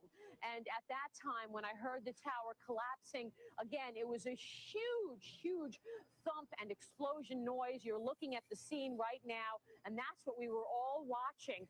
The building collapsed. We all ran for our lives. Metal and papers and debris were flying at us in the face, and that's when I ran for cover under the building across the street from the New York Stock Exchange. On a positive note, I can tell you that if there are any families out there wondering if your family is okay, if they have jobs at the New York Stock Exchange, I am being told that there have been no injuries or attacks, fatalities at the New York Stock Exchange, although I will say that people were handing out wet towels earlier so that we all could cover our faces. And again, there's no one in the area that I am right now, but there certainly are people mulling about on the floor of the exchange. The exchange is asking all of us to stay on the bottom or in secure places around this Maria, area. Tyler here. To that point, who is left at the New York Stock Exchange? It does not, from those shots that we're seeing, appear that there's anybody on the trading floor other than you. Who's left, and where did the people go, and how quickly did they get out? Well, there are people. It has been very, very organized here. Earlier, Dick Grasso got up on the podium, the chairman of the exchange, and he basically directed people, look, if you want to go home, leave. Don't walk west. Of course, west of here are the Twin Towers. He was recommending people walk east. The only option is to walk if you want to go anywhere. And then he got back on the podium and said it's best to just stay put. So there are people here. They're just not in the shot right here, and they're mulling about. But anyone who was here.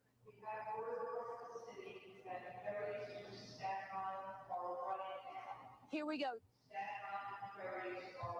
Staten Island ferries are running. That you just heard Dick Grasso speaking on the podium, and he is basically saying that the Staten Island ferries are running at this point. So there is an attempt to get people home and in safe places wherever they may be. The ferries are now running again. Okay, Maria, thank you very much, and we are, of course, delighted that you are safe and on the job there at the New York Stock Exchange. Andy, where do you want to go next? We have a battle plan here. Tyler, I can mention very quickly that we were expecting a statement from President Bush from Barksdale Air Force Base in Shreveport, Louisiana. He has made that statement. That tape is en route to us.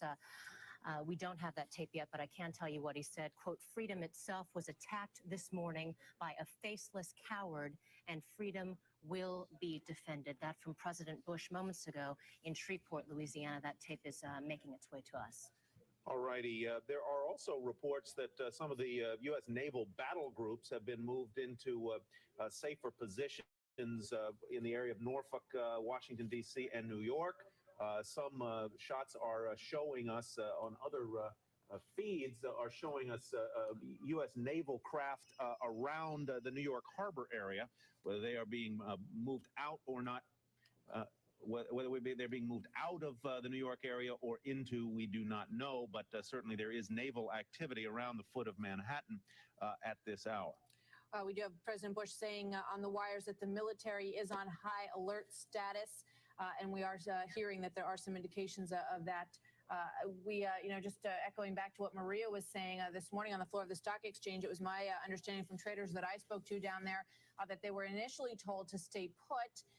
That they felt that was the safest place to be. Some of them did then leave the building because they were afraid, because the New York Stock Exchange, of course, is another center of commerce, and they felt somewhat vulnerable. But as Maria has told us, the area there has been protected. The reports from the New York Stock Exchange are that no one that worked in that building has been injured. I know that many of the traders found some refuge across the street at one of the health clubs across the street. I spoke to one of them who was on the phone there, and he just talked about just the sheer terror that was felt on the floor of the New York Stock Exchange this morning as all of this started to happen, the shaking and sort of the movement of the building when these explosions started to occur, that people then ran outside, that many of them did witness, as Maria did, this second plane, and as most of the world did, I imagine, on national television and around the world, that second plane hitting the Southern World Trade Center tower. So it has been a very, very devastating morning on Wall Street, and many of those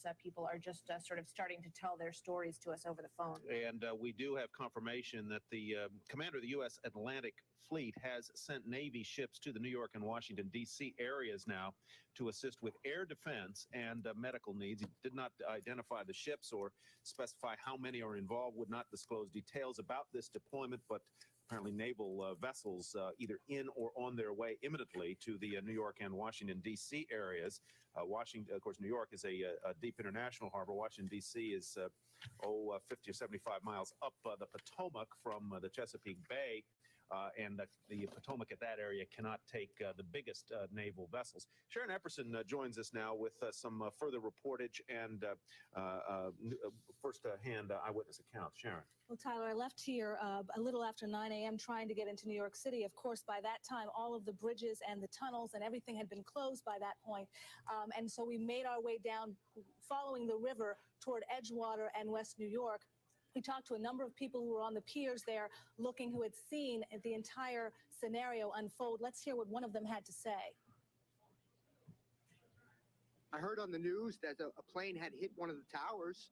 So we came down here to see what was going on, standing here, and we witnessed another plane hit this, looked like the second tower, about halfway up, maybe a little bit more than halfway up, and we just saw a great big ball of flames. It was terrible. Never seen anything like it. At that point, a lot of folks were watching, and they noticed that the first tower actually collapsed. That gentleman noticed that, as well as many others who were visiting. One man we spoke to was visiting from Australia, had come to visit a friend from Australia, has been here only a few weeks, and this is what he saw when he noticed that it was exploding. I just saw the very end of the World Trade Center when the last bit of it actually collapsed, and then when it hit the ground, there was just a massive puff of white smoke that was there, and that's when I got the binoculars and had a good look, and I knew that the left-hand side of the Trade Center had collapsed, and it was just the huge puff of white smoke was just unbelievable. At that point, he said he was trying to figure out, exactly how it had fallen down. I asked him, did it fall over? Did it fall inside? And he was describing to me a little bit about how exactly he watched this unfold. Take a listen. Just to the left of the tower, of the one that's still standing, the left of that, and when it hit the ground, you could not see, there's a couple of smaller buildings underneath that, and you could not see those buildings after it hit the ground. It was just, the white puff of smoke was just that huge. We tried to make our way down, further down toward Jersey City, trying to take a ferry across, at least to try to get to Lower Manhattan. Again, the ferries were taking people from Lower Manhattan into New Jersey, but were not going the other way. We stopped there at West New York. As we were making our way down River Road, we actually heard on the radio that the second tower had collapsed. We did not get to see that, but when we got to West New York, many people were there. This is in Edgewater before it had collapsed. Many people then coming down to see what had happened in West New York, looking at the second tower that had exploded, that had imploded actually. And take a listen to what one of the gentlemen we spoke to said when he saw that happen. It looked like the fire was about 20 stories below the roof of the World Trade Center, and then it just gradually started expanding and expanding. We came out here with binoculars, and about a half an hour later, we saw a huge chunk of the building, one of the World Trade Centers, fall to the ground, and just smoke everywhere. All of downtown was covered in smoke. Now, you've heard people talking about how Lower Manhattan is at a standstill and that you can't get around. You really cannot get around this part of New Jersey very easily either. They have actually stopped traffic into Fort Lee, New Jersey for the most part, which is where CNBC is headquartered. The traffic in Jersey is very slow, very difficult to get certain places.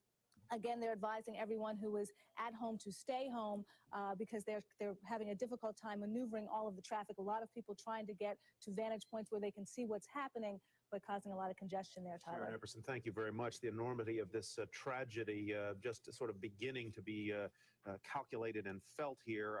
I must say that about 10 in the morning, I walked out on the streets of Fort Lee, and one could actually smell in the air the smoke, the unmistakable aroma of airline fuel and of this inferno that had traveled some 10 to 15 miles up the Hudson as the winds carried this wind of war back across this side of the river. It's just truly unbelievable to look at these pictures where there is no longer two World Trade Center towers. I mean, any of us who, spend a lot of time in this area, this is, or around the world, I mean, this is the view of Manhattan, which has now been altered forever. It was, of course, the home of 1,200 businesses there in the World Trade Center. 50,000 people work there. An estimated 90,000 visitors scale it every day to see the commanding views there from Lower Manhattan.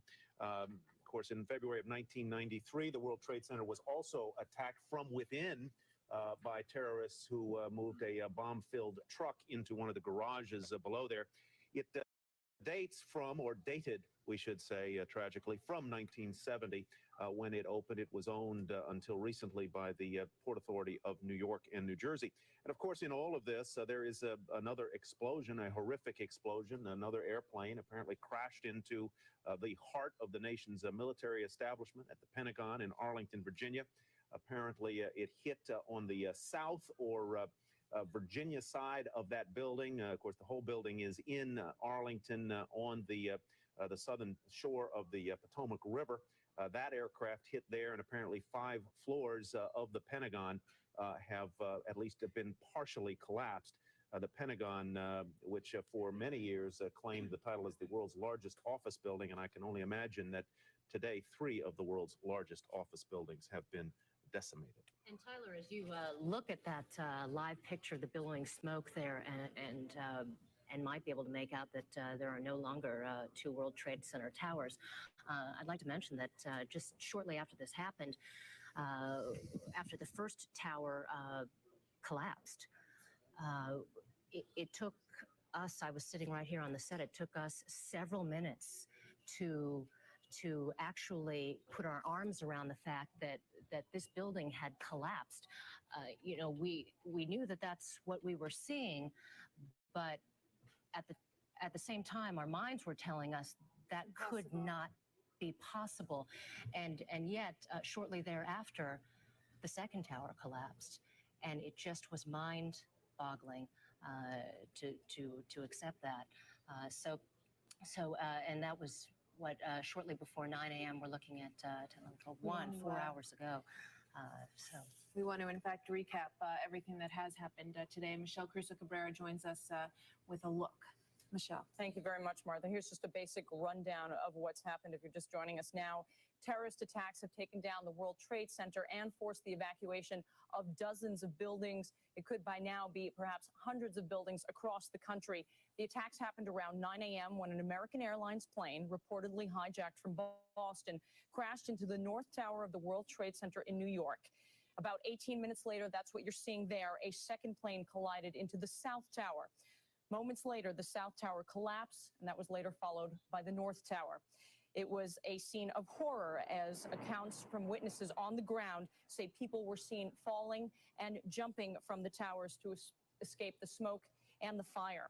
American Airlines has confirmed that 2 of their flights were hijacked and crashed in today's attacks. 164 passengers and crew members were killed, and United Airlines confirms 2 of their planes crashed. One of them was a Boeing 757 carrying 90 people from Newark to San Francisco. It crashed in western Pennsylvania. The airline has not released the location of the second crash. No word if both of these are absolutely related or officially related to this wave of terrorist attacks. The White House has been evacuated.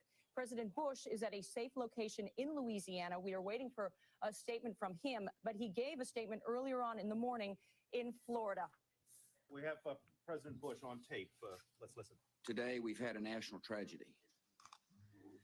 2 airplanes have crashed into the World Trade Center in an apparent terrorist attack on our country.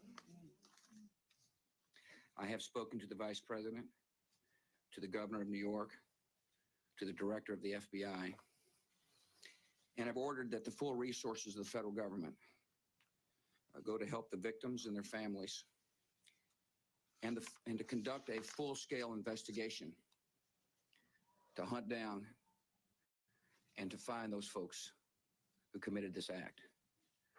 Terrorism against our American people, that the full resources of the federal government are working to assist local authorities to save lives and to help the victims of these attacks. Make no mistake, the United States will hunt down and punish those responsible for these cowardly acts.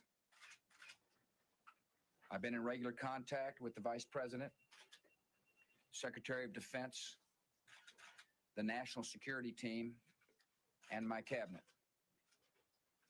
We have taken all appropriate security precautions to protect the American people.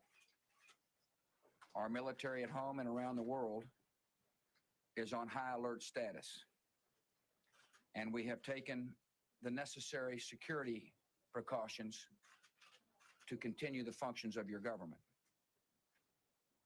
We have been in touch with the leaders of Congress and with world leaders to assure them that we will do whatever is necessary to protect America and Americans. I ask the American people to join me in saying a thanks for all the folks who have been fighting hard to rescue our fellow citizens, and to join me in saying a prayer for the victims and their families. The resolve of our great nation is being tested, but make no mistake, we will show the world that we will pass this test. God bless.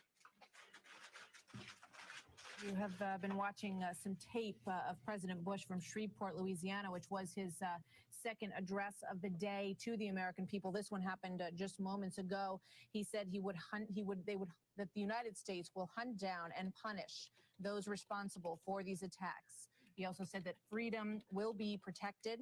He said that he had been in touch with members of Congress and leaders around the world. He also thanked the many folks out there who have risked their own lives in their efforts to rescue those who have been attacked on this very unbelievable day for most of us. And he also said that he asked that the nation join him in prayer for the families of those who have been injured and killed in these attacks, as well as for those who have spent the better part of this day trying to save them. And he mentioned, he said that everyone should have great resolve, that those who have been responsible will be found. And Martha, just so there is no confusion about this, President Bush did not get into this detail, but make no mistake, the U.S. military has been placed on full wartime state of alert. That is just crossing the Dow Jones news wires. President Bush saying that the U.S. military is placed on full wartime state of alert. We were also getting a report that employees at the headquarters of Ford Motor Company and General Motors in Detroit, or the Detroit environs, have been sent home for safety reasons. And of course, this is true of many businesses. The entire federal government in Washington, the federal buildings in the federal city have been shut down. As you look there at a shot of the side of the Pentagon that was hit this morning by apparently a terrorist commandeered airliner. That is, earlier reports were that was American Airlines flight number 77, a Washington to Los Angeles flight with 64 aboard. Our Robert Hager of NBC News, one of the top aviation reporters going, had reported earlier that it was that aircraft, American 77, that went into the Pentagon this morning in the worst attack ever on the heart of the U.S. Military establishment. There have, of course, been other bombs that have gone off. I shouldn't say, of course. There have been other bombs that have gone off at the Pentagon, just as tragically there were other bombs that went off at the U.S. At the World Trade Center in New York. That in 1993. Joining us on the phone right now is Don Hamilton, who is in Oklahoma City. He is with the National Prevention of Terrorism Group that is responsible for the Oklahoma City National Memorial. Don, can you hear me? Yes, I can. Your reactions to this horrible event that we're all witnessing today? Well, there's an awful sadness and in a sense, sameness about it. For those of us who've watched terrorism for a long time, there is this sense that all of this has happened before, but it's never happened on such a scale and in such a coordinated manner. It's, as you alluded to earlier, there have been previous attacks on the Pentagon. There was a previous bombing of the World Trade Center. Airliners have been hijacked before, but we've never seen anything on this scale before. You know, I think so many Americans have been under the impression that there has been such a national effort within the government to prevent something like this from happening, and you work with the Prevention of Terrorism Group. Does this event boggle your mind in terms of what they were able to pull off here? It is. I can't say that I find it mind-boggling. It is an impressive degree of coordination among for a terrorist group, assuming that it was not the work of a national government, but that such a thing could be done has always sort of been the nightmare scenario for people who look at and study terrorism. Very hard, all but impossible to predict, but not impossible to imagine. Well, while we are trying to imagine how this was able to be pulled off, what are your thoughts, having studied terrorism, on where this might have come from? What kind of group? And I just want to preface this by saying we have no desire to speculate here, but we just want to sort of get our minds around what kind of concerted effort this would take. The nature of it leads us to believe that it is a violent, well-organized group with a profound hatred of the United States, its national symbols, and the national power of the United States. It is someone who has, in his or her mind, or in the group's mind, declared war on the United States. This is terrorists commonly think of themselves not as terrorists, but as soldiers of some sort. It's sort of a silly idea, but nevertheless, that's what they believe. They obviously are dedicated to what they're doing. I wouldn't think they're crazy, but they're dedicated, they're organized, they've been patient, they've worked at this for a long time. You know, the day of the Oklahoma City bombing, there was so much speculation out there that it was some kind of international terrorist group, and it turned out to be something that generated, of course, right within the confines of our own United States of America. What about, that sort of militia kind of planes generated in the United States? I am not aware, and I have to tell you that while I was once in government, I no longer have access to classified information. But I try to look for, there's quite a bit of information available publicly. I'm not aware of any group in the United States, a domestic homegrown group with anything that would resemble this kind of a capacity. So that leads me to believe that there's an international origin to this. Beyond that, it's very It's very hard to say. I mean, there are people in the government who have to be wondering, is this the beginning of something? And they're doing their jobs. They are speculating about who might have done it and what they might do next. The rest of us can afford to sit back and wait to learn who did it, and to study what should be done about it. In what capacity were you involved in the government? You say you're no longer privy to classified information. I'm just curious what your background is. I was a diplomatic officer, a career diplomat for the United States for about 30 years, and did a lot of work on terrorism. I lived in countries with terrorism problems and worked in the counterterrorism office at the State Department on 2 separate occasions. So I've been watching these things for a long time, both as a sort of a policy analyst and an occasion in Peru and in Israel, sometimes worrying about my own well-being. But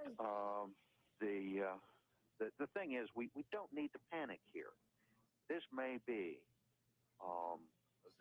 we will likely end up today, I think, with more dead than we suffered at Pearl Harbor. But there's no reason to believe that our government is not functioning, that this is a threat to our national existence, or that we can look forward to a great deal more of this. There are very few organizations in the world. I know of no organization in the world that could sustain a campaign like this. Mm-hmm. This will probably turn out to be the result of months, if not years, of planning. But the capacity to then communicate and do what's necessary to do this again and again and again probably doesn't exist. I don't think there's any reason at all for panic. You say that you're not surprised in some ways that an attack like this was able to take place, and indeed it has been something that has, sort of been the subject of movies and sort of Armageddon kinds of tales that we've been told. But nonetheless, I go back to the fact that I think that the American people have been under the impression that there's been contacts, that the surveillance is very intense, that these kind of groups are watched quite closely by the U.S. government. How does something like this happen? Well, the United States has long been very aggressive in collecting intelligence internationally, and in using electronic means to interdict conversations and whatnot. The people who would do this would be well aware of the formidable technical capacities of the United States to collect intelligence on something like this. They would probably take their time about it and move, perhaps even by word of mouth, among a handful of trusted people. Within the United States, we are very jealous of our civil liberties. The Federal Bureau of Investigation cannot open an investigation unless there has been a crime committed or they have reason to believe that the commission of a crime is imminent. And there's good reason for that. I mean, most of us at one time or another have stood around and said, well, the government, look what the government has done. This is the silliest thing. Somebody ought to do something about that. And we're exercising our rights as free citizens in a free country when we do that. Do we still have you, Don? Do we still have Don Hamilton, Andy? Mark, I want to pass on. Well, thank you to Don Hamilton, who we seem to have lost on our phone line. Alina. I want to pass on 2 pieces of information we're getting across the wires. The first is this. According to Reuters, the White House says that President Bush is to leave Barksdale Air Force Base in Shreveport, Louisiana. There is no comment on the destination. I don't think anyone is surprised about that. The second piece of information is that while earlier reports said that 2 American Airlines planes crashed into the World Trade Center towers, an airline spokeswoman is now saying that all of this information was based on unconfirmed reports, and now the locations had not been determined. We do know that 2 American Airlines planes have crashed. So have 2 United Airlines planes. Yes. We are, of course, still trying to sort out all the details on that. And here, as we look at the horror of the second crash of that plane bearing down on the South Tower earlier today, sometime shortly after 9 a.m. Phil LeBeau is in Chicago following what actions are being taken in the Chicago area, what corporations are saying, and what is going on in America's sort of second financial capital, if you will. Phil. Well, Tyler, that second financial capital is completely shut down, and it's been closed now for at least a couple of hours.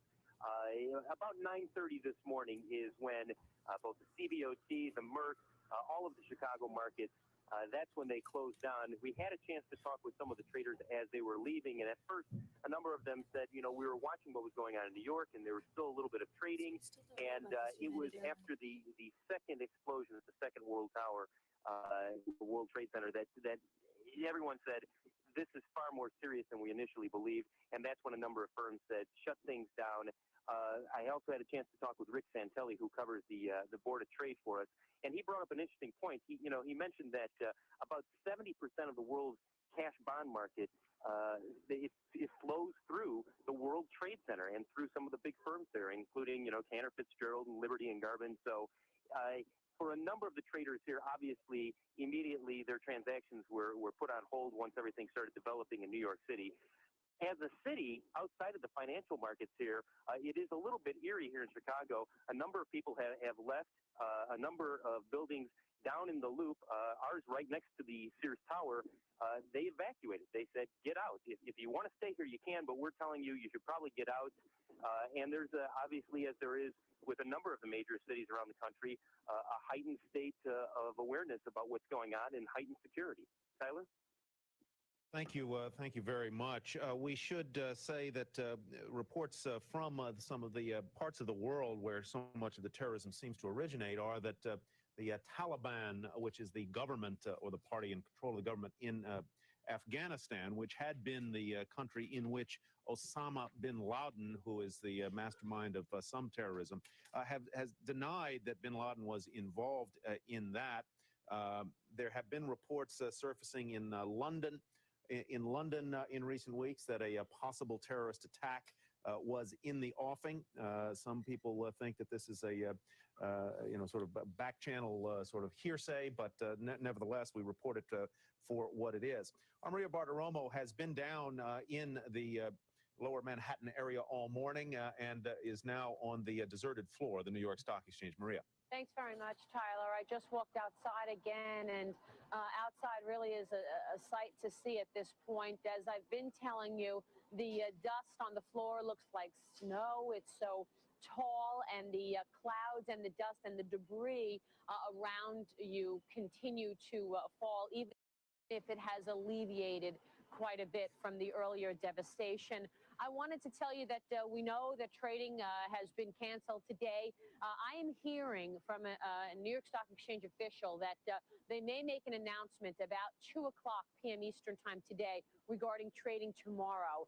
Other sources are telling Dow Jones that it is likely that we probably will not see trading happening tomorrow either, that people are actually considering that the markets will stay closed tomorrow as well. So we're waiting to hear that announcement. Clearly, the area has been basically come to a halt. You go outside, and if people are standing around, it's only temporarily, because you truly can't stay outside too long because the air is filled with debris, and it's very hard to breathe, frankly. And Dick Grasso was on the microphone earlier speaking to the entire New York Stock Exchange, and he has reported that the ferries are running again if you wanted to go to Long Island or to Staten Island from downtown Manhattan. So that is an option, but most people are camped out. In fact, here, of course, is empty, but there are some secure places down here on Wall Street, and I walked in one of them earlier, and basically you have a lot of traders and brokers pretty much just camped out, who has a white towel on his face, who has basically sitting there and lying down, sleeping. I mean, there's been real shock to everyone, obviously, and most people have chosen to just stay put, not go anywhere. And of course, other transportation aside from the ferry and some of the Long Island Railroad, I heard a minute ago, was also beginning to get back into operation. But most of the other transportation, that is cars, buses, taxis, are very hard to come by, and that's why people are just staying put. I told you about the scene outside the New York Stock Exchange earlier. It was something to see. I was actually outside and witnessed firsthand the second plane going into the second tower, and It was extraordinary to see this plane just making a hole in the tower. Everyone on the ground on Wall Street ran for their lives, including myself, frankly. Then about 10 minutes or 15 minutes later, I walked out there again thinking that, that we had seen the worst. And of course, then there was a third explosion. And that third explosion was the sound of the second tower collapsing. And at that time, when the tower collapsed, of course, there was metal being thrown and papers being thrown. In fact, just outside, I went outside and I picked up some paper from, I read it, and it was burnt off. All of the edges were burnt, and it was a Cantor Fitzgerald memo. So Cantor Fitzgerald is housed in, or was housed in, the World Trade Center on the 105th and 106th floors. It probably had other floors as well. I'm not sure, but I know they're on 105 and 106, and clearly that had come from there. So you've got debris falling and coming from the building. In fact, earlier, there were witnesses who told me that they actually had seen bodies coming out of the building. We're not sure if they were jumping or if they were falling out, but clearly the situation continues as devastating as we've been reporting. Back to you. Maria, thank you very much. Back here in Fort Lee, New Jersey, Morgan Stanley Dean Witter, which is the largest tenant in the destroyed World Trade Center complex, has declined comment on the status of its employees. It has, however, established a hotline. Morgan Stanley rented about 50 floors of that building. The hotline for people with loved ones there. There you see it, 888-883-4391. Now let's bring you up to date on the, before we go back to Washington, on some of the status of the airliners that apparently were involved in this coordinated and concerted attack. American Airlines number 77 was a Washington to Los Angeles flight. It carried some 64 individuals. American Airlines number 11 was a flight from Boston destined also to Los Angeles. It is almost certainly one of the aircraft that hit the World Trade Center in the first attack. United Airlines number 93 was a Newark departure heading for San Francisco, and that is the aircraft that apparently went down in the south area, south of Pittsburgh near Johnstown, Pennsylvania, and a fourth aircraft, which is also a United airliner, United Airlines 175, is down. There is some confusion, frankly, about whether that is the one that, it was one leaving from Boston to Los Angeles, whether that is the aircraft that hit the Pentagon in Arlington, Virginia. Robert Hager of NBC News had reported earlier that American Airlines number 77, the Washington to Los Angeles craft, was the one that hit the Pentagon. But there is obviously some confusion here as to which planes hit where. Hampton Pearson is in Washington with an update on what is happening in the nation's capital. Hampton? Tyler, several things to bring you very quickly up to date. Number one, the mayor of the District of Columbia, Anthony Williams, and the governor of Virginia, Jim Gilmore, have both now declared states of emergency in their respective locality. This, of course, gives them broader powers to basically begin to manage the situation here. We had a briefing a short time ago from Admiral Quigley at the Pentagon, updating the situation there. He confirming, in fact, that yes, it was a plane that struck a portion of the Pentagon this morning. They, of course, now are heavily involved in fighting the fire and getting injured to the hospital. We're also being told that Defense Secretary Donald Rumsfeld basically has been in a very secure location, the National Command Center, one of the more secure locations deep inside the Pentagon, basically since the outbreak of this apparent terrorist attack very early on this morning. Also, President Bush has now left Barksdale Air Force Base in Shreveport, Louisiana, for obvious security reasons. His destination and whereabouts as far as the next stop are not being disclosed. You'll recall he made that a statement there on that Air Force Base a short while ago, where he said, in part, freedom itself was attacked this morning. He wanted to assure the American people the full resources of the federal government working to help victims of the attacks and to help save lives, and also giving a rather ominous warning, quote, make no mistake, the U.S. will find and punish those responsible for these cowardly acts. Back to you. All right, thank you very much, Hampton Pearson. Martha? We're just taking a look to sort of clarify which of these planes hit where, and there is still some uncertainty about some of these. American Airlines had said that they were not confirming that the second plane that hit the Trade Center was one of theirs. So we need to sort of stay on this and give you these confirmations as they come through. We're also continuing to get information on different closures and things that are not happening around the United States today. And one of them that I might mention is that Disney World has closed all of their theme parks, and it may seem somewhat trivial as we look at the kind of devastation that we've seen, but it goes to the idea of what kind of impact this is having nationwide. We did get reports earlier that New York City school students were staying right in their schools until their teachers could figure out a safe way to get all of them home. So this has impacted not only, of course, foremost those who were right in these attacks, but people all across this nation. The Disney parks are closed. The Seattle Space Needle is closed. Hoover Dam is closed. Kennedy Space Center is closed. Major League Baseball has canceled its entire schedule for today. We're also just learning this from one of our NBC News producers. Right now, top FBI officials are huddled in command centers in Washington and New York. They are talking to other FBI agents in the Bureau's 56 field offices. They will be, of course, coordinating with the Pentagon, CIA, and NSA. We're going to, Elena, pick up now some footage from our sister network, MSNBC. With some live, or I guess that's earlier taped footage of the events at the Pentagon. We also are going to listen in to a live interview. And we started running down the steps. And you've not been able to call your brother's cell phone, your mother as well? My mother's over there right now. All right, 877 Red Cross, good luck to you. And I wish it's Jimmy, right? Your brother's Jimmy? Yeah, his brother's name. Good luck to you. This is some of the kinds of stories that we've been hearing since this happened. Brian, there is so much mayhem and so much bedlam that a lot of the police and emergency response crews have only just been able to try to secure the areas, let alone deal with so many of these casualties. I've heard the term walking casualties. We're just allowing the walking casualties to go to staging areas. I've been told there are 4 different staging areas, the largest of which is over at Chelsea Piers, which is on the Hudson River on the west side of Manhattan Island. If you want to look past me with the camera here, you can still see the immense amounts of smoke all the way down. We've been pushed about 3 different times out of locations, moved northward from that vicinity.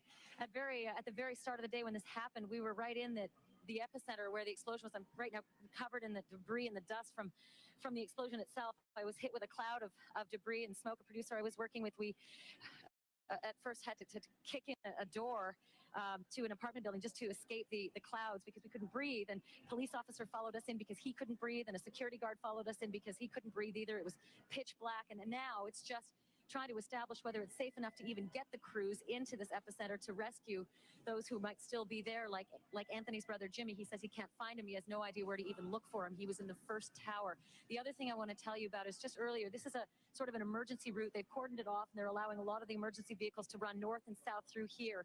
We saw a caravan of 5 trucks, all with medical supplies, coming right past us and heading down towards the epicenter. Again, the concern is getting those things in there. If you want to just pan up, I don't know if you can see past me, let me get out of the way.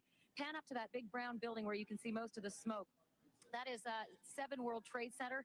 Apparently on the south side, that's the side that's not facing us, it's about halfway up. It's still burning pretty badly because it was rocked with a lot of the explosion from the force of the twin World Trade Centers when they came down. A large concern is what's going to happen with that brown building now, which is why we keep getting moved further and further north.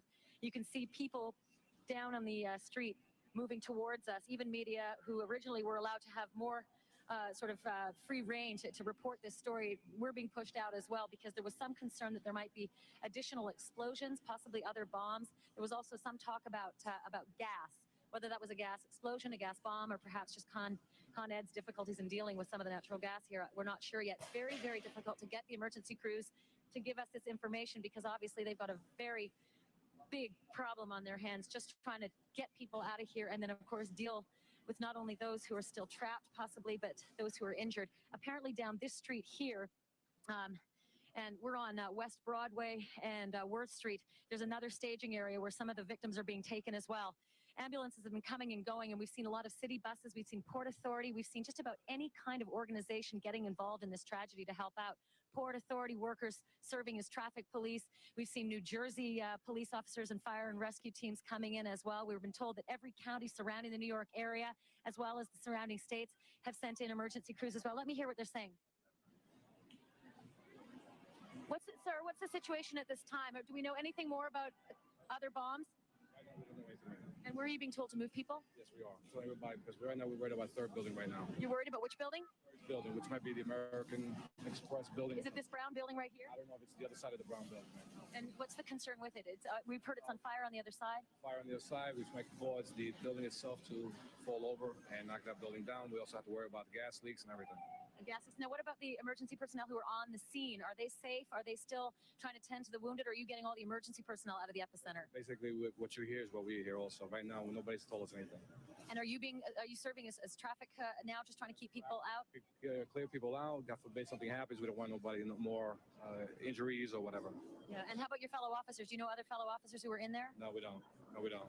Right now, we're in the dark just like you are. Thanks very much. I appreciate it. Appreciate it. There you go. I think that's probably best reported right from the officer's mouth. They're in the dark too, and that's what I've been hearing from almost every police officer that I've stopped to talk to. Brian, tell me anything, and they're told all I know is what I'm being told, to move people. All right. Ashley Banfield, thank you for that live report from Lower Manhattan, just blocks away from where the explosions took place after, again, both. That is Brian Williams of MSNBC and NBC News reporting as well. Ashley Banfield on the streets of Manhattan, where she has been since early this morning. Reporting just then that police officials down in that part of Manhattan are concerned now about a third building. Apparently there is a fire in that area. The World Trade Center is on the east side of a road down there, which is known as the West Side Highway or West Street in that part of town. And there are several other buildings that house major financial brokerage houses like American Express, Merrill Lynch, Lehman Brothers, as well as Dow Jones that are hard by that World Trade Center. And apparently they're concerned about the integrity, as well they might be, of those buildings as well down there at this hour.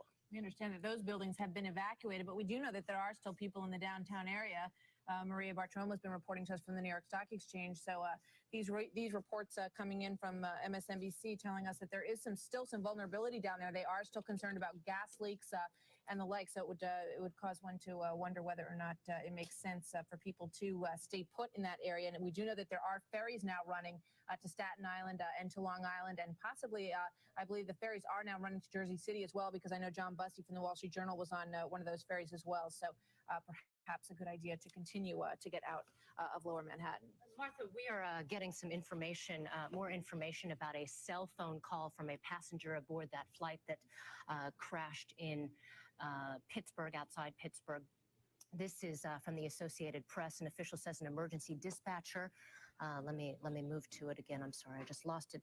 An emergency dispatcher in Western Pennsylvania received a cell phone call at 9:58 this morning from a man who said he was a passenger locked in the bathroom of United Flight 93. The dispatch supervisor says the man repeatedly told officials the call was not a hoax. Apparently, this man trying to let emergency officials know what was going on. Meanwhile, in the coming days and weeks, we will begin to learn the names of so many of these victims, and we're getting some word of the first name. This according to the Associated Press. The pilot of the American Airlines plane that was hijacked and crashed into the World Trade Center this morning has been identified as John Ogonowski from suburban Boston. The 52-year-old was an Air Force veteran who was at the controls of Flight 11 when it took off from Boston this morning. He leaves behind a wife and 3 daughters. His brother Jim told the radio station WBZ-AM, which is in Boston, it was a shocking loss and that the family is grieving. Of course, we will be hearing many, many more stories, similar stories in the coming days and weeks, but I wanted to pass that one along to you. Okay, we are taking a look at the skyline from the New Jersey side. of the river, and you can see that the skyline has changed dramatically today. And we want to go to Scott Cohn, who is right now in Midtown Manhattan in our bureau, who's gotten some firsthand accounts of some of today's devastation. Scott? And Martha, just starting to gauge some of the reaction here as we all learn to grapple and deal with what the enormity of what has happened here. Times Square, you know, is one of the most vibrant places in the world in normal times. Today, people are walking around Times Square in a daze. It's become sort of a de facto gathering place, as it has been so often in times of national import. People looking at the news accounts scrolling by on the various screens and tickers in Times Square. And amazingly, the square is got a number of people who have walked all the way uptown. Now, bear in mind, Times Square is 42nd Street in Midtown Manhattan. So about 64 blocks to the south is the World Trade Center. People that were involved in the devastation were there, maybe coming to their jobs in the morning, no place else to go. So they began walking and walking up to Times Square, then standing there and beginning to let it sink in. I saw flames and a huge fire, so I got off the bus, and I watched people jump. There was like 10 people, so 10 people that jumped out of the building, and also I heard this huge explosion. And as I'm looking at the people jumping, the second plane crashed into the next building, and then I start running, and the guy in front of me got hit with a huge piece of debris, so he was on the floor bleeding and all that stuff. We were looking at the first building, and it was in flames, and they were calling everybody out. And then we were just looking up there, and I was standing down there, and this plane came, second one, and it was terrible. So you saw it? Yeah, I saw it. I saw the plane come in. It went right into the second tower. I just saw it and ran from there. I was in the Trade Center. I was in the lobby getting stuff, and everyone just started running. And by the time I came out, there was just stuff flying, and then we went to the corner, and all these people were just falling out of that building. There's a lot of course, dazed people and some sadness and some anger sinking in. I can tell you my personal observation, I was trying to get into Manhattan as this all happened in my car and could smell the smoke, as everybody could. And I was pretty far to the north still, could smell the smoke, and then suddenly the odor changed. And moments later, I heard on the radio that the first tower had collapsed. About a half an hour after that, that odor changed again, and sure enough, the second tower had collapsed. Truly an amazing situation, and the enormity is just beginning to set in. Back to Tom, thank you very much. Scott Cohn reporting from Midtown Manhattan on this day that the face of New York was forever scarred and the world has been changed. President Bush, his jetliner Air Force One has left Barksdale Air Force Base, destination unknown. He made a statement about an hour ago, which we carried for you on tape as we take a look at the forever changed lower Manhattan. Let's look at a timeline of today's events as they unfold.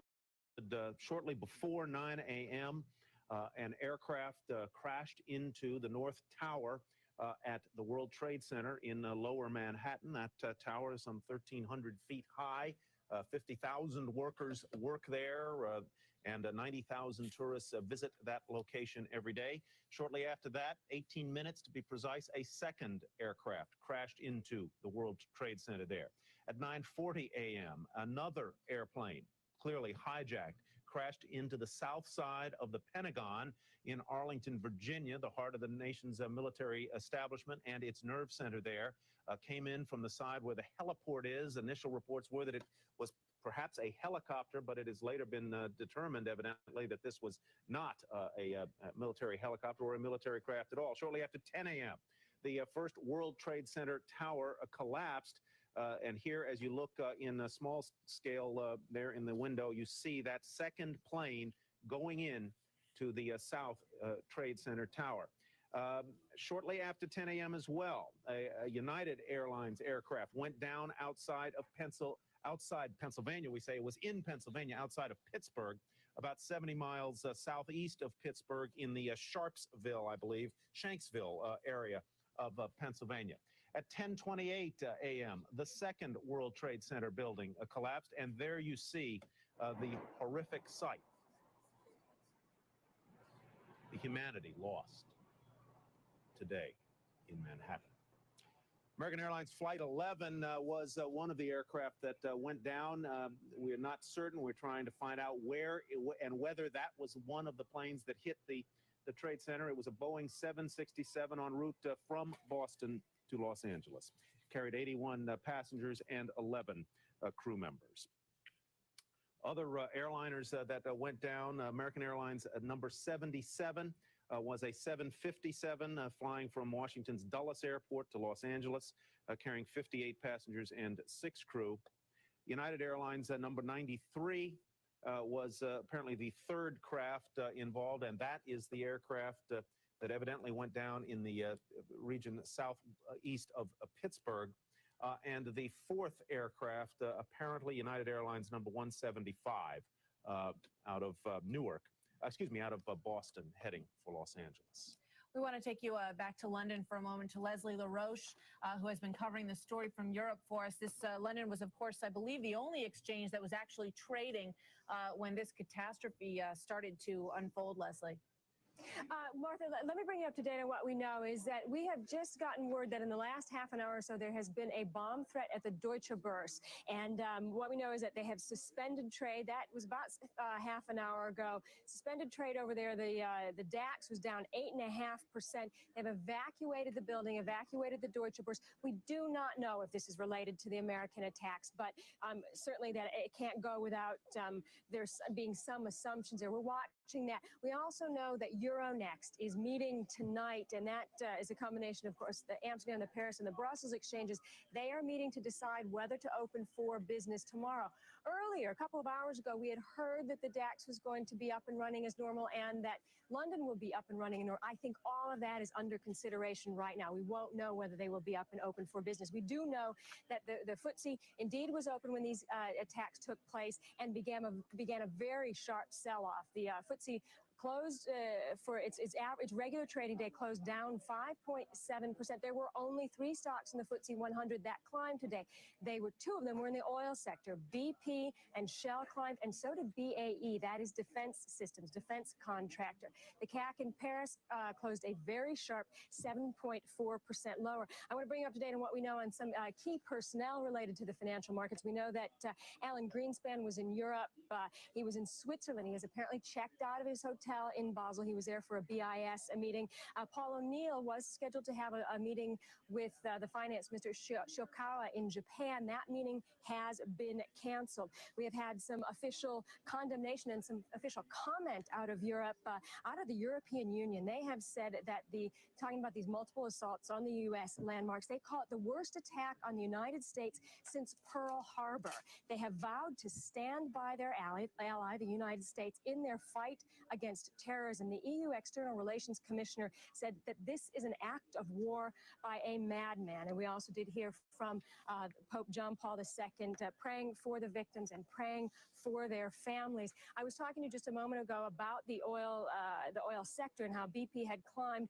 The oil markets themselves, the front month, the futures contract, the Brent crude contract had been up 10% earlier on today. Trade was suspended for a while, and then trade came back online, and we had the front month contract up $1.60. And the reason we talk about why there's a reaction in the oil markets is because there is an assumption in the market, or there's a possibility that these attacks may involve the Middle East somehow, or terrorism in that part of the world. And if that is the case, might some response come from the United States, and then get some response out of Arab nations or the oil-producing nations. So that's why you watch the oil markets for any kind of response, or even in advance of any kind of response. And I was just handed a note from the news editor here at CNBC Europe telling me that German television is reporting that all Frankfurt skyscrapers have been evacuated. Once again, that follows the bomb threat at the Deutsche Börse. We'll keep you up to date. We'll let you know what's happening as we give you the updates throughout the evening. We'll leave it for there for now. Back to you, Martha. Leslie, thank you very much. Leslie LaRoche with an update on how all of the businesses in Europe, it's amazing the magnitude when you think about all of the buildings in Frankfurt. Yes. In the financial area being evacuated, people being sent home, the impact of this being felt worldwide is really just unbelievable. And we're going to talk a little bit about some of the business implications being felt here in the New York City area and across this nation with Darby Mullaney. Is Darby ready in New York with you?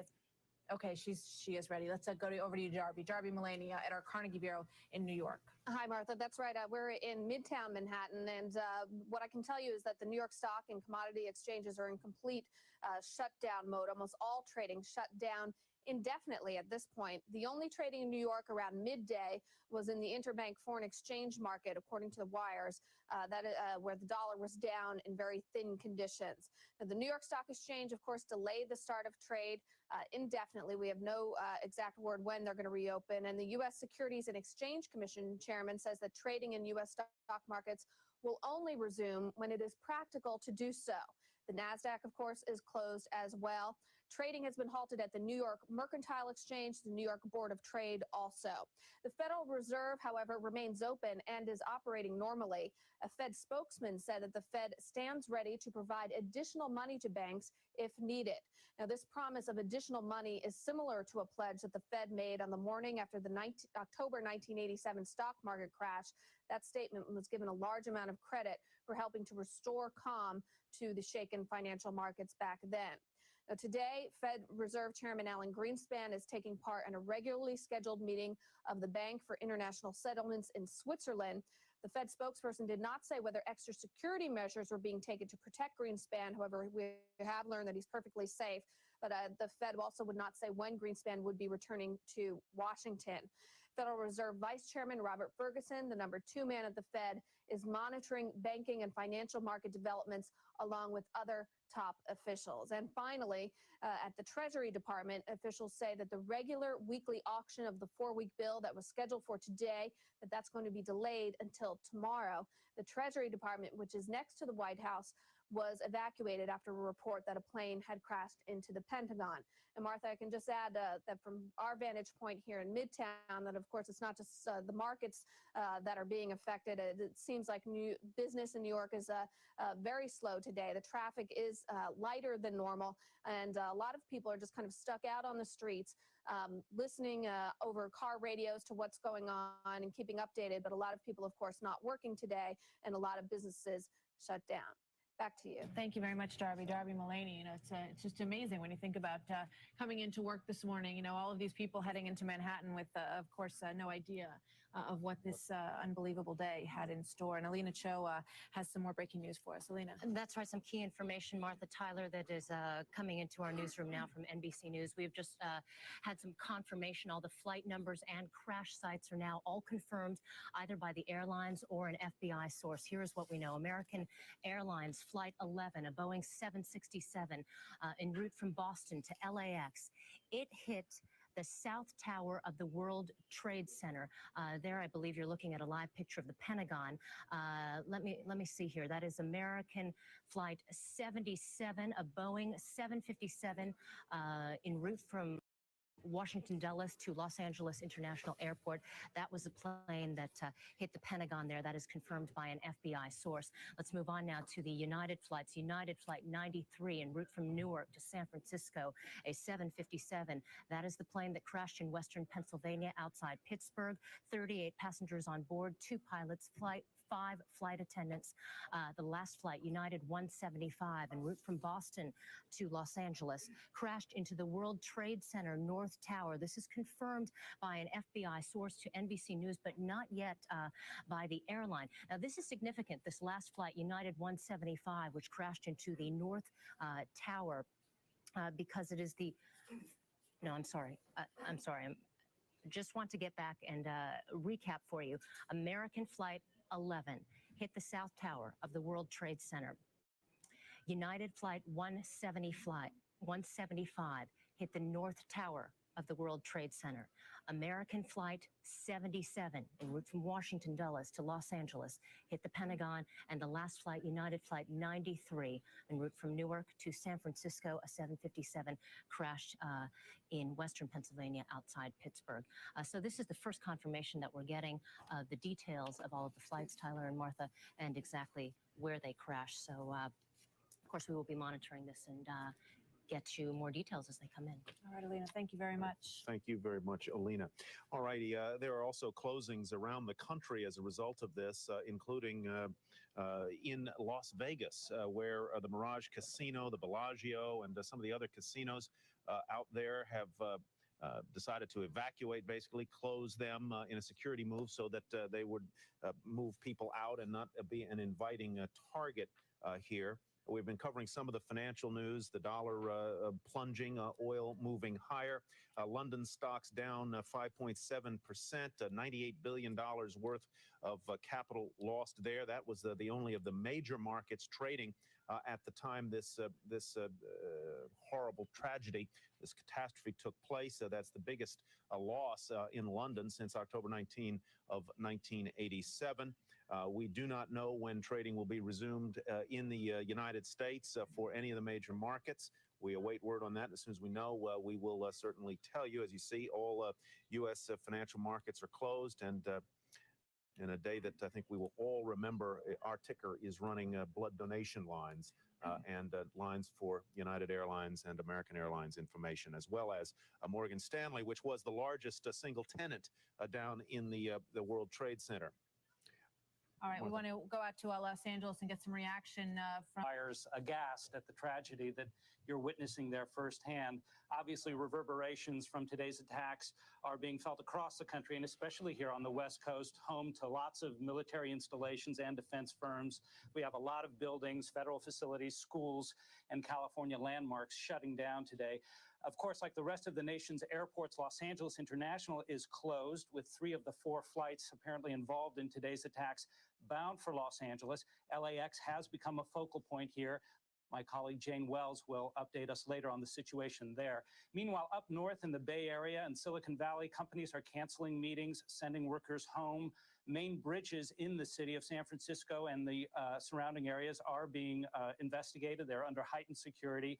San Francisco Mayor Willie Brown has canceled a trip back east. He's reportedly walking the streets and urging calm. Governor Gray Davis has ordered all state buildings closed until further notice. We also know that military-related facilities like NASA's Jet Propulsion Laboratory have also closed and sent workers home. Meanwhile, in downtown LA, tall buildings, including the huge library tower, the landmark here on the West Coast, have been closing down, and police both here and in San Francisco have been put on tactical alert. However, the authorities here are saying they have received no immediate threats or any reports of threats. In short, the West Coast, like much of the country today, is stunned by today's attacks. Our thoughts and prayers are with all of you on the East. Tyler and Martha, back to you. Jerry Cobb, thank you for that report from Los Angeles. We're going to go back down to the foot of Manhattan, where Maria Bartiromo is standing by with some fresh information as we get ready to hand it over to Bill Griffith and Sue Herrera, who will return. Maria. Thanks very much. I just went outside. There are people beginning to walk outside, but I have to tell you, it's very, very hard to breathe out there. The air is extremely thick, and there's debris all over the place. So I came right back in, and I've been telling you about the dust on the floor that is so thick. We're waiting to hear any official announcement from Dick Grasso, the chairman of the New York Stock Exchange, regarding trading tomorrow. Most people are expecting that we will not see trading tomorrow either. Of course, we've already seen the impact of certain securities around the world plunging, including the dollar. So it would be unlikely that markets would be opening in such panic. I think that the theory is that people want things to settle down. We need to get more information regarding fatalities, regarding the source of this, and then probably open. But we are going to go right now to a Pentagon briefing. I'm going to send it right back to you. Maria, thank you very much. Let's indeed go to the Pentagon, where they are briefing reporters at the moment, as I understand it. Bill Griffith here, along with Sue Herrera. I guess this is a videotape. Yes, it's a of tape the briefing that occurred earlier. just a short while ago from the Pentagon. Let's listen in. No, we're not going to. All right, we're not going to. But let us do bring you up to date on the events of the day. Michelle Caruso Cabrera has put it all together for us, a little perspective on the situation. Michelle? All right. Thank you, Bill. We've got an update on the events and also on the markets as well. The nation is on high security alert today after terrorist acts brought down the World Trade Center in New York. It happened around 9 a.m. this morning when a plane crashed into the North Tower of the World Trade Center in downtown Manhattan. About 18 minutes later, a second plane collided into the South Tower. Moments later, the South Tower collapsed, and that was followed by the collapse of the North Tower. Eyewitness accounts from the ground say people were falling and jumping from the towers. American Airlines initially said both planes that crashed into the Twin Towers were theirs, but now they aren't sure about the second plane. The airline did confirm, however, 2 of their aircraft were hijacked and crashed today. One was American Airlines Flight 11 from Boston to Los Angeles, and the other was American Airlines Flight 77 from Dulles Airport to Los Angeles. United Airlines has also confirmed 2 planes crashed today. One of them was Flight 93 from Newark to San Francisco. It went down near Pittsburgh. The location of the second one, United Airlines Flight 175, has not been disclosed. No word if the United crashes were definitely a part of the terrorist attacks. The White House has been evacuated. President Bush is now aboard Air Force One, destination unknown. But earlier, he gave a statement on the situation while in Louisiana. Make no mistake, the United States will hunt down and punish those responsible for these cowardly acts. A plane also crashed into the Pentagon. You can see the results there. Explosions also occurring at the State Department as well. The Capitol has been evacuated and the congressional leaders were taken to a secure location, and federal government offices in Washington are closed. All U.S. embassies and consulates have been notified to take adequate precautions. And meanwhile, all securities markets in the U.S. are closed today following the attacks. The SEC has suspended all trading, and the markets may not reopen tomorrow. There will be a conference call at 6 p.m. Eastern time to decide, but sources close to the situation say it is unlikely that the U.S. markets reopen tomorrow. We definitely saw a reaction in the global markets as well. The FTSE closed early, down 5.7%. The DAX lower by 8%. It had been down 11%. We also know that the CAC fell 7.4%. Oil stocks have climbed overseas. Insurance stocks and bank stocks have fallen, however, as a result of the tragedy. London, Germany, Tokyo, for now, say they are going to reopen tomorrow, but all of this remains a fluid situation. Mexico and Argentina have suspended trading, and the Brazilian real fell to a new all-time low today as a result.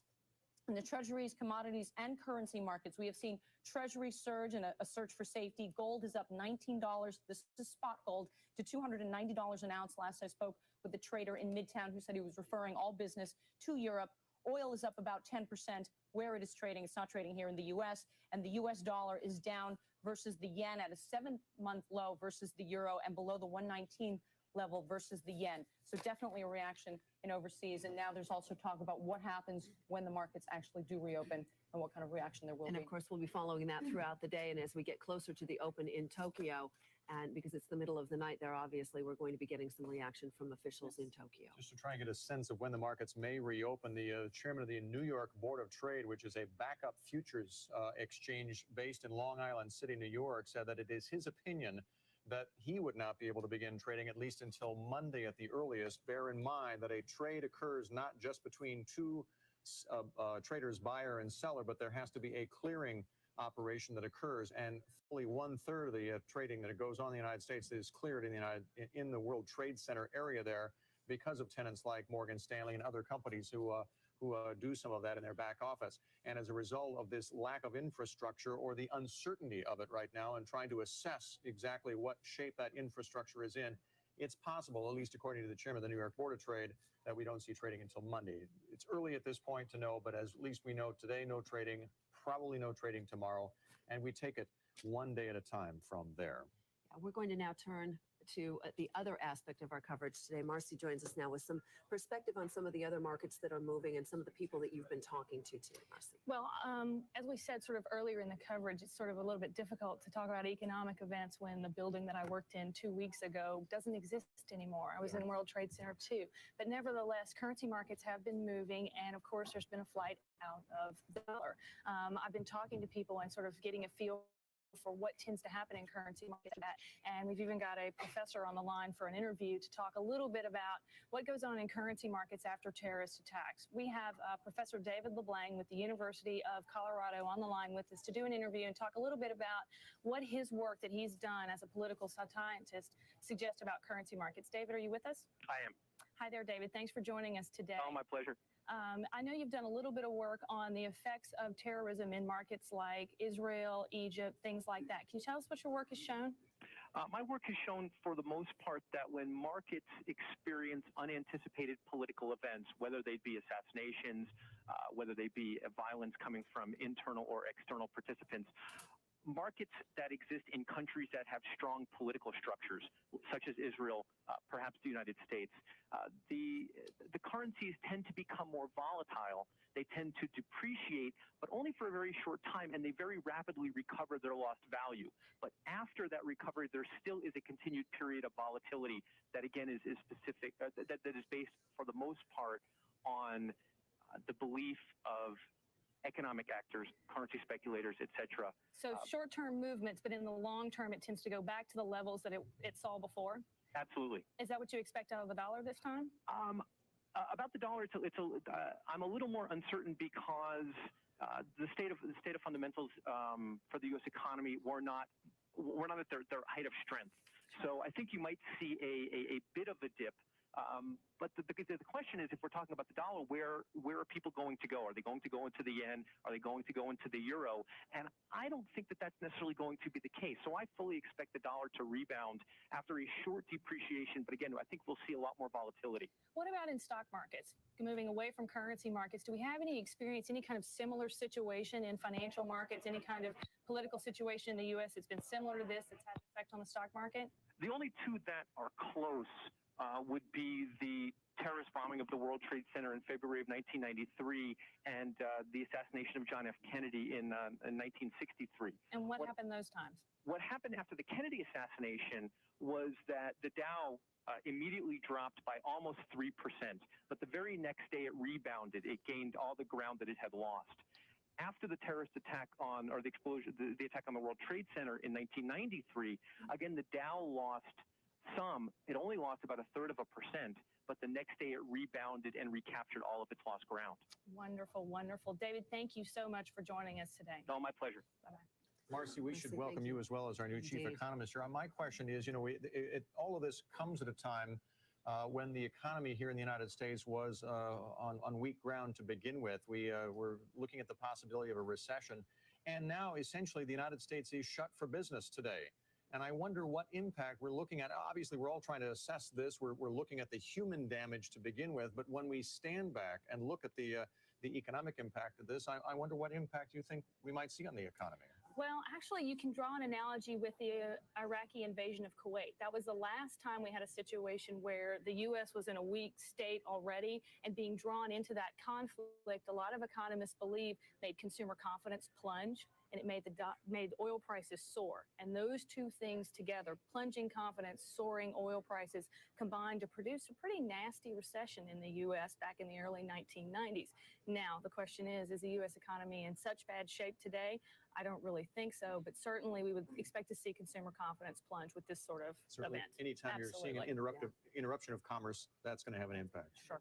Marcy, thank you very much. See you later. I know we'll be talking to you throughout the afternoon. Great. Marcy Rosell. Let's turn now to James Phillips of the Heritage Foundation. He is an expert on terrorism. Mr. Phillips, are you with us? Yes. Your reaction today as to what happened and how it happened, given the protections that the U.S. seemed to have in place, but obviously they were not enough. Well, I think the first point that should be made is that this is a fairly new technique for terrorism, and it shows that past efforts to build up security on the ground have succeeded to the point where terrorists are trying to go over the wall, so to speak, with these airline hijackings. Secondly, the fact that they could hijack 4 airliners simultaneously points to a very large organization. Thirdly, the fact that probably they have their own pilots on board because I don't think any U.S. pilot, even if he had a gun to his head, would crash into one of these buildings because he would know he and his passengers would be killed anyway. That's speculation. We don't know the circumstances, obviously. That's true. But just to speculate, that suggests to me that whoever did this had several people on board each plane, and perhaps one of them was knowledgeable about the plane so that they could fly them into these buildings, because it would be fairly hard to, if you weren't a pilot, to steer them into these buildings. Does it strike you as interesting or peculiar, or I'm not really sure what the word is, that the planes, all the planes involved were either 757s or 767s? Is there any similarity? Is there any? Well, that tells me that the suicide pilots they had were familiar with those planes, and they had to make sure that they got those planes. This was planned long in advance. They had to coordinate which flights they were taking from what airports so that they'd all arise around the same time, because they would know that most airports would be closed down, as in fact they were. So they had to make sure that the ones they had in the air were ready to go. Jim, if you were advising the president on a possible reaction or new ideas on defenses against terrorism, what would you tell him? Well, I think it's time to make domestic airline travel as secure as international airline travel. It's important to note that none of these planes were international flights. They're all domestic, where the security is much easier to get through.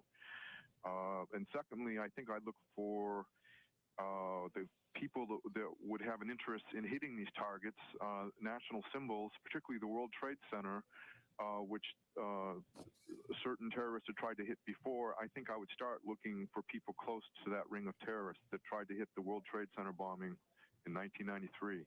Jim, you mentioned the fact that, in your opinion, this must be a large terrorist group. If it is a large terrorist group and this was such a well-organized event, planned so far in advance, how did U.S. intelligence miss it? Well, we've been very lucky in intercepting many different plots. You may remember the Millennium, there were people coming across the border from Canada that were intercepted, and there were other things. So we have intercepted a lot, but you can't get everything. Mm-hmm. Jim, thank you. James Phillips of the Heritage Foundation, and expert on terrorism, and we'll be continuing to canvass many of them during the day as we all ask the very same questions: how this could happen. If you have yet to see it, we're going to show you some of the footage of the World Trade Center towers, the symbols truly of the lower portion of Manhattan Island, the financial district of the financial capital of the world, as it's been proclaimed. And they no longer exist. It was this morning as we were trying to keep up with all of the events as they occurred over the morning, that began at roughly 8:45 Eastern time this morning, and then for the next couple of hours continued to pop up here and there, not only in lower Manhattan, but of course in south of Pittsburgh with the crash of a hijacked jet, and in Washington with the plane crash into the Pentagon, that we were witness to this horrifying spectacle of the Twin Towers just disintegrating to the ground. And we had heard from this structural engineer that we interviewed earlier, that once these towers had been struck by these jets, I mean, these are structures that are built mainly, of course, with steel, but with concrete. The concrete essentially was liquefied, not to that degree, but it just was very suspect in the structure. And according to him, it was only a matter of time before it came down. And of course, that is exactly what happened after the crashes. Jennifer Lewis Hall is joining us now, and she is taking a look at the impact on oil prices for us, because, of course, oil has been one of the markets that has been traded overseas, as gold has been, and the oil market has been able to react. at least internationally, to the situation. Jen? Yes, absolutely. Well, we did see a really big spike early in the day in crude oil, sharply higher following those attacks in both New York and Washington. Now, trading in the New York Merc, in the building near the World Trade Center actually was suspended. But we know that early in the day, we saw crude prices climbing really to an 8-month high. We've got a spike there for light sweet, up 14 cents, so we're closed at 27.77. We'll also have to check many of these numbers. As we know, trading was very, very brief. Now, analysts say the spike comes on a couple of concerns, but the main concern about production actually being disrupted in the Middle East. And some say that if an armed conflict were to take place on land here, that could actually look at sites on the Middle East and oil production and actual installations, and that being a main concern that would disrupt production there. Now, how big and how great is production in the Middle East? It is very large. Analysts telling me just this morning, production in Saudi Arabia, 8 to 9 million barrels. Kuwait, over 2 million barrels. Iraq, over 2.5 million. Iran, about 3 million barrels. So they're telling me, particularly Stephen Smith over at Dane Rauscher on the phone just now, saying that if there were to be a disruption in the Middle East, it would affect the world's supply. Now, Smith actually thinks that prices would steady, however, once production may resume onto normal levels and once trading begins again on the Merc when we come back. Now, he's telling me that as long as oil production facilities are not affected, prices should begin to moderate and return to normal levels. That is what they're thinking. Smith is telling me that people are reacting to panic at this point in time, that they're spiking the prices up, but that they see production being steady and therefore prices dropping back down to more normal levels, possibly beginning next week. So that's a good thing because economists are concerned, as well as oil traders, that if this spike remains high, this is certainly not good for the world economy, the soft economy in the U.S. or abroad. But they do see a softening in prices once people hear about the devastating damage, but they're saying it's to installations pretty much not being affected. Right. I mean, That's where we stand now. All right. We also, along these lines with oil prices, the NYMEX is saying that it delays the start of its after-hours access trade today. It has not canceled it yet, however. We are waiting further statements from them. As you can imagine, all of the exchanges today have been scrambling to try and really come up with their game plan. No U.S. stock trading today. The NYMEX, though, is going to give us a statement a little bit later about whether they will start their after-hours trading. It's not canceled yet, but it is delayed. Let's get an update now and kind of a recap of where things stand with Bonnie Barron, now our news editor. Bonnie? Hi, Sue and Bill. We do have some information coming in. We're hearing now that 2 U.S. warships and the National Guard has been dispatched to the New York harbor. Also, military fighter jets, as you know, have been in the air over Manhattan. Manhattan has been shut down. A lot of roads in New Jersey, of course, have been shut down, where a lot of patients have been ferried to some of the hospitals in New Jersey. And all of the planes that were in the air that weren't involved in the attacks have now landed safely. By the way, also senior U.S. intelligence officials are telling NBC News that they would not steer us away from thinking that the United Airlines plane that crashed outside of Pittsburgh was targeting either Camp David or the nearby Alternate National Military Command Center in Waynesboro, Pennsylvania. The ANMCC, also known as Raven Rock, is the underground Pentagon, where in case of an attack on the Pentagon, military planners would take over command of the U.S. military.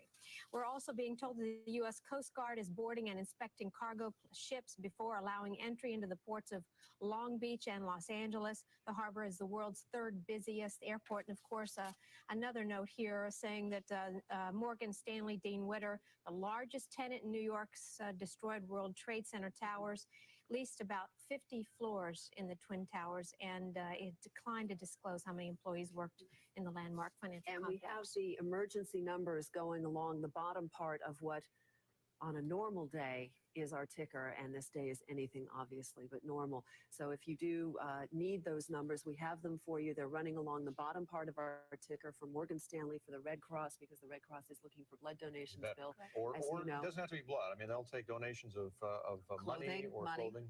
Yep. Absolutely, all of that. Bonnie mentioned the FAA had said that all the planes had landed safely, that were not involved in this terrorist incident this morning. They're now estimating that that's as many as 50 flights that were airborne during the time that the attack was underway in New York City. The other market, I mean, Jen was talking about the price of oil that we often look at times of crisis. Gold, of course, is often one to move as well. at times like these. On the phone is Frank Holmes, who runs U.S. Global in San Antonio, Texas, which they themselves have a couple of gold funds. And Frank, I thank you for joining us. Can you hear me? Yeah, I can hear you fine. What would you imagine? I mean, we've been hearing that gold has been trading higher. Is it reacting as you might expect at times like this? Yes, this is gold is up $14 before it closed, and then we heard in aftermarkets around the world it was trading up to $290. And Frank, can you explain for those people who might not understand, or because gold has been in a slump for so very many years, why gold is considered the safe haven in times like this? I mean, obviously the dollar is not considered that today. It's dropping. But explain the relationship between an incident like this and gold. Well, gold has always been considered the original currency of exchange. And when we go to crisis, we see that the physical value of gold takes on, besides the beautiful look for exchange.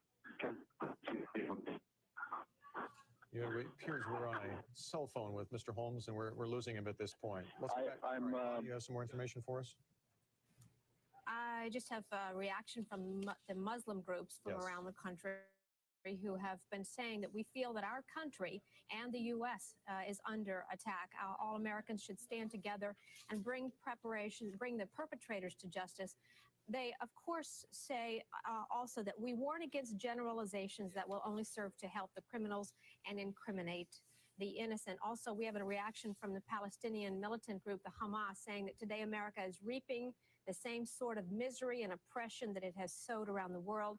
But firstly, Hamas is saying we are against any attacks against civilians, nor do we condone attacks on the innocent. However, America has to go over its accounts, saying the Arabic expression for meaning that America has to rethink its past policies. And of course, much is made of alleged threats, according to an editor who runs an Arab-based newspaper in London, quoted by Reuters, who said that it was his understanding that people close to the known terrorist Osama bin Laden 3 weeks ago were claiming that there was something planned that would be big and unprecedented. And today, Afghanistan's Taliban rulers who have connections to Osama bin Laden are saying that they are devastated by the terrorist attacks, and they have rejected suggestions that Osama bin Laden could be behind them.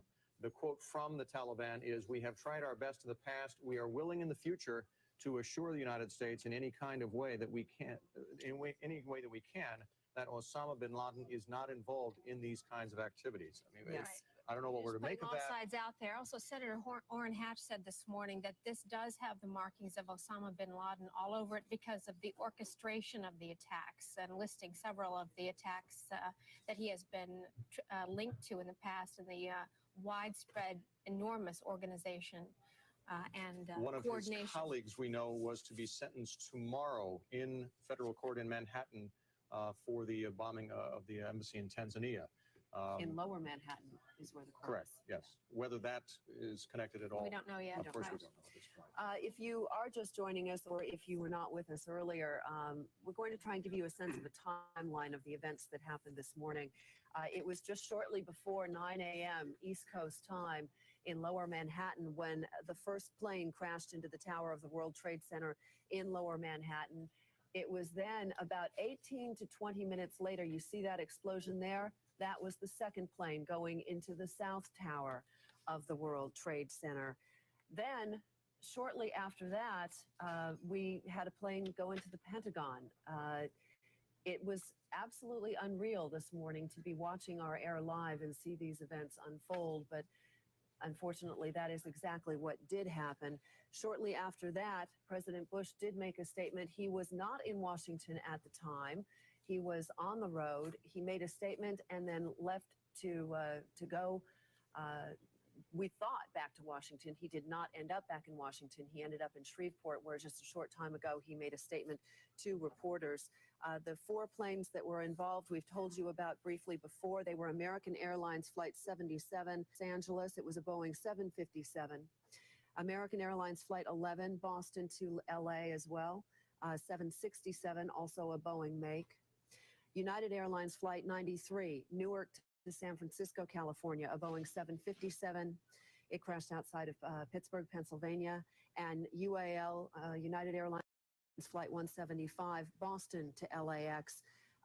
That's Los Angeles International Airport, and that was a 767. All four of those planes were eventually supposed to end up in California. They did not. And California, incidentally, Bill, is one of the states among almost all around the nation who have taken a number of steps to close down not only airports, but key landmarks in the city as well.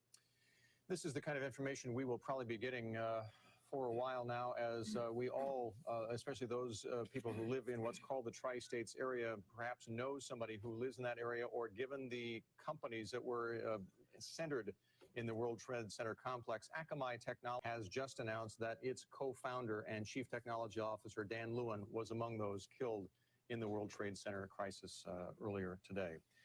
Here's a guy I was a little concerned about, quite frankly. I hadn't heard from him in a while, but Bob Pisani is at the New York Stock Exchange, and I'm very happy to see you're safe and sound. Bob, what's going on? Thank you. I just back from walking around outside to a bit of a ghost town, right? And the New York Stock Exchange have left. Obviously, we're having a problem with Bob's microphone, and we'll get back to him as soon as we can. Let me bring Yael Hirsch in here. Yael's one of the great historians on Wall Street, who has seen many things occur, not only economically, but politically and militaristically, and its impact on the stock market. And of course, you published the Stock Traders Almanac. And, you know, we're all looking back at times like the assassination of John F. Kennedy. We look back at Pearl Harbor. I also recall from my reading that at the beginning of World War I, they stopped trading for as long as 6 months at the New York Stock Exchange. I believe it was 4 months, July into December. But put this in perspective for us right now and what this means historically to the financial markets of the United States. Well, being that we're in a bear market and have just broken down, it doesn't bode well. This could take us down into the Dow 8000s as soon as they even open trading, if they do this week. It would be unprecedented in our memory, though, would it not, Yael, for them not to open trading for the rest of the week? Because of the clearing operations in the area that may have been demolished, it may be difficult for them to have electronic trading unless they go back to... Can they go back to the old way of doing it? I mean, isn't that one of the arguments that people have been putting forward about the fact that the role of this... Will this not be a time when the role of the specialist is extremely important in Yes. matching up a buyer and a seller and The human keeping being liquidity? as opposed to the computer, right. But that would take me back to 1963 when President Kennedy was assassinated. And the market was not that fast, and it took about the runoff went on till around 7 o'clock at night. So that would be something that we could expect now. And in those days, they were trading, what, 10 to 15 million shares a day at the New York Stock Exchange, whereas we're doing more than 1 billion shares now. Exactly. As far as the other markets we itemize, gold, oil, they traditionally will be, they will rise at times like this, right? And oil rising does not help the world economy, which you remember when the OPEC did their thing in November of 19... Which one you're talking about? 1973. Yep. 1973. And the market went straight down, and we didn't recover until really 82. Yeah. And the market... We're going to go to Maria Bartiromo and to Bob Pisani on the floor of the New York Stock Exchange. Both of them, of course, were in Lower Manhattan. Maria, we heard from you a bit earlier this morning. You were really in the thick of things, and Bob, I know you were as well. So let's Yes, turn it over to Sue, you. that's right. Let me just, before I check in with Bob, because Bob has been outside for the last couple of hours, really in the thick of things, but I just left the crowd. Dick Grasso is standing. Dick has all his lieutenants here on the floor of the exchange, just a few feet away from us, and he tells me that they're going to do a 6 p.m. conference call tonight, basically to tell us whether or not trading will go on tomorrow. He may come on and talk to us about what the New York Stock Exchange has planned going forward. He's considering it. But as I mentioned, the 6 p.m. conference call will be worth watching. We'll be here. We'll get that live, of course. Now, Bob, you just came in. You've got burnt papers. What have you been doing outside? Well, I've been walking around, Maria, thank you, and just checking what's going on outside. It's a bit of a ghost town. About an hour and a half ago, they started releasing people from the buildings, and streams of people started coming out of the buildings, most of them with masks on or kerchiefs on. I talked to a few dozen of them, obviously a bit of a shell shock on the part of many of them. Many of them had family members that were in the World Trade Center, so obviously a very grim and unhappy situation out front. People have been quietly streaming back, and at this point, the sun came out about 45 minutes ago, Maria, and rather eerie situation because clouds of black smoke would occasionally billow down throughout the front of the stock exchange here on Broad Street, and occasionally the sky would literally go dark in front of the stock exchange. One of the really eerie things that is going on, Maria, and I know you've seen this as well, but folks, burnt papers. Pieces of burnt papers. This says Chase on it. I'm wondering if there was an office in one of the towers. I don't know, but there is burnt paper virtually everywhere on the street at this point, and about a half an inch of gray soot covering virtually everything that's down here. People are rather oddly are spraying down the sidewalks trying to regain some sense of normalcy, but the soot is virtually everywhere. In fact, you could see it on our shoes. Bob and I took a walk together outside, and we came back really covered with it. Earlier, when I witnessed that third explosion being the collapse of one of the towers, I was filled with the soot, and it was really white powder all over me, and that's exactly what we're seeing out there right now. Yeah, and the real panic, I think, in my mind occurred, Maria, I was out front as you were when the second explosion occurred because so many people had been attracted to what was going on. The explosion threw debris on top of a lot of people. That was when the real panic began. A lot of people began running over on top of other people. That's when things got quite serious. Right now, though, most of the people on Wall Street, as I was walking around on Broad Street and out front on Wall Street, have left the area, and the police have cordoned it off. It was very difficult to get back in the building. There's almost a state of martial law out front. Almost, they're stopping everybody on the street, just letting people walk in. We should say that there's no one on this particular floor that we are on right now, but there are people in the other room of the New York Stock Exchange. In fact, the new technologically advanced room is where most of the people are. Anyone who's even left here, and there are medical carts going around, and there are lunches going around.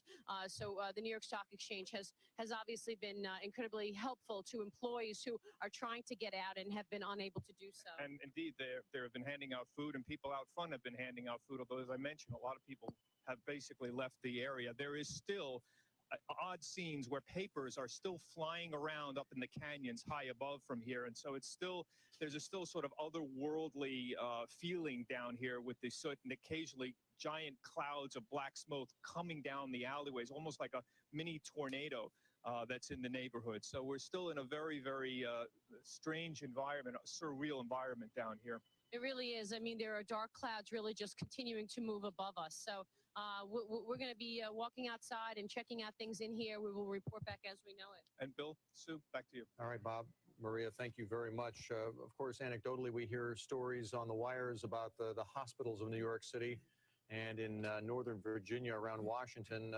not only being inundated, of course, with the injured, but with people who are attempting to give blood to those centers. And we are being told by the Red Cross to ask people not to go to those crisis areas, but rather to go to the outlying areas if you do plan to give blood, or at least if you had an appointment to give blood, to meet that appointment, but in the outlying areas away from the crisis areas, because as you can imagine, the medical personnel in those areas of New York City and around Washington are already being inundated trying to care for the injured. And we have another wire report that some of the injured involved have been flown to Canada as part of all this. We don't have numbers on that. But before we go to Sharon Epperson, which we're going to do in a minute, Cantor Fitzgerald has asked us to pass along their emergency number to you if you are trying to find someone or have a question about someone who is with Cantor Fitzgerald. Their number is 212-704-8188. Once again, that's 212-704-8188 if you have someone with Cantor Fitzgerald. Sharon Epperson is with us now, and you have a Federal Reserve official, right? That's right. That's right. We do have a Federal Reserve official. I've been trying to call all of the Federal Reserve banks across the country because, of course, it's difficult to get a phone line into New York City. I was able to get through to the St. Louis Fed, and I believe Charles Henderson is on the phone. He is the public information officer there at the St. Louis Federal Reserve. Charles, are you on the phone? Yes, I am. Tell me a little bit about how you're managing operations today. Well, we've got two concerns. Obviously, one is the safety of our employees, and then, of course, the integrity of the payment system. And we're working very hard to ensure those. We're obviously on a state of heightened security, and we've taken some additional security measures and added some extra protection staff on duty today. Now, you cover a 7-state area there. Tell me a little bit about the impact that you are anticipating there on the banks in your region. Well, we're hopeful that if we do our job well, that the impact would be minimal. We want to make sure that all of our depository institutions that we deal with in the 7-state area continue to have uninterrupted services for cash or check or wire transfer and those kinds of things. And so far, we're continuing to operate as scheduled. Need to break in and interrupt because Mayor Rudolph Giuliani of New York is making a statement. What will be done in the face of this barbaric act to make the city secure. And we will strive now very hard to save as many people as possible and to send a message that the city of New York and the United States of America is much stronger than any group of barbaric terrorists, that our democracy, that our rule of law, that our strength and our willingness to defend ourselves will ultimately prevail. And I'd ask the people of New York City to do everything that they can to cooperate, not to be frightened, to go about their lives as normal. Everything is safe right now in the city, and the people who are doing the relief effort need all the help they can get. And then, Governor, thank you very much for your assistance and your help and your support. Thank you. Thank you, Mayor, for your leadership through this crisis. This is a vicious attack upon New York. It's an attack upon America. It's an attack upon the whole concept of freedom and our way of life. And we cannot let these attacks succeed. First step has to be to make sure we do everything in our power to protect the people and to save the lives of those whose lives are still at risk and to help those who have been injured. And I want to commend the mayor, and I want to thank my colleagues from Connecticut, New Jersey, Pennsylvania, and the federal government have all offered and made ready support to help us deal with this ongoing crisis.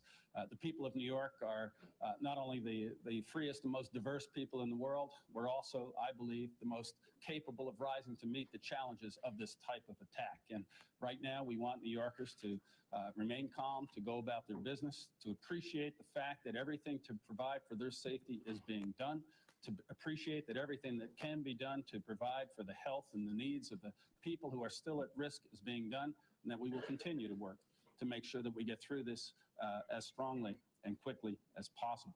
I want to thank the federal administration. Secretary Thompson has been on the phone with me a number of times, as well as the president, for what they are offering and prepared to do.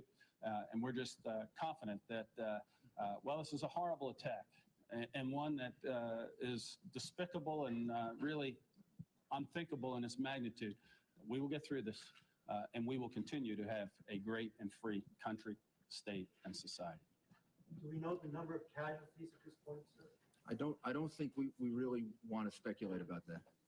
The number of casualties will be more than any of us can bear ultimately. And I don't think we want to speculate on the number of casualties. The effort now has to be to save as many people as possible. And I don't think we will know the answer to that until sometime tomorrow or the next day. Were there large numbers of firefighters? There are a large number of firefighters and police officers who are in harm's way. And we don't know how many we've lost. But there's no doubt we've lost some firefighters and police officers. Do you know anything about the cause of the explosions that brought the 2 buildings down yet? Was it caused by the planes or by something else?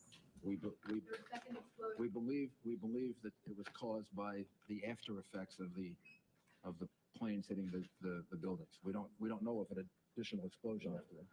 Mr. Mayor, could you tell us, do you expect any further attacks on New York? Is there anything to indicate that there could be more bombs, more planes out there? I know originally there was a report that 8 planes had been hijacked, 4 have only been accounted for. What about the remaining 4? And is there any possibility that there could be bombs on the ground planted by some? We have no specific information to that effect. Obviously, the city is now closed. The airspace around the city is closed, and we are on heightened alert. But we have no specific information suggesting any further attack. Mr. Mayor, why are two major warships coming into the port of New York? I think to give the people of New York confidence, to show that the federal government is standing with us, and to just to make certain that nothing further happens. This has been a very, very difficult and traumatic day for the people of the United States and the people of the city. And I think that it's an act that shows that the federal government is going to do everything they can to support us and help us. Can you give us an idea of the extent of the rescue effort that's going on right now in Lower Manhattan? The scope of this thing, this operation? There are over 1,000 rescue workers, probably about 2,000 that are deployed, trying to get into the buildings, trying to find people, trying to search for people. The governor and I spoke a couple of hours ago, and the governor has deployed the National Guard to relieve them because our people are going to need reinforcements pretty soon. But right now they don't want to leave because they're searching for innocent citizens, and they're searching for some of their brothers and sisters. Are you finding survivors? Yes, we have some numbers that we can give you. We have 1,500 people at Liberty State Park who were evacuated, described as walking wounded. They were evacuated by ferry and other means. There are about 600, as of about 15 minutes ago, in local hospitals that we account for. 600 people that are being treated in local hospitals. And there are 150 in particular that were critical, that were moved by EMS. New York City has 170 hospitals. So we have a lot of hospitals, and we're utilizing all of them. Probably the one that was the hardest hit was St. Vincent's Hospital. And I would like to just single them out and commend them, because as I was rushing down there, after the first plane hit, before the second, they were already deploying people on the street. I could see the doctors and nurses outside getting ready to receive people. And that was before the second plane actually hit the World Trade Center. What was your experience down there? Also blood donations. We have several sites for blood donations. 153 East 53rd Street, 66th in Amsterdam, which is the Red Cross, and 310 East 67th Street. If people want to do something and they can donate blood, that's going to help not just today, but tomorrow and the next day. This relief effort is going to take some time. Mr. Mayor, you were one of the first people down there. Can you describe the scene in your own words, what you saw down there? I don't know that I'm really able to describe it. It was the most horrific scene I've ever seen in my whole life. We saw the World Trade Center in flames, a big gaping hole all the way on the top of it. We could see people jumping from the top of the building. And then we went into Barclay Street, 75 Barclay Street, I think it was, and we were there when the building collapsed, and it collapsed in part on 75 Barclay Street. So we were trapped in the building for maybe 10 or 15 minutes, trying to get out different exits. We finally went through a basement and came out 100 Park Place. Did you ever fear for your own safety, sir? Sure, yeah. What went through your mind? I don't think anything went through my mind other than making sure that we all remained calm and found an exit and just tried to figure out the most intelligent thing to do. Probably the same thing that went through the minds of 10,000 other New Yorkers who I could see on the streets, and I really have to commend them. If you really want to know what New Yorkers are all about, you just watch the way in which they handled themselves. They didn't panic. They moved deliberately. They moved swiftly, but they didn't hurt each other. They helped each other. I mean, these are just the most wonderful people in the world. Do you know anything about the composition of that dust that blankets Lower Manhattan? Is there any asbestos or any hazardous material in that dust?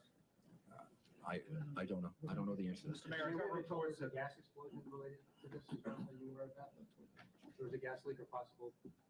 We don't believe that. We don't believe that's the case. Mr. Mayor, can you tell us anything about the planes where the aircraft came from? Bill Diamond reminds me that we've turned off the gas in the city buildings, just to be certain. Can you tell us as a precaution? Where these aircraft came from? There was a report that may have been hijacked in Boston.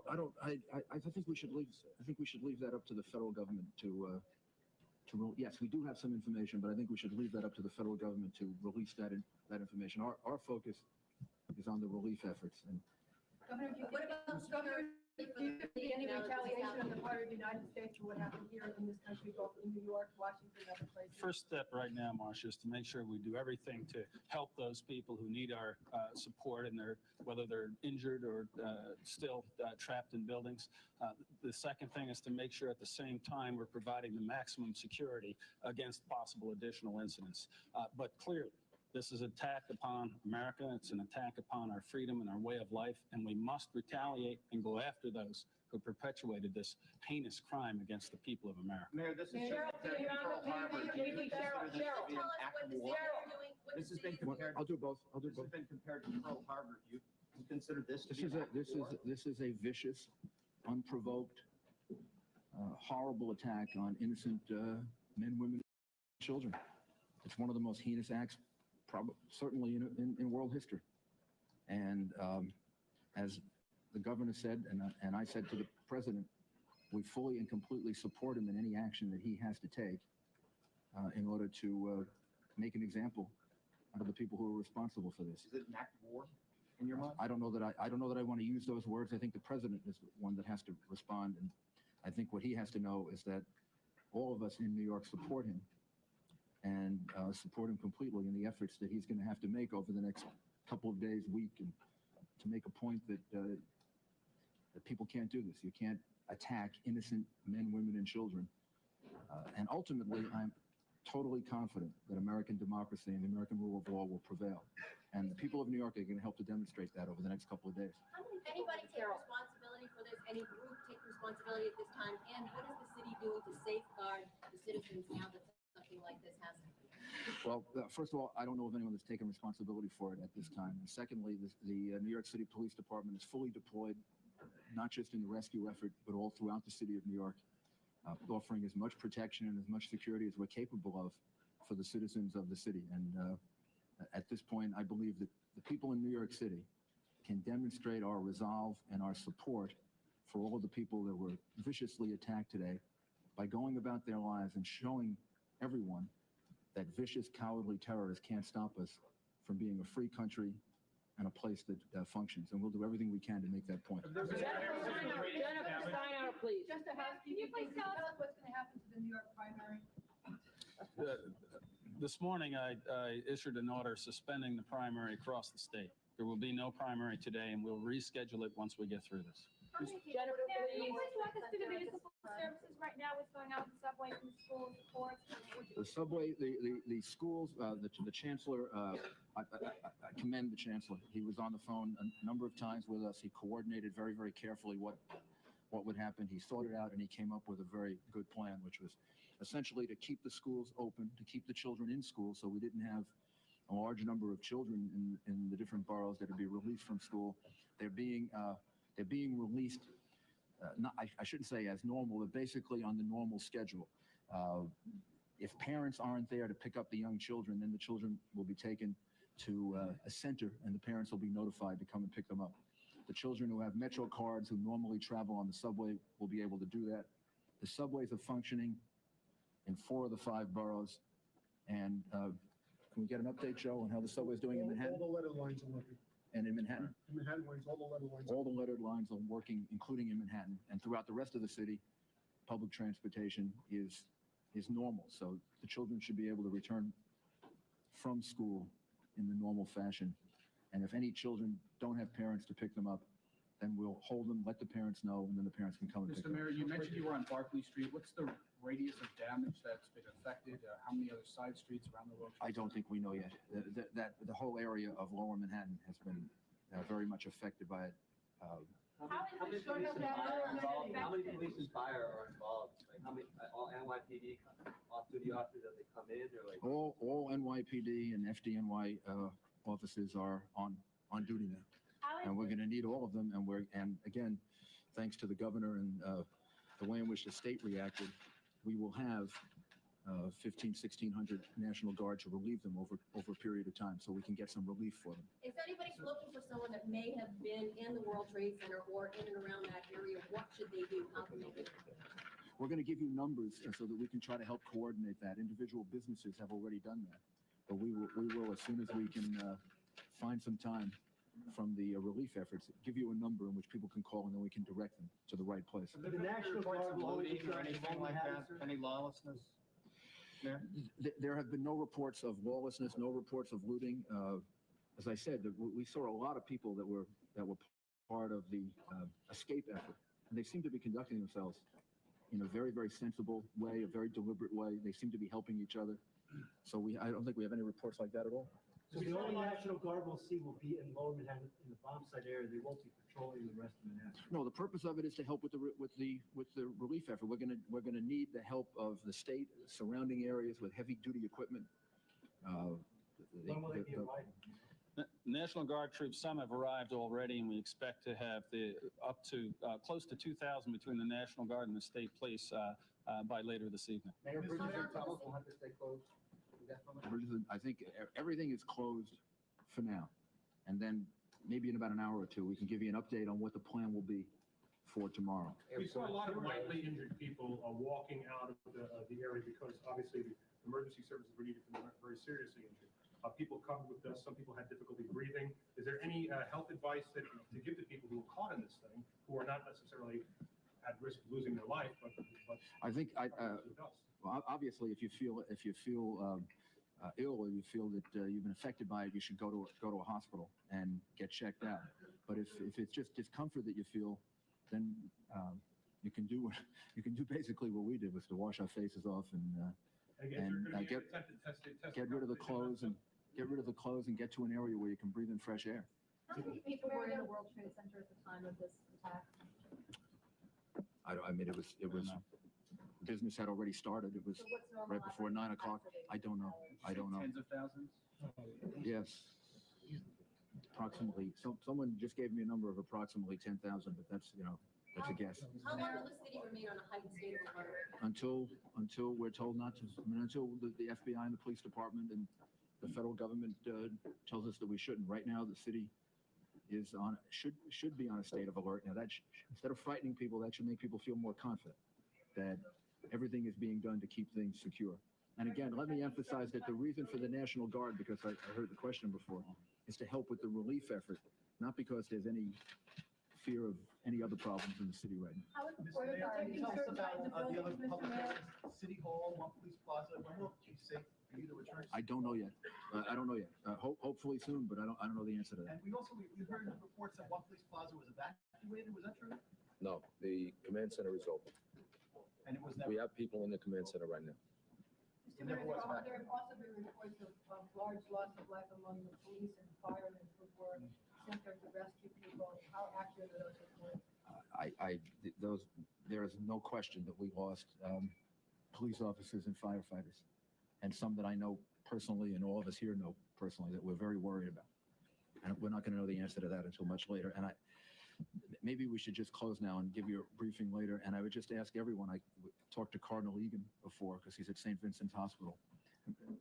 Everybody should, in their own way, say a prayer and ask God for help and for assistance, and also ask God to give us the strength to overcome this, because I know we're going to need strength to overcome it. And I want the people of New York to be an example to the rest of the country and the rest of the world that terrorism can't stop us. American democracy is much stronger than vicious, cowardly terrorists, and we're going to overcome this. Thank you, sir. Thank you. When Governor Pataki and Mayor Giuliani, and most especially recounting his own harrowing experience this morning. He was in the financial district this morning when the first jet did hit the World Trade Center And tower.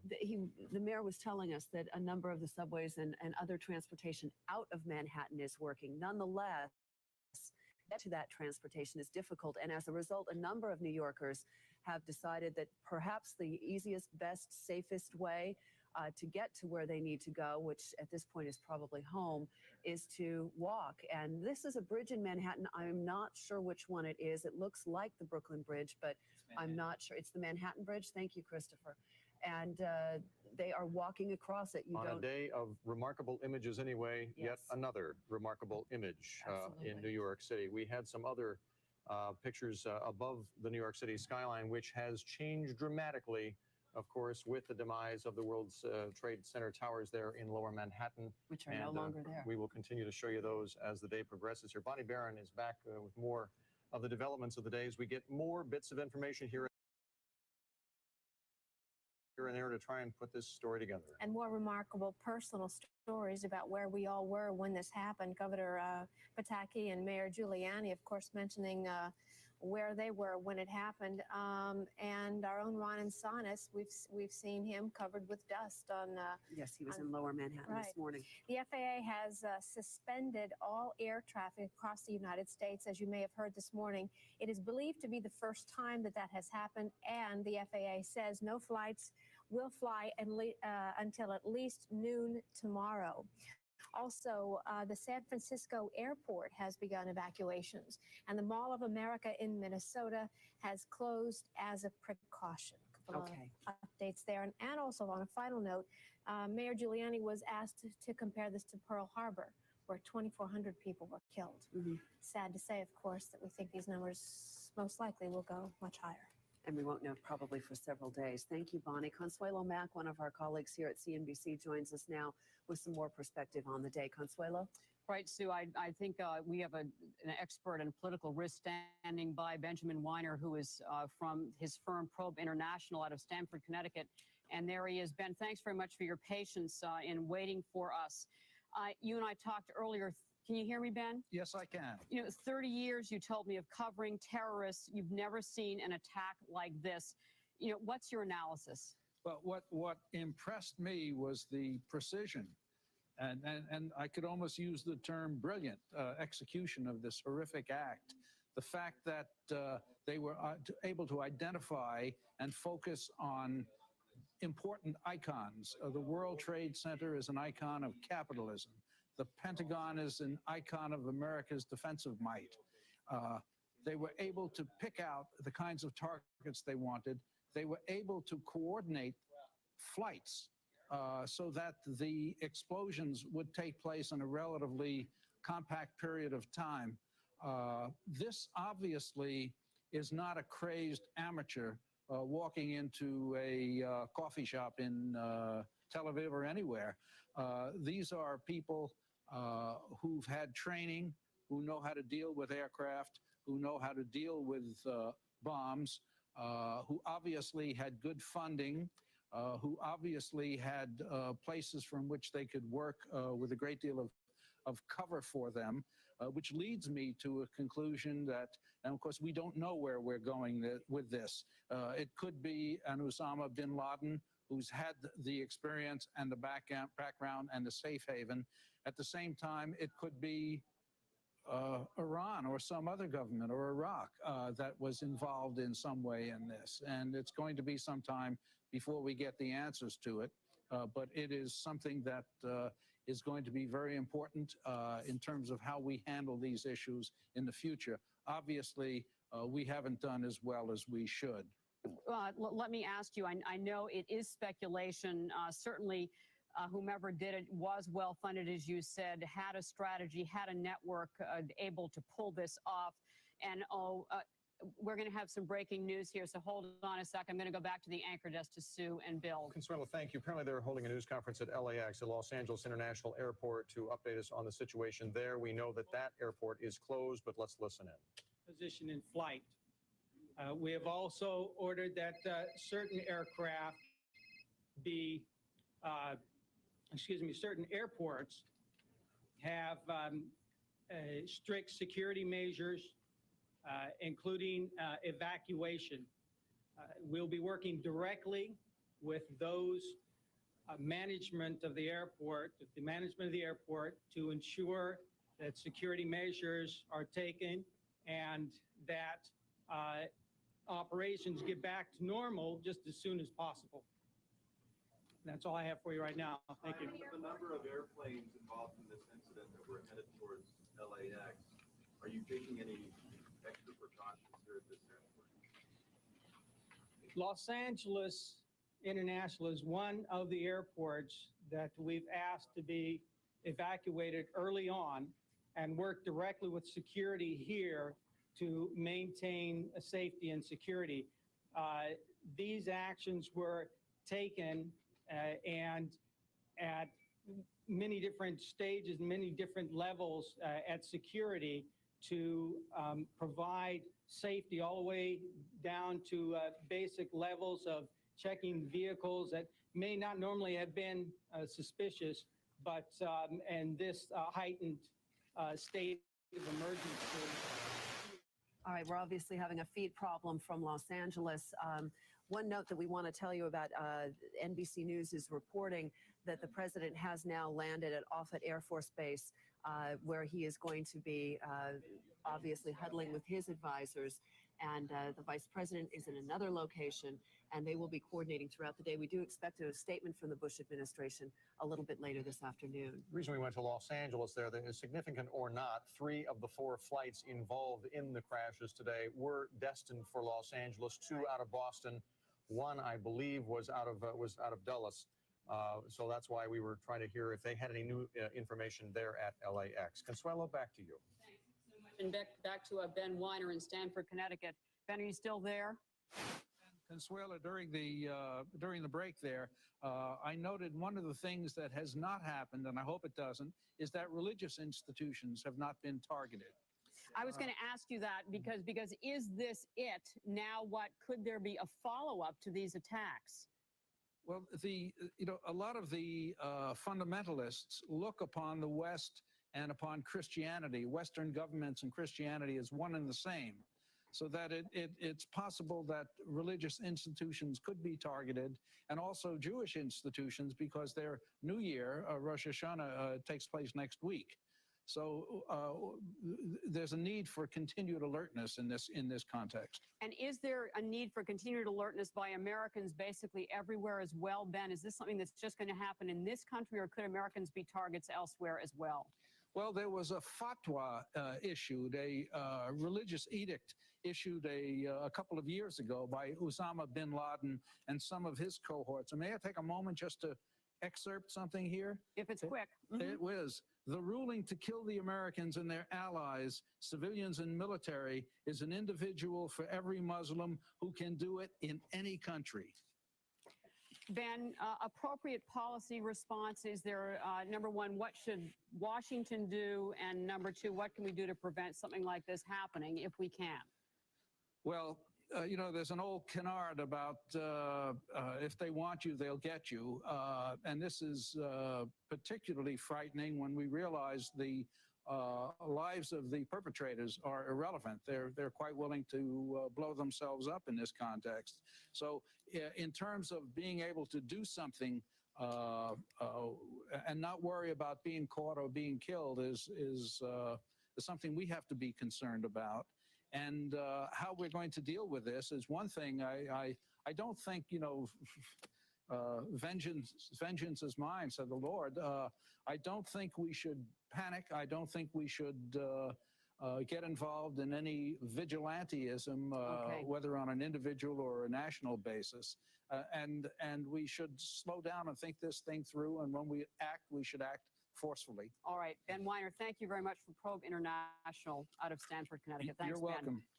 And back to you, Sue and Bill. Consuelo, thank you very much. Bonnie Barron stepping back in with more developments as they're being released. Thank you, Bill and Sue. Where the President Bush is now at Offutt Air Force Base in Omaha, Nebraska. As Sue just mentioned, it is the 55th wing. It is the largest and most diverse wing in Air Combat Command, executing worldwide reconnaissance, command and control, and presidential support, treaty and verification, and airlift missions. And also, we now have the information on the name of the pilot of one of the planes used in today's horrible terrorist attack. His name was Tom McGinnis. He is from Stratham, New Hampshire. And his church officials say that he is a father of 2, and they were with his wife when she was told that he was involved in the crash and killed in the crash. Airlines flights. Right. Thanks, Bonnie. Another Mike Huckman with some perspective on this as well. Mike? And the response from corporate America, really, to what's been going on. Yeah, no doubt, Sue and Bill, that companies big and small today have let their employees go home simply because of the distraction level. But one has to wonder whether when we're talking about 3 of the world's biggest corporations, if there is much more to it than that. So I just got off the phone a short time ago with spokespeople for each of the big three automakers. And this is how these companies are responding to the attack today. Let's take a look at that graphic now. Daimler Chrysler is saying that it has shut down its Auburn Hills headquarters and all of its United States, not North American, just United States Chrysler Group offices and plants. That is only Dodge, Chrysler, and Plymouth. That does not include the Mercedes-Benz manufacturing plants in the U.S. GM, and that's Daimler Chrysler, really taking the largest steps here in terms of a response. General Motors has shut down its headquarters building in downtown Detroit. It's called the Renaissance Center, and from a landmark perspective, it's really the equivalent in Detroit to New York City's World Trade Center. They have also shut down a 250-person office in New York City, which was not located, by the way, in the World Trade Center, and they have closed a small office of about 24 people in Washington, D.C. However, they have closed 4 plants. One of them is in Linden, New Jersey, and that's because of its proximity to the New York area. The second one is in Wilmington, Delaware, and that is because the governor of Delaware, GM says, has declared a state of emergency. And so they followed up by closing the plant in Wilmington. And they've also closed 2 plants, a transmission plant and an assembly plant in Baltimore, Maryland. And there again, it's simply because of its proximity to the Washington, D.C. area. Ford, on the other hand, with its what they call the Glass House, its headquarters in Dearborn, Michigan, has only closed its headquarters building at this point. But as spokespeople for each of the big three told me that they are evaluating this situation on a minute-by-minute basis, and there could be more closures. Now, I hesitate to even bring this up at the risk of sounding insensitive at this time, but some, of course, may be asking how much all these closures and inconveniences, if you will, cost the big three automakers and other American corporations. Obviously, as one spokesperson told me for one of the big three, that their focus at this point obviously is on the people, on the victims and their families, that they are not willing to make any kind of estimate at this point of what this might end up costing the companies. But in Daimler Chrysler's case, the closures extend throughout today only. So after the first shift, which ended about now, so second and third shifts will not be done at the Daimler Chrysler plants. And for GM, they say they're going to evaluate this on a day-to-day basis. Keep in mind as well that many of these companies depend on what's called just-in-time delivery, where parts are brought into plants as needed, and they're usually flown in. So depending on how long this no-fly order from the FAA is in effect, depends on what kind of impact this is going to have on these companies. Mike, thanks. Mike Huckman. Yep. We're going to go to Scott Cohn now, who's at our Carnegie New York Bureau, and he's had a chance to take a look at another aspect of the story, some of the businesses that are in that particular area of Manhattan. Scott? Yeah, Sue, you know, the World Trade Center, for those who are not from New York, not familiar with it, is a much more enormous complex than just those 2 towers that we've been so familiar with. There are 7 buildings. This complex situated on 12 million square feet on 16 acres. It's a really complex facility, including not just a number of offices, but also a shopping mall, a hotel, and the trains that go back and forth to and from New Jersey, and a main New York City subway station as well. So we've been trying to get a sense of some of the businesses that are there and what they're saying. And naturally, this information is slow in coming. I will start with some positive notes, areas that we do know. Nike, which maintains a Cole Haan store in the World Trade Center complex, says that its employees, 10 employees there, are okay. Charles Schwab also has a branch office there, and they believe that the employees are okay. But the areas that are of much more uncertainty here, Morgan Stanley, Dean Witter, we've been talking about, which leases 50 floors of the World Trade Center complex. You're seeing the number crawl by on your screen on our ticker, where people can call for information. No word yet on the situation with the employees there. Cantor Fitzgerald and eSpeed, which are, of course, do a major clearing business, particularly in the Treasury bond market, Treasury futures market, with 1,000 people on several floors, several upper floors of the World Trade Center, also not talking yet about what the situation is with them. The state of New York has about 300 employees located there, as well as the U.S. government, which operates the Customs House there, and quickly a couple of other names that you certainly would be familiar with watching CNBC. Keefe, Bruyette & Woods is headquartered in the World Trade Center, the big banking analysis firm. Oppenheimer has headquarters in or near the World Trade Center. The New York Society of Security Analysts is there, and the National Association of Business Economics was holding its annual meeting at the Marriott Hotel in the World Trade Center. No word from any of these groups on the status of the people there. Back to you. Thank you very much, Scott. Before we continue, we have a note for you that the FBI will be holding a news briefing at 3:15 p.m. Eastern Time today. We will, of course, have that for you. We expect to get some more details on the horrific events of this morning. 3:15 p.m. Eastern Time is when we expect that. Bill? Federal Reserve has announced that Fed Chairman Greenspan is still in Basel, Switzerland, where he was attending a bankers conference. He actually got on an airplane to come back to the United States when he learned of the terrorist attacks and was turned back because of the FAA regulation, which essentially put U.S. Airspace in lockdown status. So the Fed Chairman, we are told, is in that area, but they are not saying exactly where he is for security purposes. Michelle Caruso-Cabrera joins us once again, kind of a quick look at what's been happening so far today. Michelle? Hello, Bill. Military officials are now saying that the U.S. has not been attacked like this since Pearl Harbor, and now the U.S. is on high security alert as a result of the terrorist acts that hit New York and the United States today. It started around 9 a.m. this morning when a plane crashed into the North Tower of the World Trade Center in New York. The FBI says it was a United Airlines plane, Flight 175 from Boston to Los Angeles. About 18 minutes later, the plane you see here, an American Airlines plane, Flight 11, also from Boston to Los Angeles, hit the South Tower. Moments later, the South Tower collapsed, and that was later followed by the North Tower. That is what you are watching there. Eyewitness accounts from the ground say that people were falling and jumping from the towers. And then another United Airlines plane, Flight 93 from Newark to San Francisco, crashed into western Pennsylvania. No official word yet if that crash was part of this terrorist wave as well.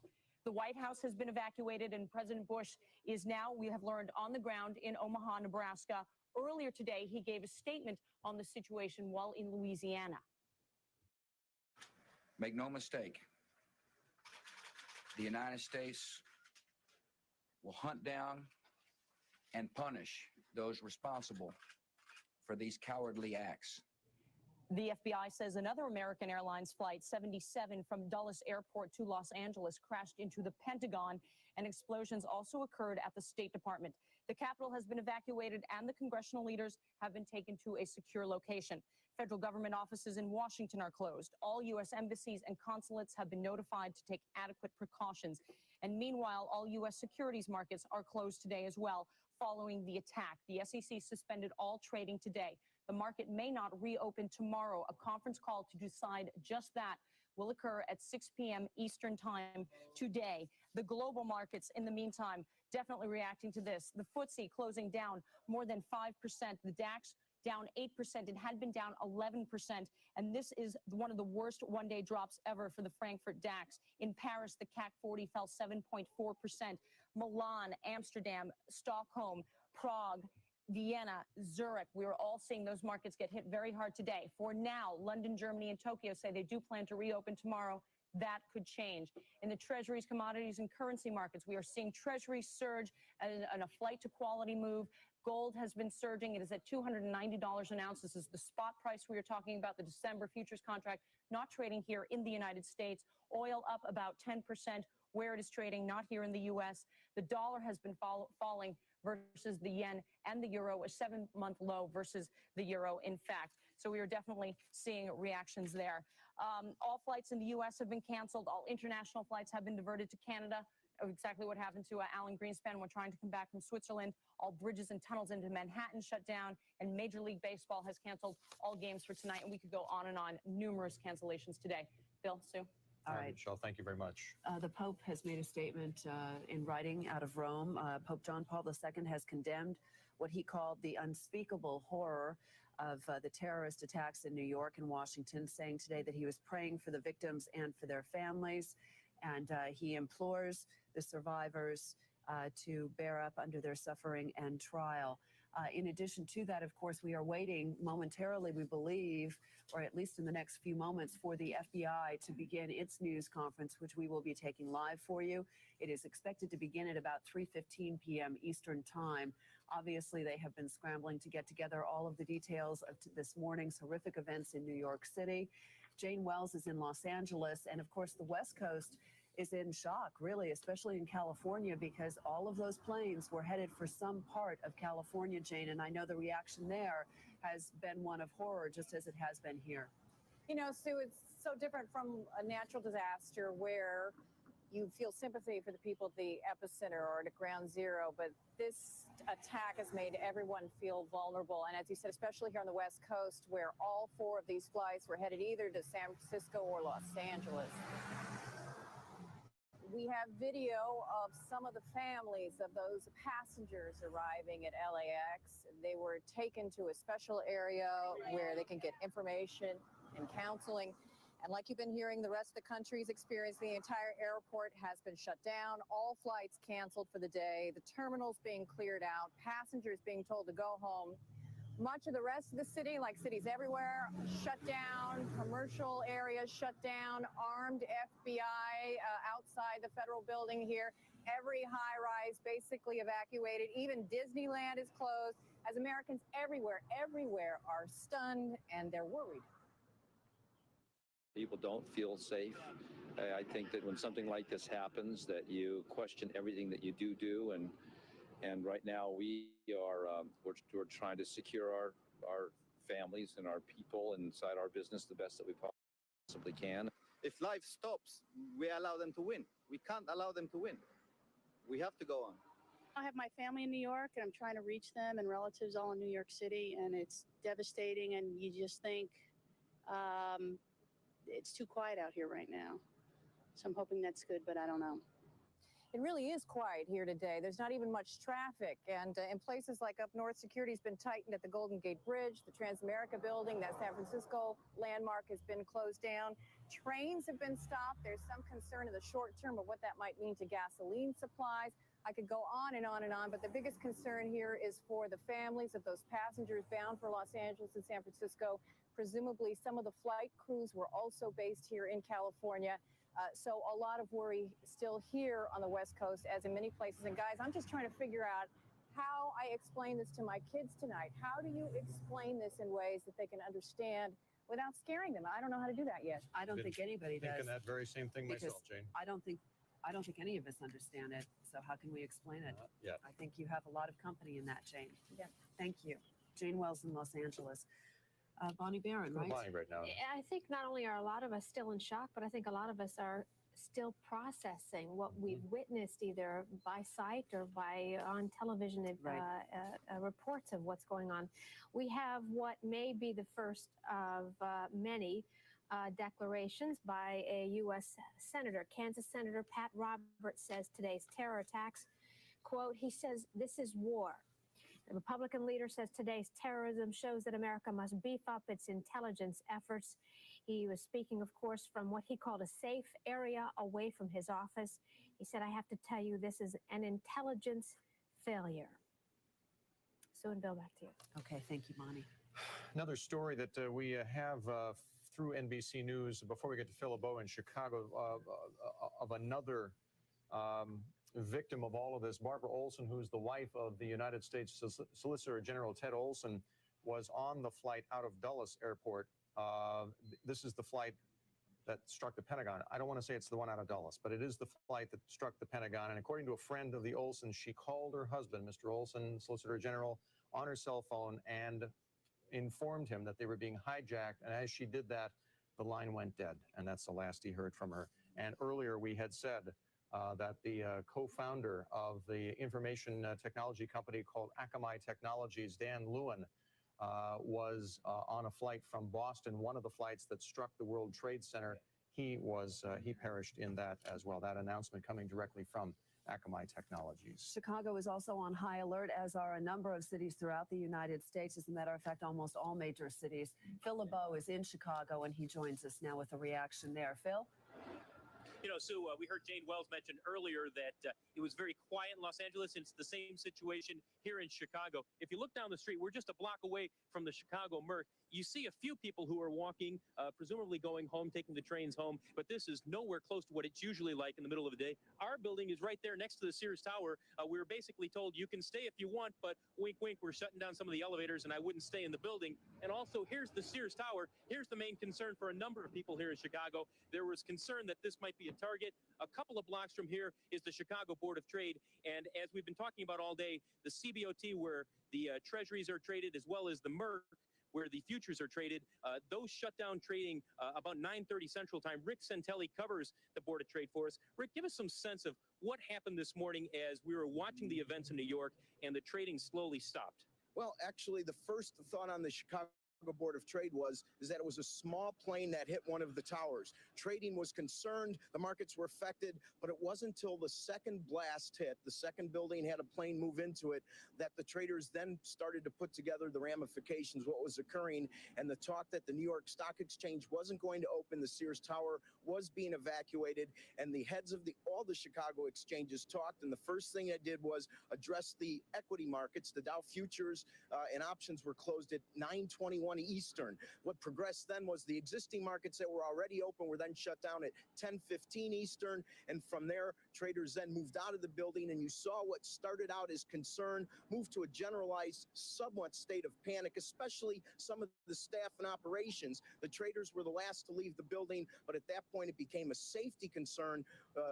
The last thought on people's minds were the markets. Okay, Rick, we're going to be watching this all day long, and I know you've been talking with people at the Board of Trade as well as at the Merc. All of the markets will be talking later today in a conference call to make some kind of a decision about whether or not trading will resume tomorrow or if it's going to be delayed a little bit further on. But I can tell you, Bill and Sue, it's very strange to be in a big city like this. Certainly, it's nothing like what's going on in Manhattan, but almost all of the major skyscrapers, the Sears Tower, John Hancock, the Aon building, which used to be the Amoco building here in Chicago, all of them have shut down. And really, it's slowly becoming a bit of a ghost town at a time when it's usually thriving with a lot of business people. Bill and Sue? Phil, thanks very much. Phil LeBeau there in Chicago. Bob Pisani is on the phone now back at the World Trade Center complex there in Lower Manhattan. What do you see right now, Bob? Well, Bill, I'm standing on the corner of what was Liberty and Trinity Place. I am on the site of what is left of the South Tower. And as I left you about an hour ago, I came down the street and came onto the site along with the first wave of EMS people that were allowed in. There is an enormous pile, a 30-foot pile of wreckage that is now being scaled by emergency EMS people looking for any signs of life. Firemen are trying to scale this very small mountain of rubble here. It is rather difficult to breathe. There is still enormous amounts of smoke and debris in the air. And there is also a somewhat, I'm not sure if it's an unstable building to the left of me here, but the firemen are not getting near it, and they are a bit concerned about it as I see them not even going near it, just sort of staring at it at this point. But the sky is dark here, although the sun has come out as I have been walking around outside of the exchange, which is about a quarter mile away. On the site itself, which is where I'm standing right now, it is black all around us, and you cannot even see the sun right now. So, Bill, you can imagine they are just climbing it like ants climbing the side of a mountain now, looking for any signs of life here, and obviously a rather grim business going about. But this was within the last 20 to 25 minutes was the first time they were letting people actually on top of the mountain. There are big 30-foot tall twisted curtains of the side of the trade center that is standing here like some surreal scene in front of us, and I think they are a little concerned about the stability of that as well. They won't let anyone near it, but I am 75 feet right now watching a large number of firemen just starting to scale the side of this mountain of rubble looking for people. Bill? Bob Pisani, Lower Manhattan there at the World Trade Center complex. Thanks. And Rebecca Quick joins us now because we are all trying to put some perspective on this particular situation and put it perhaps in historical perspective. It obviously is one of the biggest disasters the United States has suffered, certainly domestically, if not the. And Rebecca Quick has had a chance to take a look back in history for us. Rebecca? Well, Sue, as you said, this is clearly one of the greatest tragedies our nation has ever faced. People we've been talking to all day long can't help but compare it to the assassination of President Kennedy or looking back at the attack on Pearl Harbor. And clearly this is going to be a day that everyone remembers where they were when they heard the news. We have had, today has another dubious distinction in that there are very few events that can actually rock the nation's confidence enough to close the financial markets. Of course, in our past history, the markets have occasionally been shuttered. Earlier on our air, market historian Brian Taylor was explaining that during World War I, the markets actually closed from August through December of 1914. He said that there was some taking place off of the official markets, and that's why the stock exchange eventually reopened its door. And another time of tragedy, President Kennedy, when he was assassinated, it was a Friday, and on that day, the markets experienced a sharp sell-off in the hour or so that it took them to actually shut down the stock exchange. Of course, in those days, it took longer to shut down the exchange. But by the time the markets began trading again the following week, President Johnson had been sworn in, the nation was feeling more secure, and stocks rebounded, more than making up for the losses on that previous Friday. Today, I spoke with Professor Jeremy Siegel over at the Wharton School of Business. He was saying that he often tells his students about the terror and the panic that was running through the nation during the Cuban Missile Crisis, and that was also running through the financial markets. And when I spoke with him today, he compared today's feelings and today's emotions to just that feeling that he felt at that time. However, he did say that he thinks the markets should reopen again as soon as possible. We all know that uncertainty drives stock prices down, and there is a tremendous amount of uncertainty that is involved here, and shock and disbelief and grief. And clearly, this is going to weigh on the markets. I think they should open, though. I think we have to show the rest of the world that we're going to function as normally as possible. Now, the markets, as we've been telling you, will be holding a conference call at 6 p.m. Eastern time to determine whether there will be trading tomorrow. For the immediate time right now, Sue, though, we're all just focusing on the rescue efforts taking place across the country. Back to you, Sue. All right, Becky, thanks very much. Saw an email from a couple of viewers saying that maybe we all should put out our flags tonight as a little show of unity, if you have one outside the house there. Huh? And if not, find one. Yeah. And put it out. Cuban President Fidel Castro is expected to weigh in. We're getting global reaction, really, to all of this, and Bonnie Barron's going to have more on that for us in just a second. But we are getting global reaction to all of this. The Australian Prime Minister has sent a letter to President Bush expressing his horror with the situation today. That's according to NBC News. In addition to that, Cuban President Fidel Castro is expected to make a statement on his national television tonight about this at about 6 p.m. Eastern time, which incidentally is when we are going to get a statement, hopefully from the major U.S. stock exchanges. They are going to be holding a conference call, and we will be getting some more details on when trading here in the U.S. will resume. And a reminder that we are still waiting for the FBI to hold its press conference, which should be occurring shortly. As you can imagine, it is a very fluid time, and we are really kind of rolling with the punches as to when the FBI begins its news conference. We will take you there live. And Bonnie Barron's had a chance to get some more details on this afternoon's events. Bonnie? We have a couple of other updates to tell you about. Florida Governor Jeb Bush has declared a state of emergency. Also, Maryland has declared a state of emergency. As Sue just mentioned, Fidel Castro, Cuban president, will be making a statement at 6 p.m. expected to comment on today's events in the United States. And President Bush has now, it's reported to be, he has gone underground into the bunkers at Stratcom, the underground bunkers at Stratcom on Offutt Air Force Base near Omaha, Nebraska, where it is basically a command and control center in case of an attack on the United States. Sue and Bill, back to you. Thank you very much, Bonnie. We're also getting word that the Cuban Foreign Ministry has issued a statement offering its condolences and also medical and humanitarian aid to the United States. And of course, the Pentagon is also going to be holding a briefing shortly as well. And Hampton Pearson is in Washington. He's been following the situation there at the Pentagon, which of course also was hit by a terrorist attack earlier this morning. Hampton, what's the latest?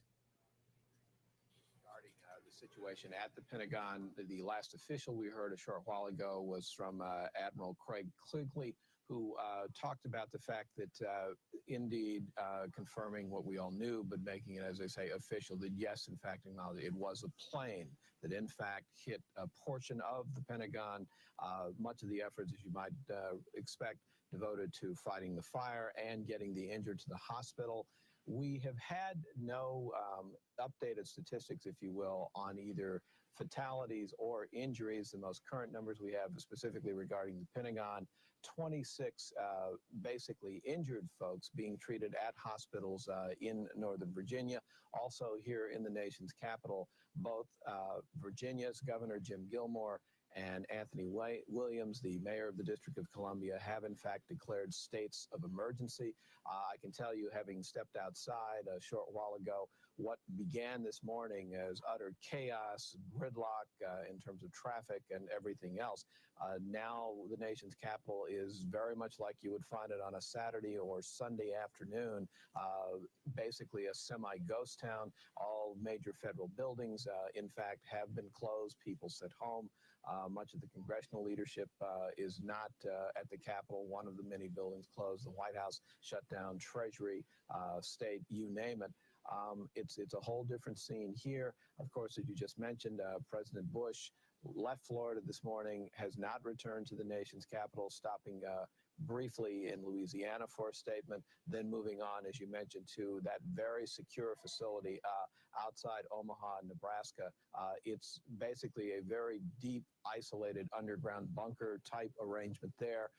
But at the same time, the president saying a short while ago, making his second statement of the day, that in his view, freedom itself was attacked this morning, but make no mistake about it, the U.S. will find and punish those responsible for what he called these cowardly acts. Now, we also had words earlier today from the Federal Reserve that it, in fact, has been open for business as usual, if you will, available to, among other things, provide liquidity not only now, but in the days to weeks to come as we more fully assess the total impact of all of this. You're looking right now at some earlier pictures in and around the Pentagon of the devastation and the aftermath there. Harvey Pitt, the new head of the Securities and Exchange Commission, basically concurring with that decision to close financial markets for today at least. And of course, that situation is, as you mentioned, will be reassessed, and we'll get more word on that as of 6 o'clock this evening. So it's a very eerie day here in the nation's capital, as it is, of course, in the New York area where you are. Also, by the way, the FAA, for the first time ever in the nation's history, basically totally suspending air traffic in the U.S.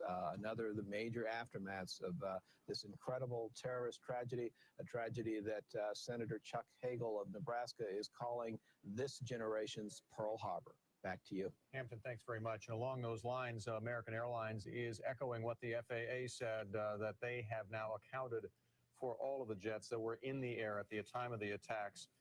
They are all now safely on the ground. Sue? All right, Kathleen Tansey joins us now as we continue to take a look not only at the devastation domestically, but also overseas. And Kathleen is taking a look at the Latin American market's reaction to the devastation here in the U.S. and the lack of trading as well. Kathleen? I do want to get to that, but just here as you were coming to me, there was an announcement coming into the building about some limited service available now to people that want transportation around New York City. You know, it had come to a virtual stall. There is no downtown subways working, but we've now been told that there are subways now operational to Uptown and Queens on the 1, 2, 4, and 6, and that the railroad systems limited service on the Long Island Railroad, Metro North, and New Jersey Transit.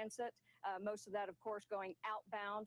Grand Central is open. Penn Station is open. The Midtown Tunnel is open to outgoing traffic. So I just wanted to give you that update since there's been a lot of freeze on the transportation in this city.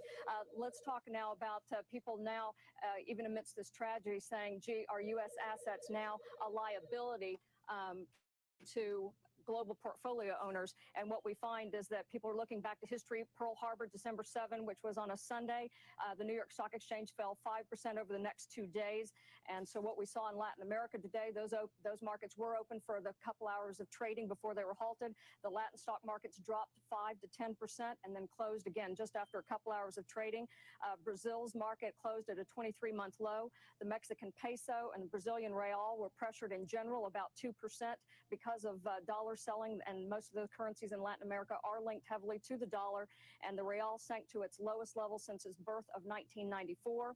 The Latin bond markets were down about 3% on average. They are a very volatile market, but they were down because of concern about the U.S. bond market. Treasury auctions across Latin America were halted today due to uncertainty about the U.S. Treasuries and how they would move. A normal volatility move in a Latin American bond market is closer to 1%. So this is about 3 times worse than regular volatility. The investment flows, I'm told, just so you know, I talked to stock markets, the heads of bourses, I talked to finance ministries and equity strategists. They said the investment flows have gone to gold, oil, grains, and the Swiss franc. They say the mood for the stock market open, whenever it is, will be negative and will continue to be negative until the U.S. response to terrorism is more clear. And I can have more on the financial market updates from the Latin ministries a little bit later. Back to you. All right, Kathleen, thank you very much. Kathleen Tansey there at Instinet. Tom Costello normally is at the NASDAQ market site. He's on the phone right now with a contribution right now on the, what do you have, Tom? Well, first of all, let me explain to you that we were all evacuated from the NASDAQ market site very soon after the second plane attack, and it took me about 5.5 hours to get back over to the New Jersey side. What I did want to contribute here is, ironically enough, my mother-in-law was today on a flight from Brussels bound for the United States. All of those international flights, or a good chunk of them anyway, from Europe were diverted to Canada. In the case of my mother-in-law, she is now sitting on a tarmac in St. John's, Newfoundland, and she tells us that there are roughly 14 or 15 other American carriers on the same tarmac, and they have been surrounded by the Canadian military. One presumes that, of course, their concern is nobody knows whether there might not be another alleged terrorist on one of those flights, but they're taking no precautions. They are apparently being told that they were going to be put up in a tent city of sorts in St. John's, Newfoundland. Of course, it gets a lot colder up there this time of the year, but that's the concern. And she tells us, don't worry, right now I'm sitting on the plane with a glass of water, but we're also understanding that no planes will be allowed into the United States for at least another 24 hours or so. Tom, that's good to hear. Always good to hear any happy news at that point. She might Thanks. need something a little stronger than a glass of water, however, by I the time all mentioned, of this is over. I mentioned earlier that American Airlines had announced that it had accounted for all of the jets that were in the air at the time of the attacks earlier today. They're also saying they have now canceled all flights until at least noon tomorrow. Right. And that, of course, could change as time warrants. We're going to go back across to Leslie LaRoche, who is in London and has been following the rather vehement reaction to the downside that some of the European markets have had to the situation here in the U.S. Leslie, what's the latest over there tonight? Thank you very much. So yeah, these markets stayed open through this disaster, and we saw some very, very sharp selling across the region. We have the FTSE closing down 5.7%. Basically, nearly $100 billion were wiped off the FTSE today. It was the biggest one-day closing point loss since the crash of October 1987. We had stunned investors selling shares basically in a panic mode. We did try to talk to some traders here. Many of them said they could not talk. They were not allowed to speak to the press because they did not know if their colleagues in the U.S. were safe and sound. I mean, for example, Credit Suisse has offices in the World Trade Center. Commerce Bank and the big German bank, Deutsche Bank, have offices in the World Trade Center. So they can't talk to us today. In the other markets, the DAX, there was a bomb threat that closed and evacuated the Deutsche Börse late in the afternoon. That turned out to be a hoax. But during the trading session, the DAX was down in crash territory. It was down 11%. It finished out the day down 8.5% lower, down 400 points. This is the biggest one-day loss over on the DAX. Basically, it was the insurers that bore the brunt of the selling. Not surprising. These are worries about claims to come. We had Swiss Re, the reinsurer, down 17%. Allianz down 14%. We also had a substantial amount of selling in the air carriers, and this is because of the perception of the fears of flight safety. So we had the likes of British Airways down 12 and 13% on the day. Now, in terms of what's to come tomorrow, the London Stock Exchange, as we know now, that this could change, but that the FTSE is expected to open for business. We don't yet know the Euronext, a combination of the Paris, Brussels, and Amsterdam bourses. We don't know if they will open. The DAX is considering whether to open. Some of your earlier reporters were talking about where did the money go? There's been a real flight to safety out of the U.S. dollar. We've seen the dollar plunging 2% against the euro today. The Swissy gaining on that, and we do know that the ECB is ready to provide liquidity, and we do understand that Alan Greenspan is still in Switzerland. We'll leave it there for now. We'll talk to you soon, Bill. Back. And actually, Leslie, the U.S. Fed here has said it is ready to provide any liquidity that is needed, and all of the Fed presidents around the country have repeated that same statement. Leslie LaRoche, thank you so much, Leslie. Various lawmakers have been weighing in today with their response. Senator Joseph Biden of Delaware is the latest. He says, among other things, he just is champing at the bit to get the Senate back into session. He said at a news conference, in his words, the first thing that we should do is be visible. He said there's no need to close schools. He said, while this will be remembered as a day of infamy, the terrorists win when we do anything to change our way of life. Biden and some others said they hope the Congress can go back into session tomorrow. Consuelo Mack, more on the price of oil, which often will move at times like this, and indeed it has today. And it sure did today, as we just heard from Leslie, Bill, that the price of oil, Brent crude in London, soared today, as did oil stocks in London as well. And joining us is Tom Petrie. He is president and partner of Petrie Partman in Denver. It's an energy research firm. And Tom, I know you were evacuated from your offices earlier in Denver, but the price of oil did surge. What are the implications of this terrorist attack on the markets, and specifically the energy markets? Hello, Consuelo. Well, it really is a situation where it's very early to make judgments, but it was referred earlier today as a second Pearl Harbor, and clearly, just as Pearl Harbor was an end of innocence for the U.S. at that time and brought us into World War II, I believe this is an end of innocence with respect to the terrorist threat coming to the continental United States. In that respect, it's a powerful blow to American consumer psyche. And as a result, I think it's very important that OPEC said today that they would continue to supply oil to meet the world's needs. And I think once we get behind us somewhat the tragedy of today's events, then with the recognition is going to be that the challenge for OPEC and perhaps others will be really defending a lower oil price as opposed to worrying about $40 oil. We may be worrying about whether oil goes below 20 and because of the lack of demand. You know, it's an extreme example, but airplanes weren't flying today, and that's just one example of the lack of consumption that comes when the consumer pulls in its horns. You know, Tom, do you think? As I say, go ahead. Do you think this is going to have a lasting impact then on consumer psychology and therefore basically on the economy? That in fact it could cause the economy to slow down even more than it has both here and possibly globally? Nothing's certain at this point, but that's certainly a possibility that I'm worried about. Joe Biden spoke a few minutes ago about the importance of being able to continue as much as possible business as usual, but it will be unrealistic in my mind to expect all business to continue as usual. And I do believe that this will be a blow that does have an impact on lifestyles and consumer patterns. You know, Tom, this is speculation. It's only speculation. Names that have been mentioned, we had a political risk specialist on earlier, Omar bin Laden for one, Iraq for another, that, you know, among the groups or individuals that could pull off an attack of this scope. What kind of a message does this send to Middle East producers as well? Well, it's certainly a chilling message to everybody in the world who believes in a degree of order and civility. And so, you know, there are those implications.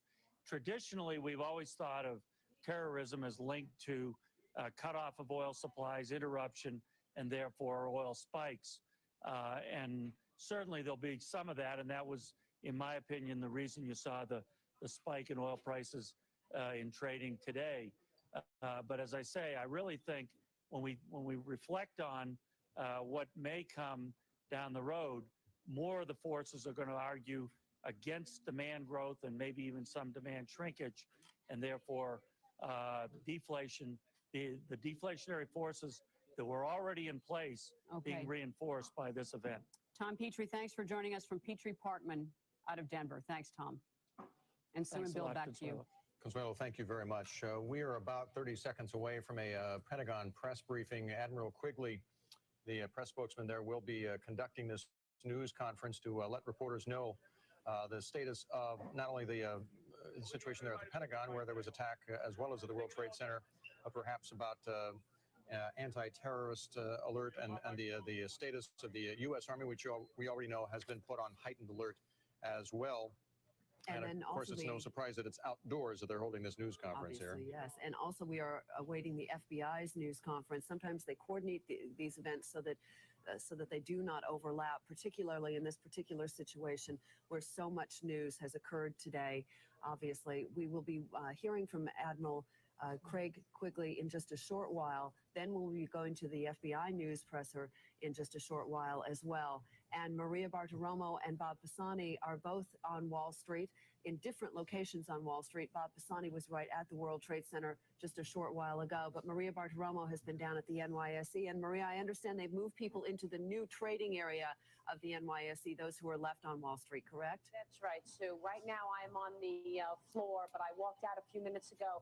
And the truth is I actually am having a hard time breathing regularly after having been outside for the last 15 minutes. I've been wearing one of these respirator caps, as are everyone who is actually outside. And there aren't many people outside. The streets are empty except for police officers and FBI agents. The dust on the floor is about this high. It is incredibly thick.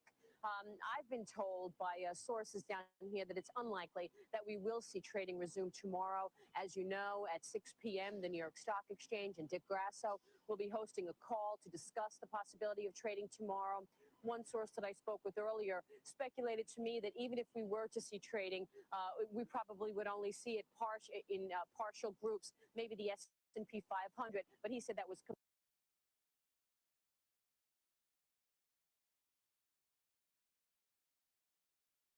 Biden a bit earlier today saying he would like to see the Senate and Congress get back into session and deal with this. How is the Hill going to come together, if you will, over this disaster? Well, number one, we did have the unprecedented statement very early on today from Senator Tom Daschle and Trent Lott, basically condemning the apparent act of terrorism and fully supporting the Commander-in-Chief, George W. Bush.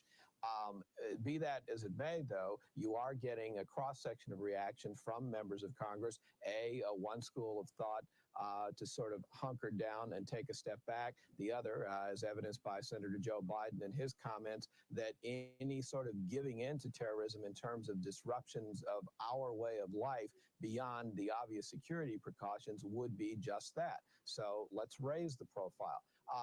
Sue, one other thing, too, I want to take the time to do is try and make some sense, if you will, of the fragments of that Pentagon briefing you were hearing just a while ago.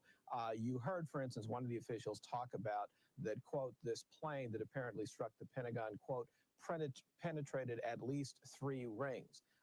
That's significant because the Pentagon basically, in addition to being a 5-sided structure, has 5 rings from A to E, inside out, if you will. So that gives you some sense of really the force of the plane striking the Pentagon. Also, it happened in an area that had been newly renovated, as well as a portion of the existing building. So that's why, for instance, trying to get accurate figures on injuries and casualties is going to be a bit of a problem. You also heard Pentagon officials say they can't account for the safety and the whereabouts of basically the major members of the Joint Chiefs of Staff and obviously Defense Secretary Donald Rumsfeld. So as I was listening, as you and our viewers, to that, I thought maybe one of the things I could do is try and make some sense out of a very fragmented briefing that, you know, obviously we had to join in progress. Back to you.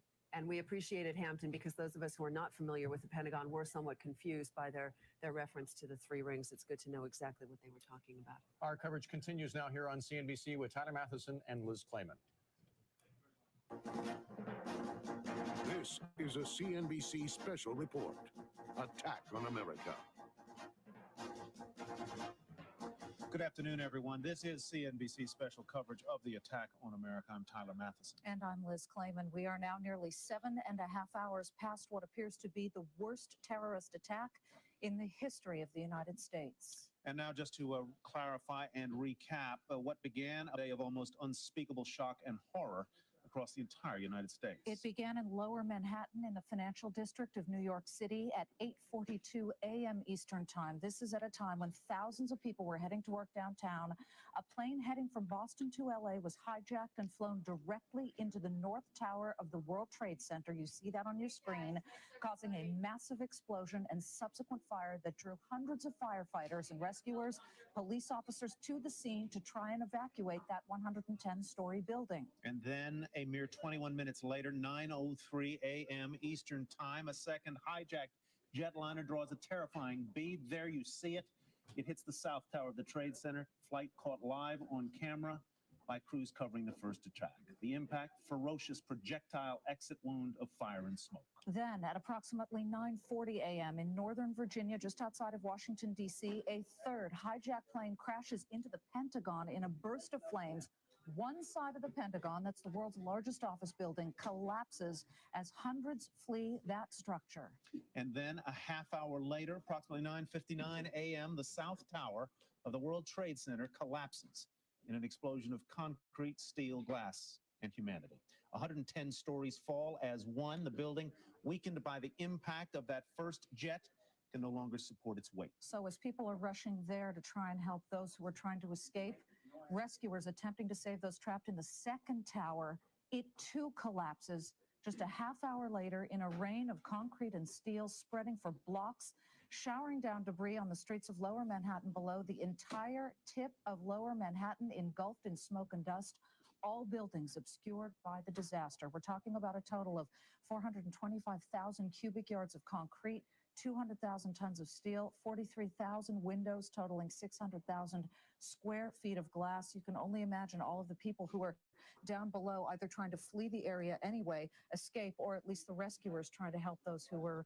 trying to leave. We must also mention that in a separate but apparently related crash, a fourth hijacked plane, a Boeing 757, crashed in western Pennsylvania this morning, just southeast of Pittsburgh. In just the airplane crashes alone, the dead total 266. Michelle Caruso Cabrera has been following the events of the day. Also, of course, as we are a financial network here, the impact on financial markets. She joins us with the latest. Michelle. Thank you, Liz. As a result of the terrorist attack on America today, the SEC halted all trading in U.S. markets. International markets plunged while oil, gold, and bonds soared. It is unlikely the U.S. markets will reopen tomorrow. There will be a conference call 2 hours from now to decide just that. Part of the issue, the lack of infrastructure resulting from the bombing. Morgan Stanley Dean Witter had a very large office in the towers at the World Trade Center. Cantor and Fitzgerald's headquarters are at the top of the North Tower. Oppenheimer Funds had 5 floors in the South Tower. Across the street at the World Trade Center was the New York Mercantile Exchange, where oil, gold, and futures contracts are traded. Very unlikely they can return there tomorrow as well. Bank of America, Deutsche Bank also have offices in that area. Keefe, Bruyette & Woods, a small firm which covers the financial industry, also has offices in the towers. International markets plunged in the wake of the news. Frankfurt's DAX 30 dropped 9%, its biggest one-day drop ever. The Paris CAC fell 7.4%, London's FTSE 5.7%, Stockholm's market plunging 7.5%, and in Amsterdam, the AEX fell 7%, Milan's MIB 30 dropped 7.8%, and the Toronto Stock Exchange plunged 4% before trading was halted. Brent crude, however, surged today more than $3 to $30.65 a barrel. That is a 12% gain. The fear is that hostilities resulting from this terrorist attack will curtail the supply of oil. Spot gold climbed to $290 an ounce. Unlike a futures contract, spot gold is for delivery right now. People chasing the hard commodity to have it on hand because it is seen as stable in times of chaos. Also in the search for safety, Treasury surged, especially short-term notes. And there are expectations for a massive short covering rally in the natural gas market once that reopens here. Fed Chairman Alan Greenspan is in Switzerland for a meeting there. He tried to come back when news of the attack broke, but his plane was turned back as part of the lockdown on U.S. airports. His whereabouts are being kept secret.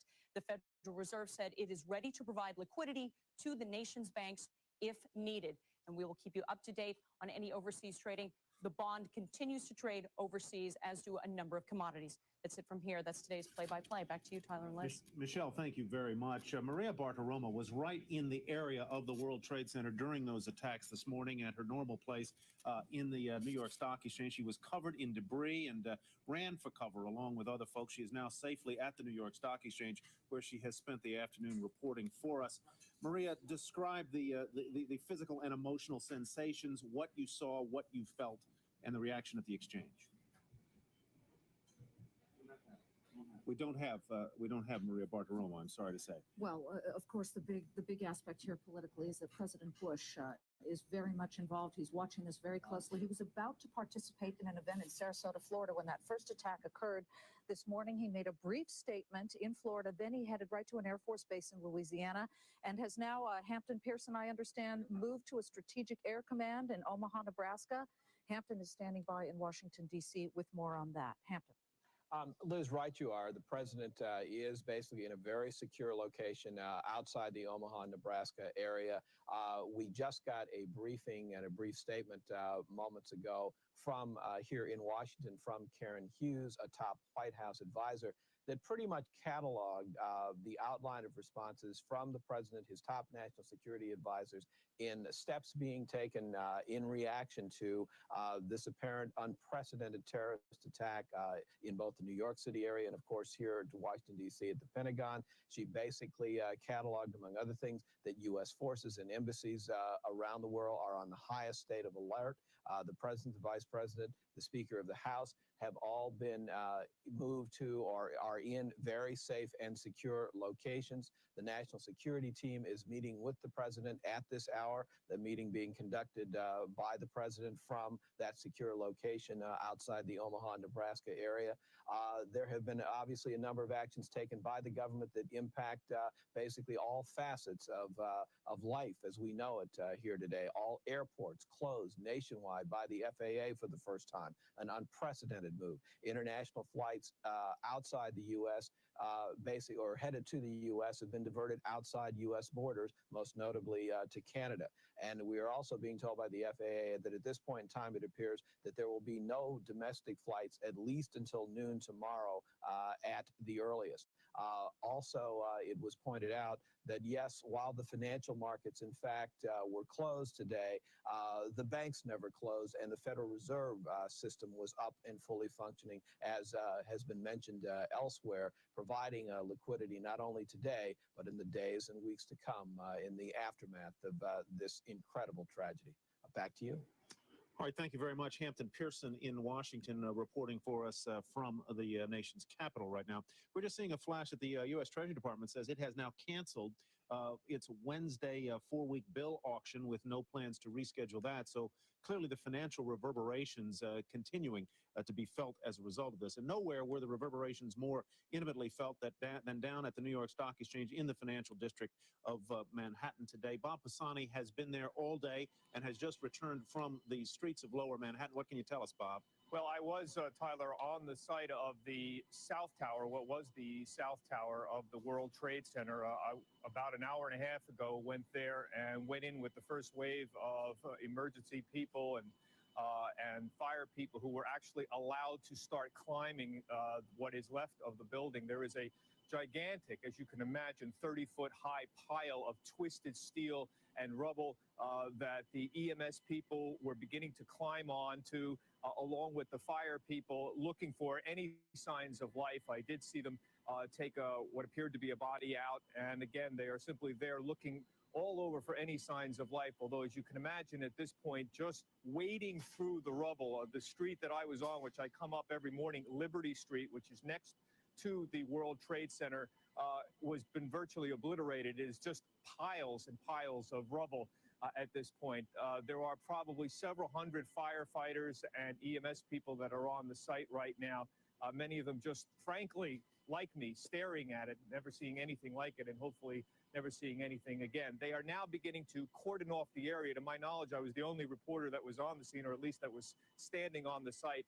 They asked me to leave a short while ago, and now the place is being flooded with with firemen. But I want to point out that for the longest time, it appears the fire department didn't feel it was safe for people to go into the area, even for the emergency teams to go into the area. And it's only been in the last hour and a half or so that people have actually started climbing around on top of the rubble. So a lot of people, even I talked to some experienced people who've seen many fires and many serious disasters, some of them just staring themselves in shock at the twisted piles of steel that are there. Tyler? Well, Bob, I just want to ask one question, then I know Liz has one. Did you see whether there were any fires still burning? Oh yes. When I was there, and unfortunately I don't know the number of the building, but the building immediately next to the World Trade Center building, there was still a building that was on fire, and there were a lower part of some rubble pieces that was on fire and was continuing to burn quite notably. There was also a building, and I'm sorry, Tyler, I don't know the number of the building, that is directly to the south of the South Tower of the World Trade Center that was very seriously damaged, and that the fire department and the emergency people have simply been, frankly, staring at, trying to figure out what to do with it, appears. But there may be some question about its stability. I couldn't get any definitive answer from anybody down there. As you can imagine, it's rather chaotic right now. And again, they are just on the scene now in the last hour and a half, really beginning to comb through the rubble. Bob, we are just getting a word over the wires that Morgan Stanley, which of course is the largest tenant of the World Trade Centers, they had something like 50 floors dedicated to their trading and to their employees, is coming out with a memo that of course says that the Trade Center personnel had survived Tuesday's morning's attack and apparently were all right. This from Phil Purcell, the CEO, and he's saying that some of the employees have survived. The investment firm's senior management is reporting that they expect operations up and functioning tomorrow. Their clients should not worry that their records are safe. More importantly, of course, is the human toll. 3,500 employees work there. Who else is in there? We've got Cantor Fitzgerald. We had Commerzbank, Deutsche Bank, some other big names. There are.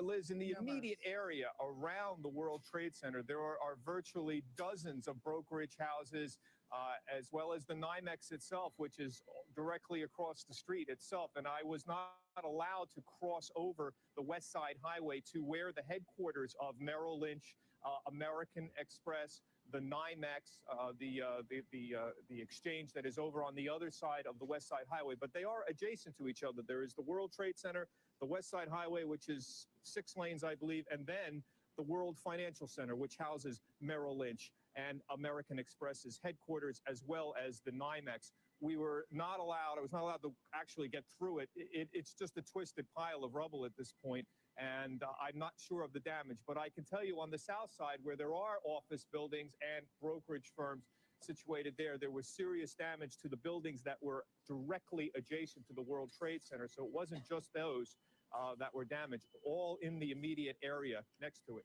has been serious damage. All right, Bob Bassani, thank you very much for that report, and I'm sure we'll be checking back with you repeatedly this evening. Well, London continued trading during the attacks today. The stock markets there crumbled, however, because of what happened in New York City this morning. Leslie Roche is standing by in London now, where it is, about 8 o'clock in the evening. Leslie? It is 8 o'clock local time here in London, Tyler. We did have the bourses, the major markets across Europe stayed open through this tragedy, and we saw sharp waves of selling, not surprisingly. We did have the FTSE closing down 5.7% lower, its biggest point loss since the October 87 crash. A massive $98 billion wiped off of this market cap today. Only 3 stocks climbed. Those are BP, Shell, and defense system BAE. Over in Frankfurt, there was a bomb scare at the Deutsche Börse. It was evacuated. We did have the DAX trade through that problem. It turned out to be a hoax, but the DAX lost a massive 396 points today. Really, the brunt of the selling was seen in the insurance sector. That's in anticipation of the claims to come. We also have British Airways down 21% today, a sample of some of the fears, the flying fears that we can expect in the flying public. I also want to tell you a little bit about what's happening in sort of a general and the political scope here in Europe. All of the streets around U.S. embassies in Europe are being closed. All of the Frankfurt skyscrapers were evacuated evacuated earlier today. There are recommendations that those stay closed through tomorrow. Tony Blair, Prime Minister, coming out today saying that London is on high alert. The airport's increased security. There's a bit of a no-fly zone over London. That has been widened. There will be no private or civil aircrafts allowed over London. Financial institutions have been advised of security measures. And I think, and probably what sums it up best is we had word that Queen Elizabeth is watching developments in growing disbelief and total shock. Leave it there for now. We'll bring you an update later. Back to you. Thank you very much, Leslie LaRoche. Of course, as we mentioned, you know, the human toll is the most important thing. And Rudy Giuliani has been, the mayor of New York, has been coming out with some numbers about 1,500 people wounded at Liberty Park. And of course, hundreds and hundreds have been sent to area hospitals. We just wanted to mention that. And as the numbers come in, we'll bring them to you. In the meantime, we want to just shift a little bit to the markets here. Darby Mullaney has been in Midtown Manhattan at our bureau there. Darby, the conference call, 6 p.m. with markets and regulators to decide what will happen tomorrow, although we're hearing reports that most likely trading will not resume, at least at the New York Stock Exchange. Indeed. We're still waiting to hear official word as to when exactly the markets will reopen and if it will happen tomorrow. A conference call is scheduled for 6 p.m. Eastern time tonight. We should get some kind of indication then. The Securities and Exchange Commission ordered the markets closed for today. And as we were talking about earlier, several top financial firms have offices in what was the Twin Tower complex. Morgan Stanley, perhaps the biggest tenant. A spokesperson at Morgan Stanley earlier today told us that as opposed to what the wires are saying, that they had 50 floors in the complex, that they actually had 22 floors in number 2 World Trade Center and 3 floors in another building in the complex, number 5 World Trade Center. You all were reading a press release from Morgan Stanley that just came out earlier saying that they'll be back in business tomorrow and that many of the staff members, if not all of them, survived, if I heard you correctly. We were told that they would issue a press release at 5 o'clock Eastern time. In any case, we're following up on that. Mary Thompson will have more on that later. The other firms in the Twin Towers include Credit Suisse Group, Germany's Commerzbank, Deutsche Bank, Thomson Financial, and Cantor Fitzgerald. I put in a call to Cantor Fitzgerald to the Connecticut office to see if we could get any information from there. My source there was not available, and the person who answered the phone said that Cantor Fitzgerald was not going to be issuing any comments right now. And I would have to say that the person on the phone did seem understandably very upset. So we're awaiting word from them to see